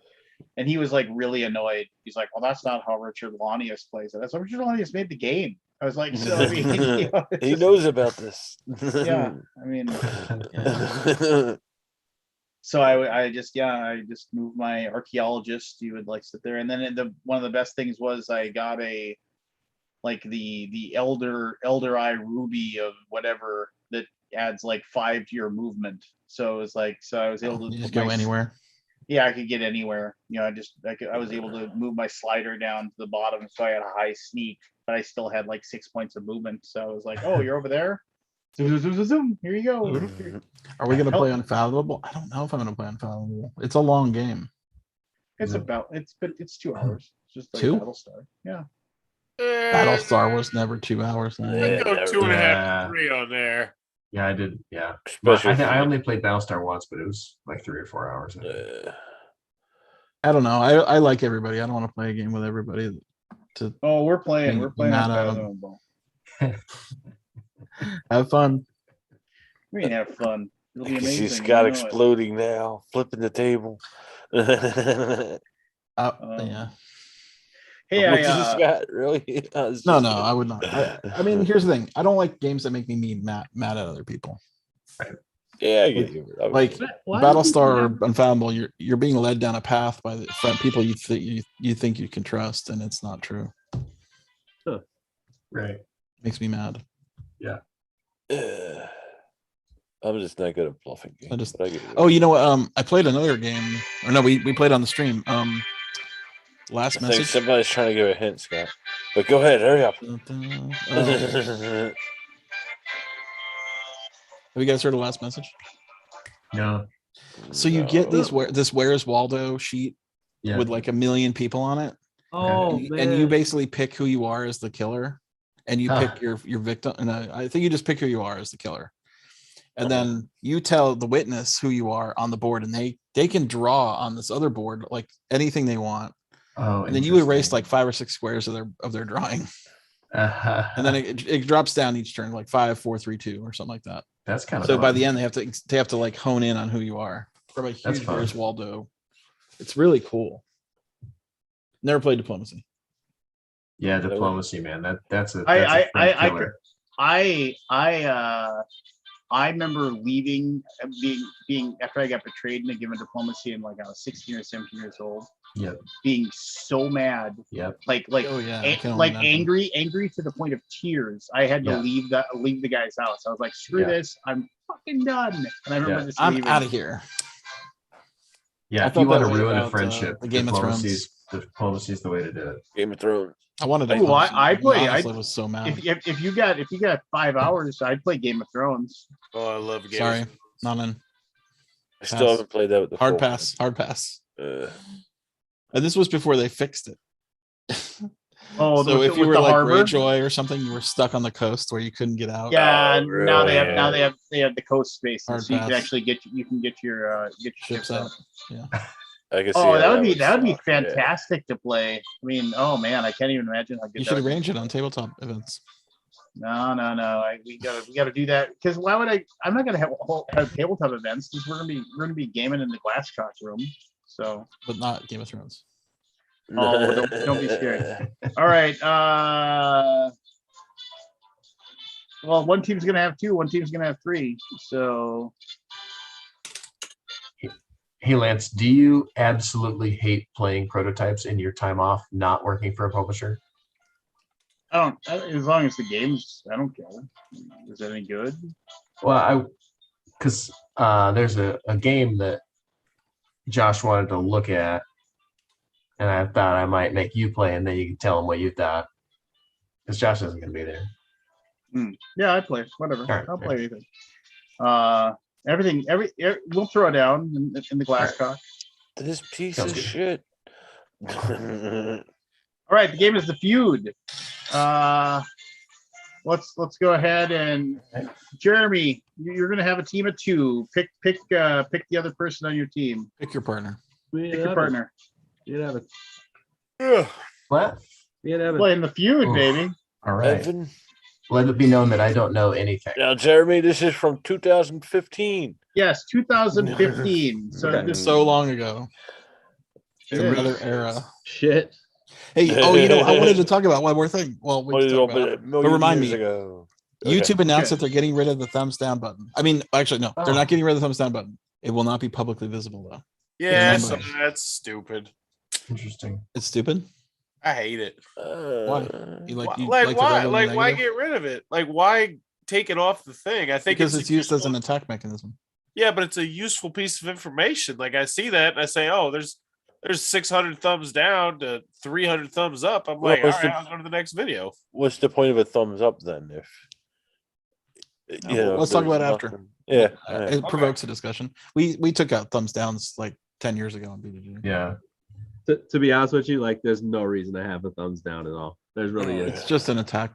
It honestly, thumbs down tells you no information other than like A bunch of people got. a bunch of together and people pushed the button. either decided this video was worth their energy to say it sucked versus just keep scrolling.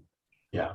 And you know what your version of just keep scrolling is? Walking through a grocery store and finding the thing that you want versus everything else that's right there. So it's like, why can't you just move on? Like, I always find like we have videos, we post the video, 6 minutes, Instantaneously. 6 minutes. There's always that one. There's that There's one guy. That one Oh, guy. yeah. That He's one waiting. guy. He gets up early in the morning. Oh, I baby. know that guy. He's on our channel too. He's like the BGG 1 rating guy. He's Yeah, that yeah. guy. Every single game he's never played is a 1. That guy left, by the way. Insta-fail. Did he? Sorry, he got guys. us, I he don't got us sleep before he much. went. Yeah, awesome. this game is an insta-fail. All right, so it's me, Barry, and Forrest. Forrest. Yeah. This is Evan and This Warren. ought to be interesting. What? I mean, All right, Forrest and Jeremy, come on down here. Let's go here. Remember, this is New York Ice Forest, hold on 2015. up. No buzzer. There's no buzzer, right? You just gotta say your name. Say Yeah. your name. Oh, All right. Oh, should I download? No, I'm not gonna download the app. I'll speak to maybe I should download the app. Hold on. What's the app? There's a Family Feud app that has the buzzer. Oh, it has a buzzer. no, I don't know. Yeah, I mean, if you're gonna play it, you gotta play the feud, right? You can just search for Family Feud soundboard. Yeah, that's true. So I remember like, and this is the truth. Like there are definitely like times when they would play and like somebody gives like the really, really bad answer. Like normally it's like bad, but it's a really bad answer. It's just like they just lay on it like good like you know, they're just like bang. Oh, you got it? Owen? I do, but it just search for Family Feud soundboard on Chrome. Ugh. On Chrome? A website. Oh, that's a good one. Well, that's good. Yeah, but I can't. I listen on headphones. I can't get it. I have to change. You know what? Once we go through this list, I can donate my copy of Family Feud Strikeout I got. You could what? Once we get through all the cards, I got another Family Feud card game called Family Feud Strikeout. I did a skip the rules video for. From 1909. Which, by the way, that video made its money back. I on Facebook I watched a Steve Harvey segment from Family Feud and I laughed my ass off. Oh, dude, because it was so fucking funny. I think I've seen exactly the same one. It's You know which one I'm talking about? yeah. Is he still doing it? Was it name a body part that makes a sound? Was it that one? Probably. There's so many good ones. Oh my god, it was the funniest. I could not stop laughing. I'm laughing about thinking about it now. Can you guys hear that? What? Barely. Yes. Yeah. Yes. If you, yeah, the second one. Yeah. A little Well, bit. I think you talked to. I think you cut them out. Cut it off. Oh, Hold on. sorry. Hold on. Yep. Yeah. There.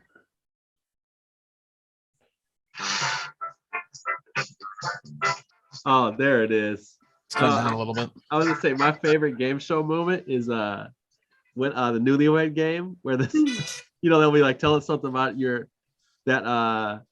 something that what was like one word to describe your husband in bed and it said Making whoopee. fast. She put fast. He said something like king or something like that. Yeah. Like Yeah. fast. And he looked, you should have seen the instant look. He went, and she was like, you fast. You better quit playing. The classic one of that was Fucking died, dude. the classic one for that. You can find it on the YouTube. Is Baby, you know you they ask the husbands or whatever. We asked your wife. What would she say is the strangest place you've made whoopee or whatever? And like and like it's like the backseat of in her parents' bed or something like that. One of those things or whatever. And they got to the one and the woman said, she's like, well, I'd have to say in the butt, Bob. Say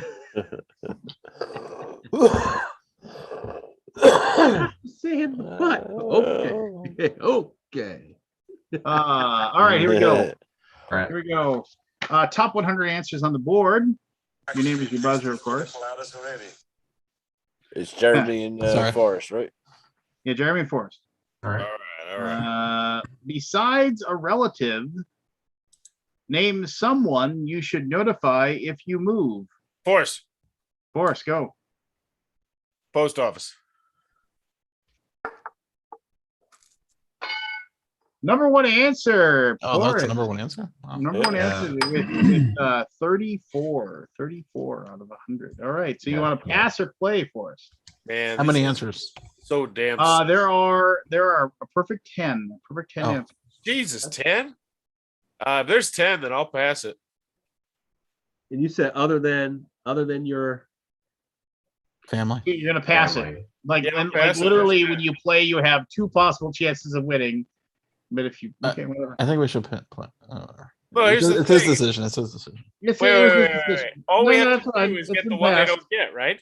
So if they get 6 of them, we'll have 3 left on the board. Well, you can run the board or you can steal. We're not running the board. You remember how stupid some of these answers are? Yes. Yeah, sure. Some of them are All ridiculous. right. But the problem is, okay, whatever. Jeremy, we'll start with you then. Nate, number one answer on the board is on the post office. It says a relative. Name someone you should notify if you move. someone you should notify if you move, other than your family. Yes.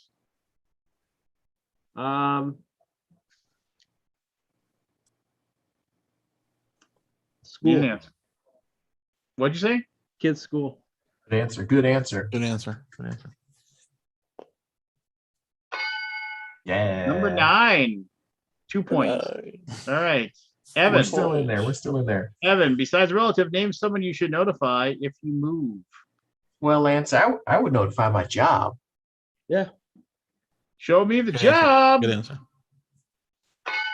Job/boss. 9 points. Yeah. Third answer. Back to you, Jeremy. Gotta let my neighbors know I'm moving, man. Oh yeah. You got those neighbors. They want to know what you're Good moving answer. to. Good answer. I talked to my Good answer. neighbors when I moved the first time in like 10 years, or 15 years. We had an hour-long conversation. Neighbors. Number 2 answer with 25. Friends/neighbors. All right, Evan. 5 more to go. Friends/neighbors. It's so 2000. Your home insurance agent. That's Home it. insurance. That is Good an answer. Good answer, Evan. Show us insurance agent. What Last the fuck? number 10. Number 10, insurance agent. You have to. You You want insurance for your new house? I'm sorry. I apologize. There's only 8 available answers. Oh wait. Oh what? man, that Oh, changed. We They might got have left. played then. Here left. So there's Man. three left. Three Oh left. no. Son Shit, of a we're Probably never losing fooling this. Steve Harvey. I'm This about, was I'm not about to happening. You go. are no Steve Harvey, my sir. You are not. Oh, man. I'm gonna go I with wouldn't. the I wouldn't church. read the. I wouldn't read the wrong name on the Miss Universe pageant. You're more like a Drew Carey. Hey, that was a setup, man. That was a setup. Come on. Three How about- answers left. How Jeremy, about what do you the got? church? Church. Good All right, answer. yeah, I Good mean, answer. church. You gotta Yeah. know. You gotta know. The Church has gotta know. congregation. Good answer. Let's know. Jesus has got to know how to find you. Jesus Yeah. got to know. Jesus Oh, didn't yeah. know you was moving. Show us the church. Oh. First strike. That's okay. First That's okay. strike. All right, Mhm. Evan.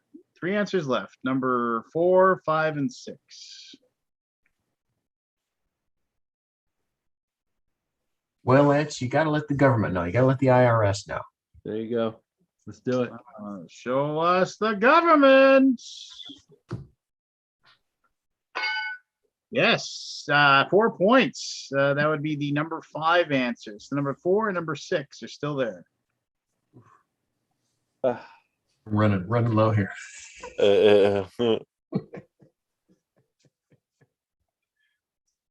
We said school, right? You said school. Yeah.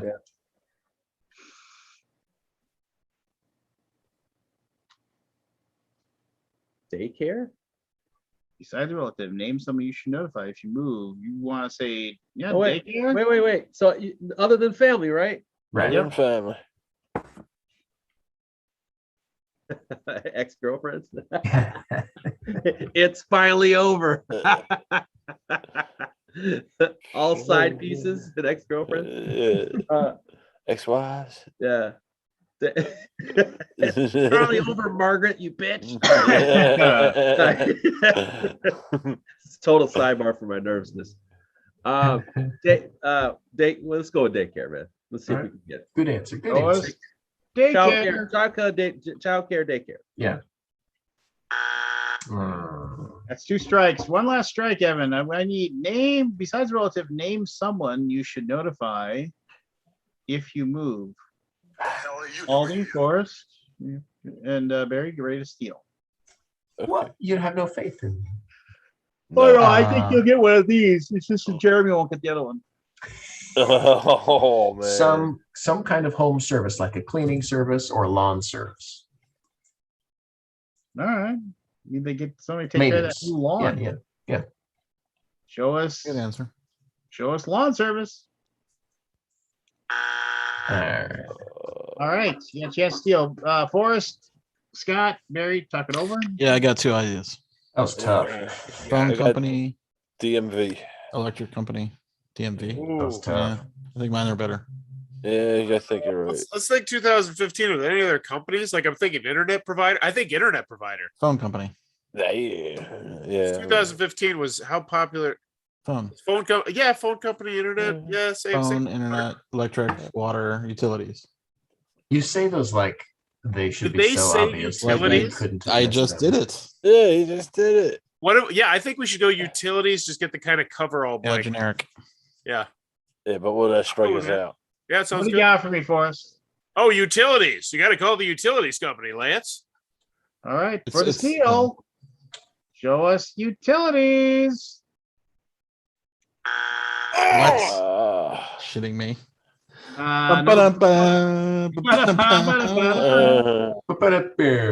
Number 4 was bank. Oh, What? okay. Yeah, I guess they needed it. Whatever. And number 6 was doctor. Gotta let your doctor know. Okay. No, you don't. I'm All not right. letting my- what? Back I then, don't Not, maybe. either where you not live. utilities? I know, like- okay. All right. You didn't grow up in the city, Evan. I thought you had that for sure. All right, Evan, Scott. Bogus. Evan, Scott, come on down here. Come up to the podium. Okay. Top 100 people surveyed. Top 6 answers on the board. Top 6. Yep. Name a kind of place that's filled with big spenders. Aldi. Aldi, go ahead. Casino. Show me casino. Number one answer, 50 points. You want to play? We'll play. You're going to play. Okay. Go to Barry. How you doing today, Barry? I'm okay. Right. I need you to name a kind of place that's filled with big spenders.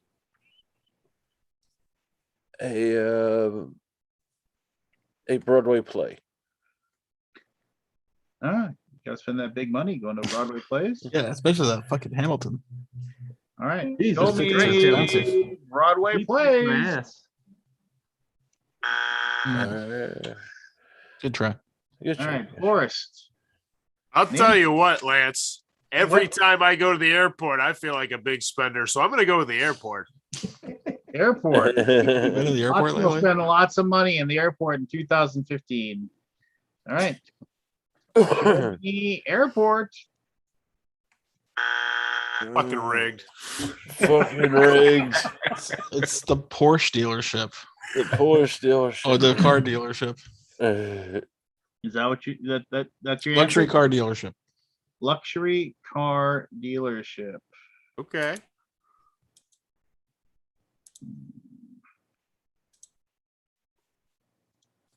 I'm gonna give it to you. Just Yeah. because there's store that Store? A store? That covers a lot of stores. Store. I'll give it to you. Number 3 answer. Ooh, All right. That's a stretch. Would you have given it to him if he said the dollar store? Yeah, I would. That's a stretch. Depends on I what had All right. multiple stores in mind, but apparently they're in Barry, stores. number 1, number 3 answer. Go ahead. 4 answers left. You said number Alright. 1 still on the board? Number 2, 4, 5, and 6 are still up there. Oh, okay. Name a Gotcha. kind of place that's filled with big spenders. a restaurant. Okay. Yeah. Show me restaurants. Number 6, the last one. Man. All right. So I gotta say, I was really hoping Barry would fuck that up, so I wouldn't have to put out a bid. Feelings mutual right now, Forrest. All right. all right, got- Forrest, name a kind of place that's filled with big spenders. Well, I know I always spend a lot of money when I go out to a sporting event. All right. Good answer. Good answer. Show us sporting event. Be there. Damn it. All Damn right. it. So go over to Jeremy and Evan. Jeremy and All right. Evan need a steal here. You can discuss for a while. Name of All right. the kind of place that's filled with big spenders. What I've else? got So what do we I've have got- so far? You have that casino have / poker room, number 1. You have mall / store, and Yeah. you have the Restaurant. restaurant. Yes, restaurant / nightclub. Okay. So I've got racetrack, bank, or a cruise. What do you think? Racetrack scratch. Cruise is going to be in there. Ooh, cruise. Good answer. You can say Or cruise. like a resort. Ooh, resort. Let's That's do even better. resort. That's even better. Oh, I think resort cruise go together though, but we'll see. Okay. All right. All right, show us resort cruise. What? Fuck out of here. Number 2 answer, Las Vegas. That's a casino. It's What? the same thing. Yeah. Jesus. Yeah. It's a resort if it's not a casino. Oh, They should've wait, grouped wait, those till- together. you can't wait till you get to 5. Oh, Number Disney. 4, Wall Street. what? Hey, 2015. Oh, this answer's that's such a dumb answer. I And then was Wall number like Street. Twitter on Wall Street. Fifth Avenue. I mean, is Number that 5, Reno. All right. Oh my You gotta be kidding me. All right. So Wow. literally, right. if anyone would have said the White House, they would have put it in there as an answer. Like if 2 people would have said the White House, Yeah, they would have. It All was right. a much simpler Bloody It's time. 1-1. It's 1-1. White House, bro. Jeremy and Barry. Final round. Jeremy and Barry. Here you go. Your name is your buzzer. Top 100 people surveyed. Top 4 answers on the board. 4. Name something you're sure to find plenty of dirty ones in a bachelor's apartment. Barry. Jeremy. Barry. Sheets. He says sheets. Yes, clothes/laundry. I'll give it number one answer. 63 points. You want to play or pass? I think I'll play. Yeah. All right. I think Bauer will excel at this one. Bauer, you're find plenty of dirty ones in a bachelor's apartment. Well, dirty magazines. Oh. Show me dirty magazines.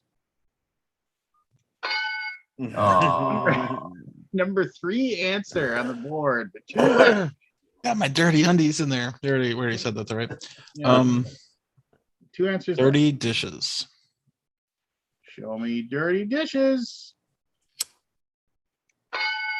Number 2 answer, dirty dishes. One answer left. Good, Barry. Barry. Run the board. Oh, Jesus. Bathrooms. Oh, yeah.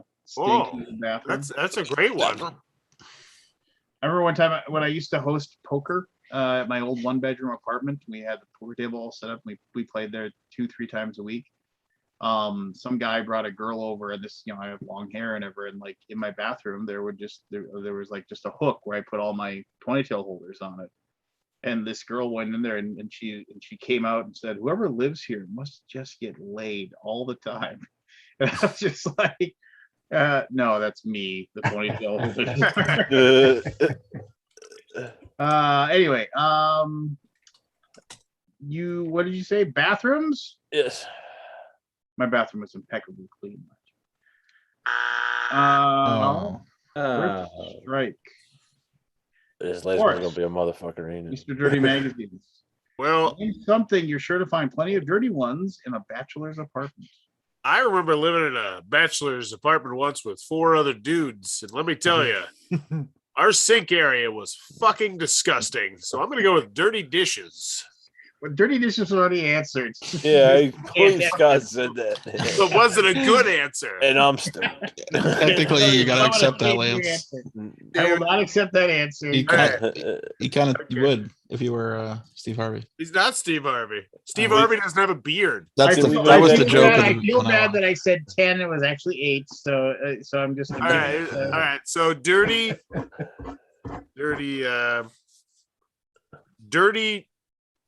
floors. Yeah, dirty floors. Get that vacuum cleaner out. Just have it run. When I started dating my wife, she bought me a vacuum cleaner because I didn't have one. And she vacuumed up my floors. Dirty floors. She's a keeper. Yeah. 2 strikes. So Scott. Come on, Scotty. It's all Jeremy, Evan, get ready to steal. Name something you're sure to find plenty of dirty ones in a bachelor's apartment.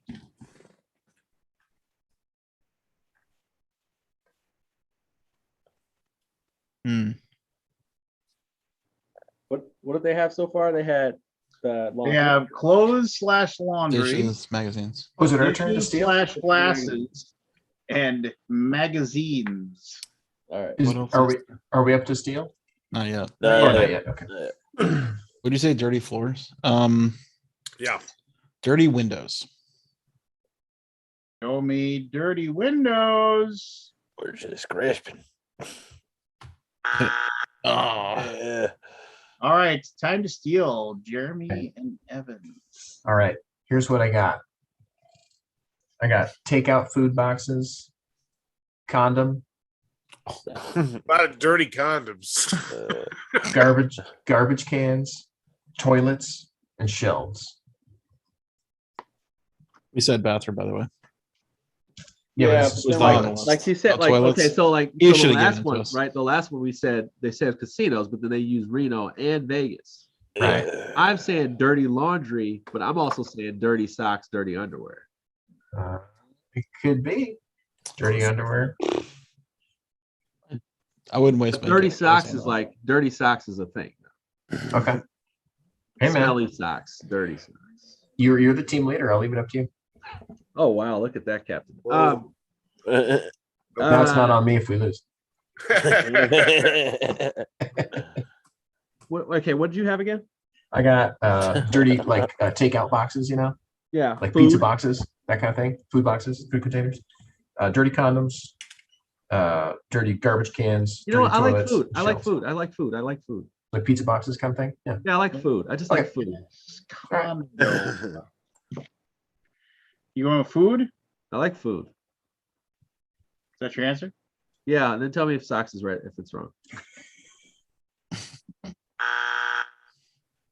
And for socks? Fuck you. What else is there? Dirty ceilings. So this is another one of those like what? Air Yeah. filter. Last one was towels. Oh yeah. Okay. That's laundry. That is laundry. That's what I'm saying. Yeah, That's no, what you, it is, man. You see where I was going you though? were on the This right game trail. sucks. Exactly what? I were on the thought right I trail. thought you Oh, yeah. Yeah. snag it. Yeah, I mean, socks and laundry towels would be the All same. right, Scott. I guess it's you and Forrest for fast money. Who's going first? Should I go first? I'll go first. All right, you got to turn yours off there, Bauer. All right. Did you guys even score a point? Do I have time to go We We won upstairs? two for rounds. 1 minute? Did you? You got to mute yourself there, buddy. Do you know? I have time to go upstairs for 1 if minute. you don't steal, we win. Yeah, go upstairs and we'll do it. Then as soon as you leave, we'll do this. Okay, here we go. That's why you should always play. All right, here we go. Put 15 seconds on the board that we aren't going to count. 30, All right, here we go. Or whatever. 20. I think it's 20. No, it's 15 and then 20, I think. Anyway, who cares? Doesn't matter. Yeah. Remember, this is 2015. Yeah. Frame of mind. Name an athlete you think is overrated. Michael Jordan. Name a word or phrase that starts with the word break. Brake plates.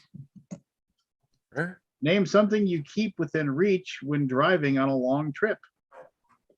A drink. Name a city where people dress well. New York City. Name a fruit you need a ladder to pick. An apple. All right, turn around. Bling-a-ding. Bling-a-ding. You said name an athlete you think is overrated. You said Michael Jordan. That's 5 right. points. Not in 15. How many? I don't think. 5. What? Really? Yeah. Come on. In You 2015? said- Name a word or phrase that starts with the word break. You said break plates. That's so common. Oh, come on. Name something you keep within reach when driving on a long trip. You said a drink. Survey says, survey says 49 points. Number one answer. Oh, hell yeah. I think the survey's drunk. You're 54. Made it up some ground. Name a city where people dress well. You said New York City. Number one answer, Yeah, 57 points, 111 points. 111. Yep. You said name a fruit you need a ladder to pick. You said apple. 53 points. So Sweet. Nailed it. 164. Nailed it. Forrest. Wowza. Good. All right, he got 164 points. Oh wow. Just gonna stumble over the finish and he line. even blanked one of the questions. So Beautiful. so you got, this is a layup. You need 36 points. That's all you need. Just 36 Guys. points. I have faith. Number messing Dude, 2000 Forrest, you can do this it. is 2015 answers. Ready? All right. mess it up. good. I'll I won't, Evan. I won't. all right, here we go. Well, hold on. Look at this. That's the duplicate answer one. Oh, the Oh, nice. the- Now we're getting fancy. Here we go. Things on the board we won't be counting. Name an athlete you think is overrated.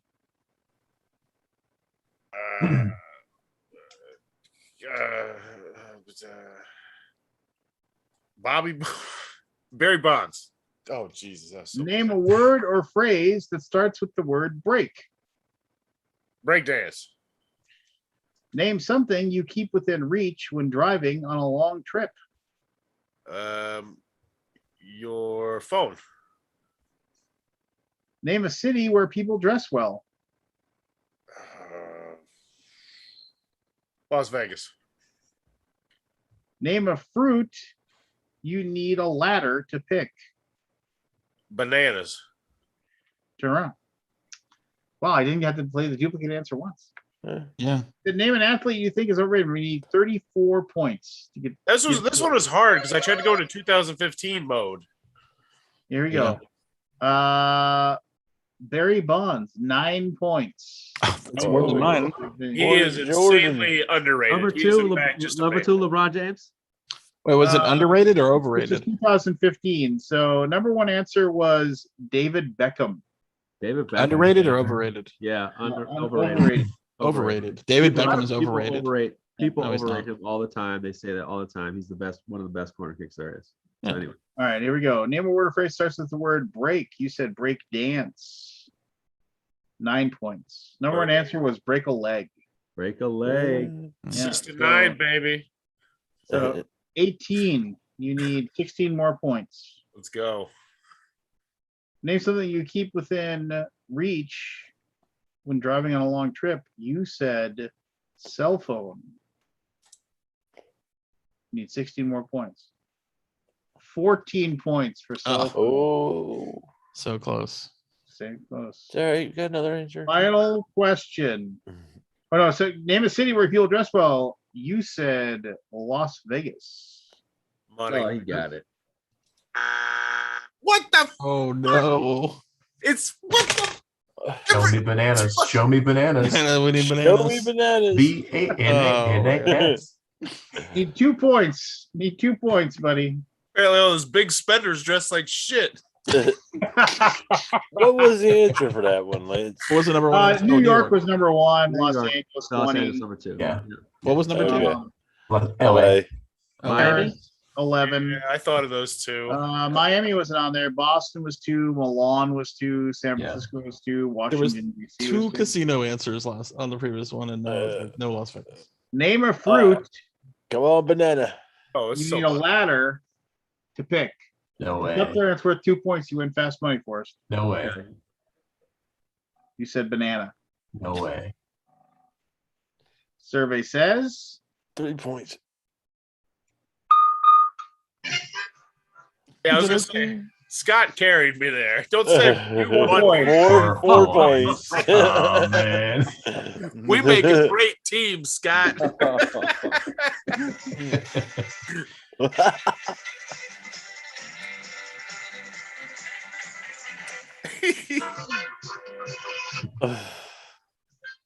Well, that was close. A lot more gosh. suspense than I expected. Oh my gosh. 0 for Vegas. Get out of here. Oh, it's better by break dishes one. I like that. That though. famous phrase. Break the dishes. break Oh, break man. plates. I could not think of anything. Oh, break plates. Yeah, break plates. What else was there? Break a leg, break Breakneck. up.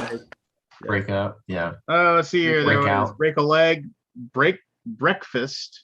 I was Oh, thinking. okay. But no one says that. Break bread. That's not what break bread is, but more.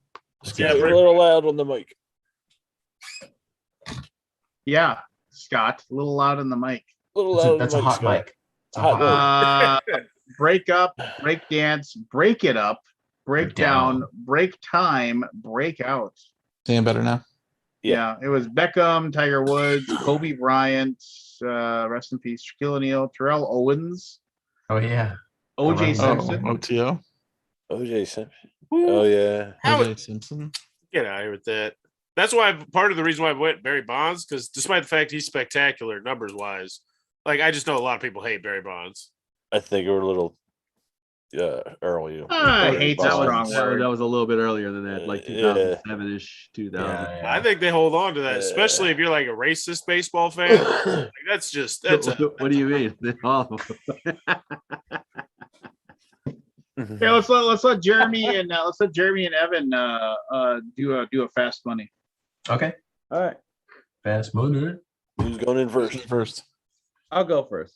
Okay. All right, here we go. You need to shut off your I need stuff and whatever. You got Lose your ears.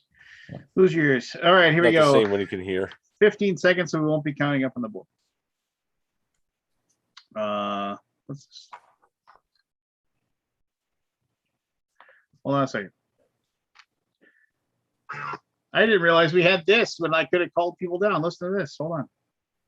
I didn't see this was on. I didn't scroll down. Here you go.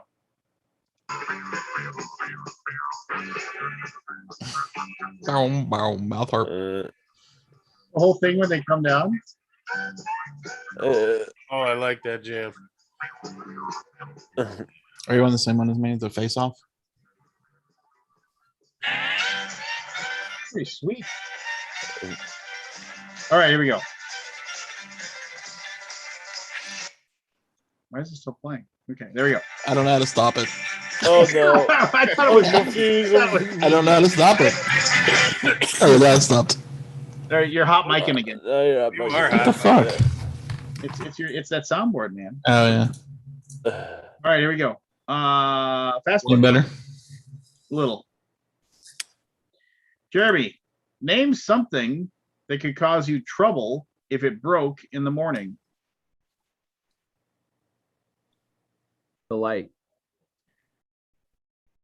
Name something that has a blade. Razor. Name a kind of place where you often get bored. School.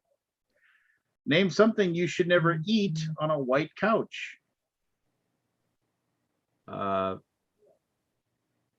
Steak.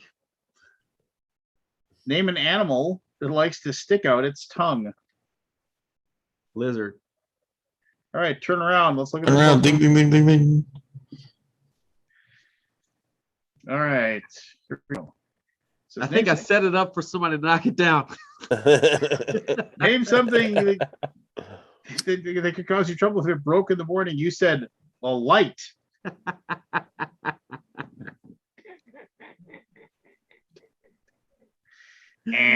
I have the number one answer. Trust me. Name something that has a blade. You said a razor. At first, I thought you said laser. I laughed. It's a laser beam. Laser. 13 points for 13, not bad. Wow. name a kind of place where you often get bored. You said school. Good answer. Good answer. 5 points. What? What? 18. Name something you should never eat on a white couch. You said steak. Fuck you Yeah. all. What? I think it's good. Name an animal that likes to stick on its tongue. You said lizard. Wait, how much of a steak? 0. Better not be eating steak on that couch. That's super I messy. need to steak on a I couch. wouldn't need a steak on the wait. All I right, want to hear Evan say steak so- now. Razor.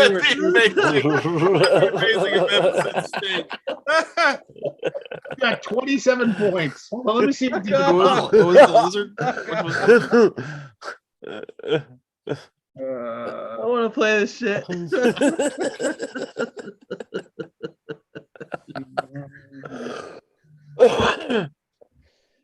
Oh, that's good. That was great.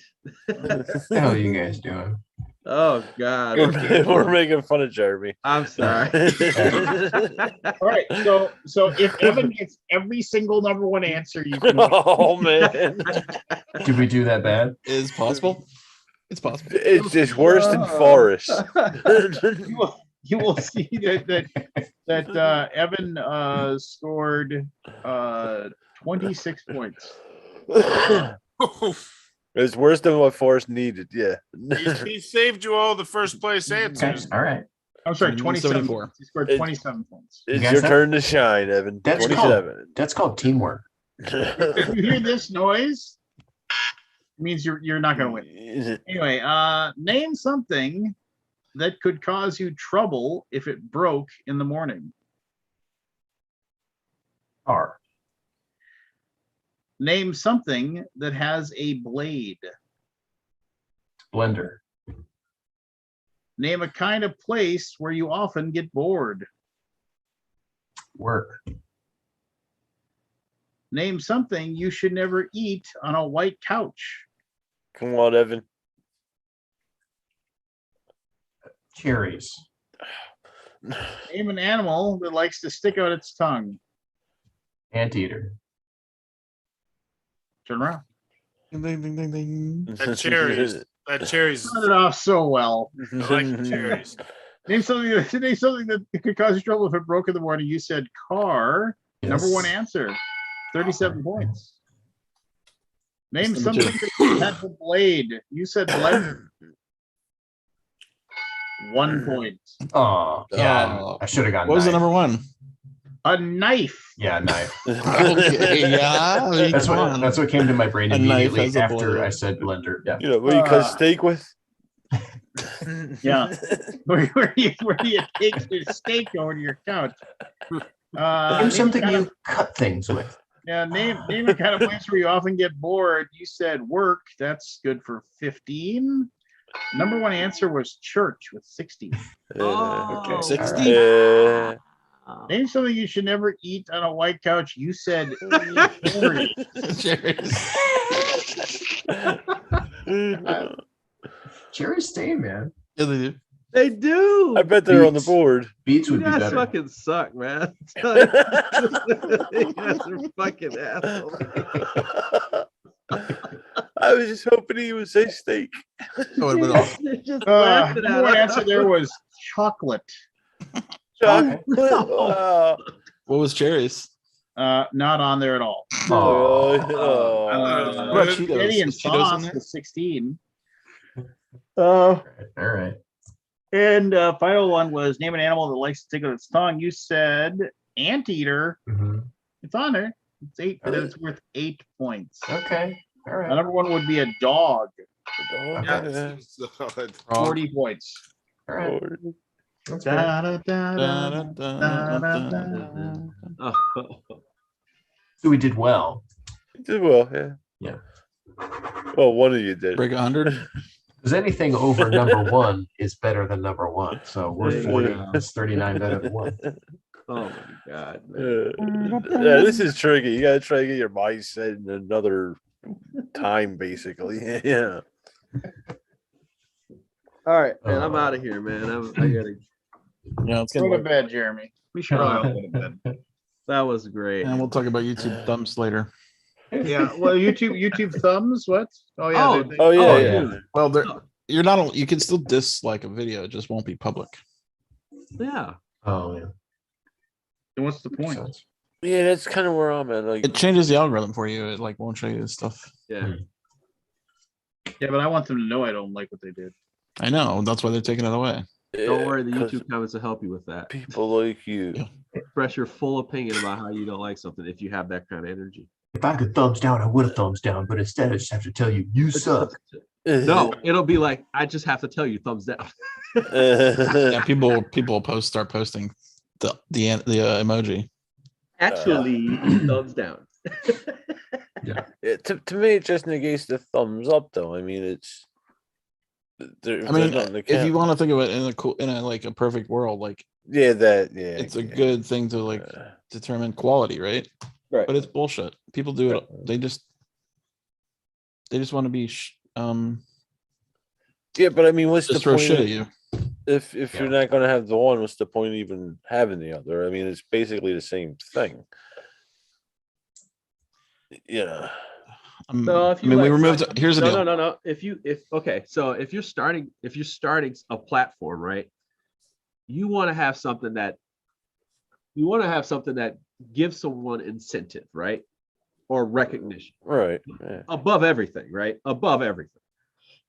But you also do want to have something that does express displeasure, or you're not satisfied, you're not entertained as well. Now, that thing still exists. It's just not as prominent sitting next to the other one, and we know how that works. But if you don't like something, more than likely somebody will want to say something about it. If that button goes away, people are going to tell you how they feel. or they're gonna keep fucking scrolling. Yeah. But do you It's think engagement, man? It's engagement. Yeah, I like more engagement if people are commenting and say you suck. I like engagement. But I do you like- Here's the think deal. that's Back- more harmful than Back in the BGG early days, we had thumbs down, right? And I remember reading threads, and it would have like 100 thumbs up or something. Not that many, but maybe like 50 to 75 or something like that. And one thumbs down.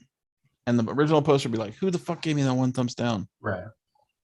They don't care about the other stuff. They only care about that one thumbs down. Yeah.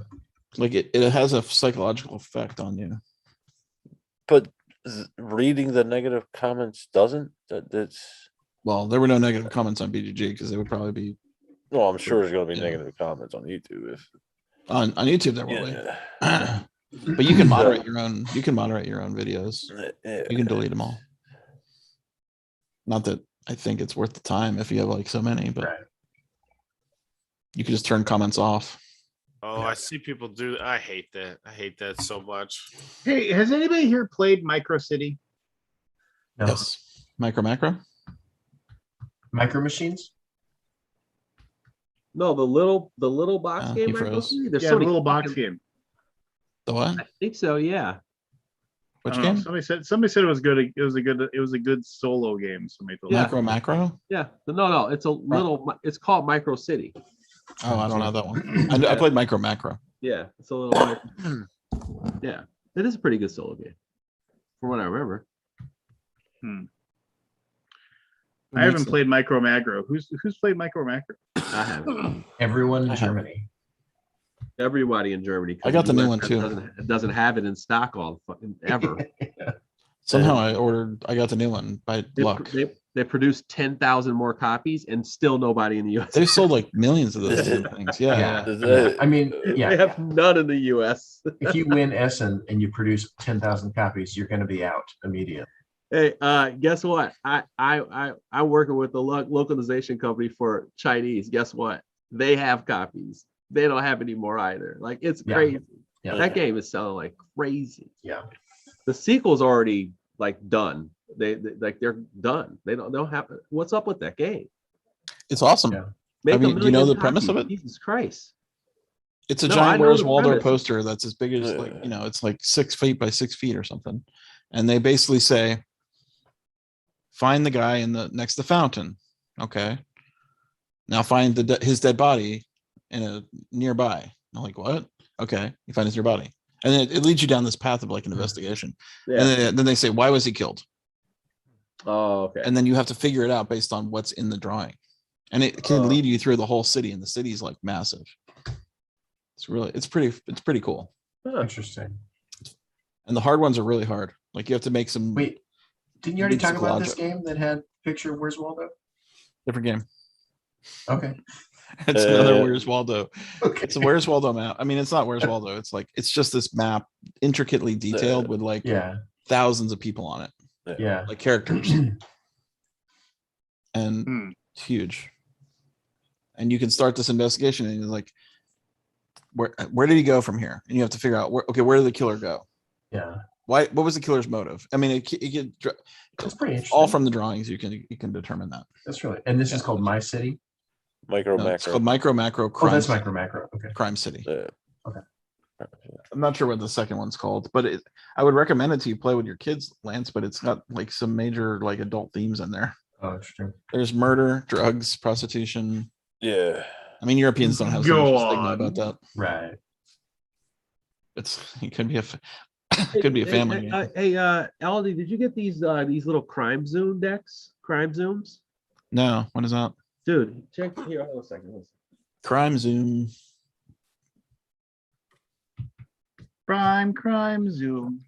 Zoom in on crime tonight at 9. Yeah, pick Ugh, I have to get some Red Bulls for next week, man. pick these two up, man. Pick this one up. It's called Carter Venture. Okay. And Who then makes this it? this one right here, Crime Zoom. This is Lucky Duck. This is Oh, they're making their. Is it the same Sherlock system or is it different? I don't know. This one is Can you read the this one here is description? by Blam. Okay. So, dude, so in this game, so you have like a crime scene that's laid out in cards. Okay. You deal the whole deck out and lay it out. So you deal like the first 15 cards, and the first 15 cards is a crime scene. Okay. You flip over a card, and you get some information that'll say, hey, like, you know, you're looking at the picture, and it'll be like, let's say the guy's laying on the couch dead. That's the one I did today. He's laying on the couch dead. You look at the scene as if you were doing like Chronicles of Crime. You look at the scene, and you flip over something of significance that looks significant, like the bullet that was on the ground. So then it'll say, flip it over, and it'll say, grab this card from the deck. And you grab the card from the deck, and it'll say, this is the bullet, blah, blah, blah, blah, blah. It's from this thing. Send it to the ballistics or keep it or do whatever. And then you can go do this. Now, here's the deal. It goes like that, right? Yeah. But what happens is it starts to tell a side story in a different set of cards depending on where certain spots go. So like in this example, okay, it was like, hey, you need to go to this location, go to this bar. So I went to this strip club. So then I went to a strip club, and it was like deal out cards 40 through 45. And when you deal them out, it creates another scene, like as if you're at the strip club. Neat. And then, so it's like an app, but in cards. Yeah, it was like, dude, That's it was cool. really slick. I was like, that's pretty slick. Of course, these are going to be like $15 maybe. Yeah, $15. $10, I hope. Yeah. Then we play here, once. This one here was like kind of seventh continent ish. Oh. So yeah, you're like, what's that one? This one's called Card Adventure. Card Adventure. Okay. Cart Adventure. Adventure. Card Yeah. Adventure. Yeah. Cartographer Avengers. Yeah, Cartographer Avengers. Adventurers. This one here, you lay out the middle, and then you have actual picture character cards in the different slots, and then you make choices on how you're going to deal with those people, and that kind of sets you off in another chain. But as you flip the cards over and you get more items and different things like that, like the one I played was like in a Viking setting. I had like the favor from Odin, the favor from Loki, the favor from whatever, and you use those as powers to take favors and get them. And the deaths are brutal as fuck. And Interesting. And the successes are hard, but you got to choose how you're going to deal with these things based on items that you have. Okay. And the cards, as you flip them over, actually create a map. Yeah, that's cool. And That sounds the pretty cool. coolest, the really cool thing about that is Blood that Eagle. the map does not stay the same. So sometimes the choices will change. It'll tell you to get a different card, and the landscape will change because of the choice you made. That's cool. That sounds Or pretty it'll just show a change of the season. Yeah. Is that available in the States? I don't know. Cartaventure. I don't know. Cartaventure. Cart Adventure? Yeah. Look at it. Sounds cool. Do you get to Blood Eagle anybody? What's that? Do you get to Blood Eagle anybody?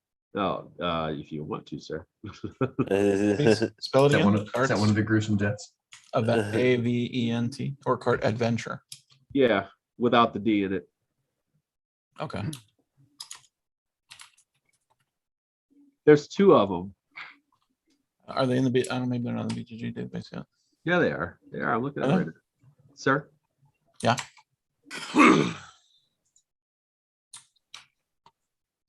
Cartaventure. I don't see it. Whoa, that's not a word. He is not forgiving the typos. Finding it. Because this is a really weird one. They're all weird ones. You got it? Yeah. Who's the publisher? Hold on. Here.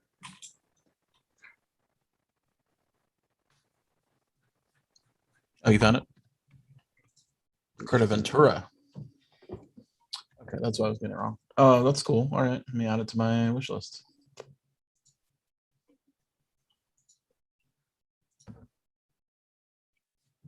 Huh. Blam. That's the publisher. Yeah, I think it's been French. The French, man, they always make good French. stuff. Yeah, always French. They do. I know. You got to watch. You got to find the Sorry We Yeah, Are French yeah. people and see what they got every year. You really do. You got to go find them. Oh, this looks really cool, actually. Do you have a Oh, yeah, it's in English too. Yeah. There's a bunch of these.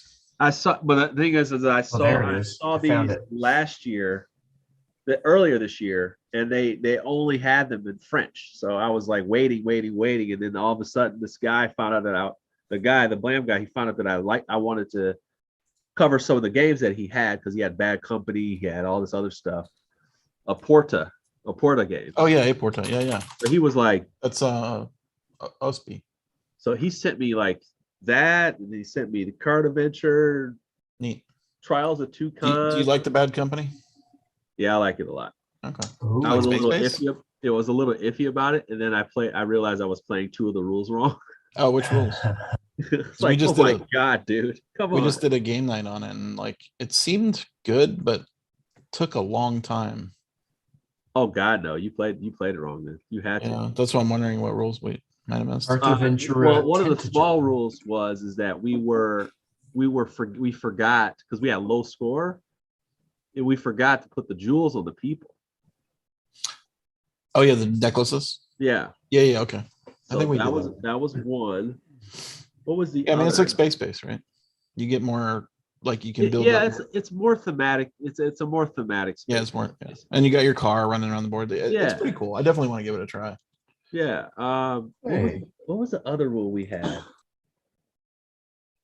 Oh, well, this is actually a knock against the game because it could get a little sloppy because when you're completing missions, like since everything can just be done simultaneously, pretty much. It's resolving in play order, right? Everybody should just resolve in play order, but Yeah. what happens is everybody's like going for shit at the same time. Yeah, And which can affect it. Especially when you have to figure out ties as well. So it's like it just got a little sloppy, and then we were like, Yeah. That was a thing that I kind of made a note about. Other than that, like that game's fucking, it's fun. I mean, it's only an hour. How the fuck is that long? It's just when recording stuff takes longer. Yeah, well, yeah. But the game takes an hour tops. The only sucky part is if you don't really invest in what your crew sucks at, then you're gonna have a bad game. Yeah, the upgrade.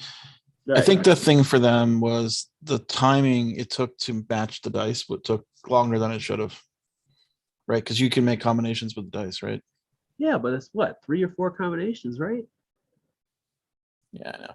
Jesus Christ! You make 2 combinations. You look at your stuff, then you make another 2 combinations. You look at your stuff. You make another, and then I mean, it's a lot of like.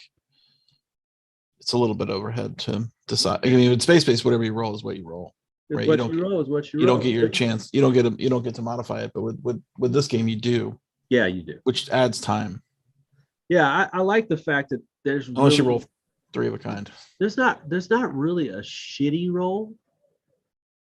Yeah, because you always trigger something. You trigger 2 things on your turn, right? Yeah, you always trigger something, and you're always going to be able to trigger 2 things on your turn.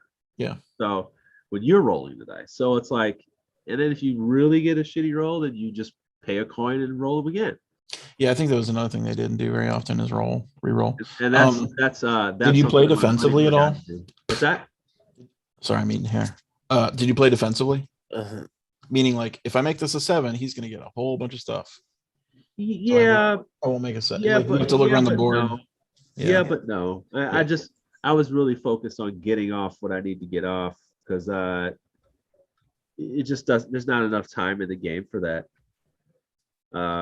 But you see a character that's like 6 feet tall or whatever the heck, like I'm not going to give you a 7. Well, yeah, I mean, no shit, but yeah. I wouldn't know why anybody would do that either, though. Like just to get the 7. Yeah, I mean, if you put your 7 like, triggered, like with 4 or 5, I don't know what they call like stacks. Yeah, but here's the deal: why would you do that when you only get the points for the person that's at the top? But then you get like all the symbols that they have. You get all the symbols, but you don't get the points for the person that you only get.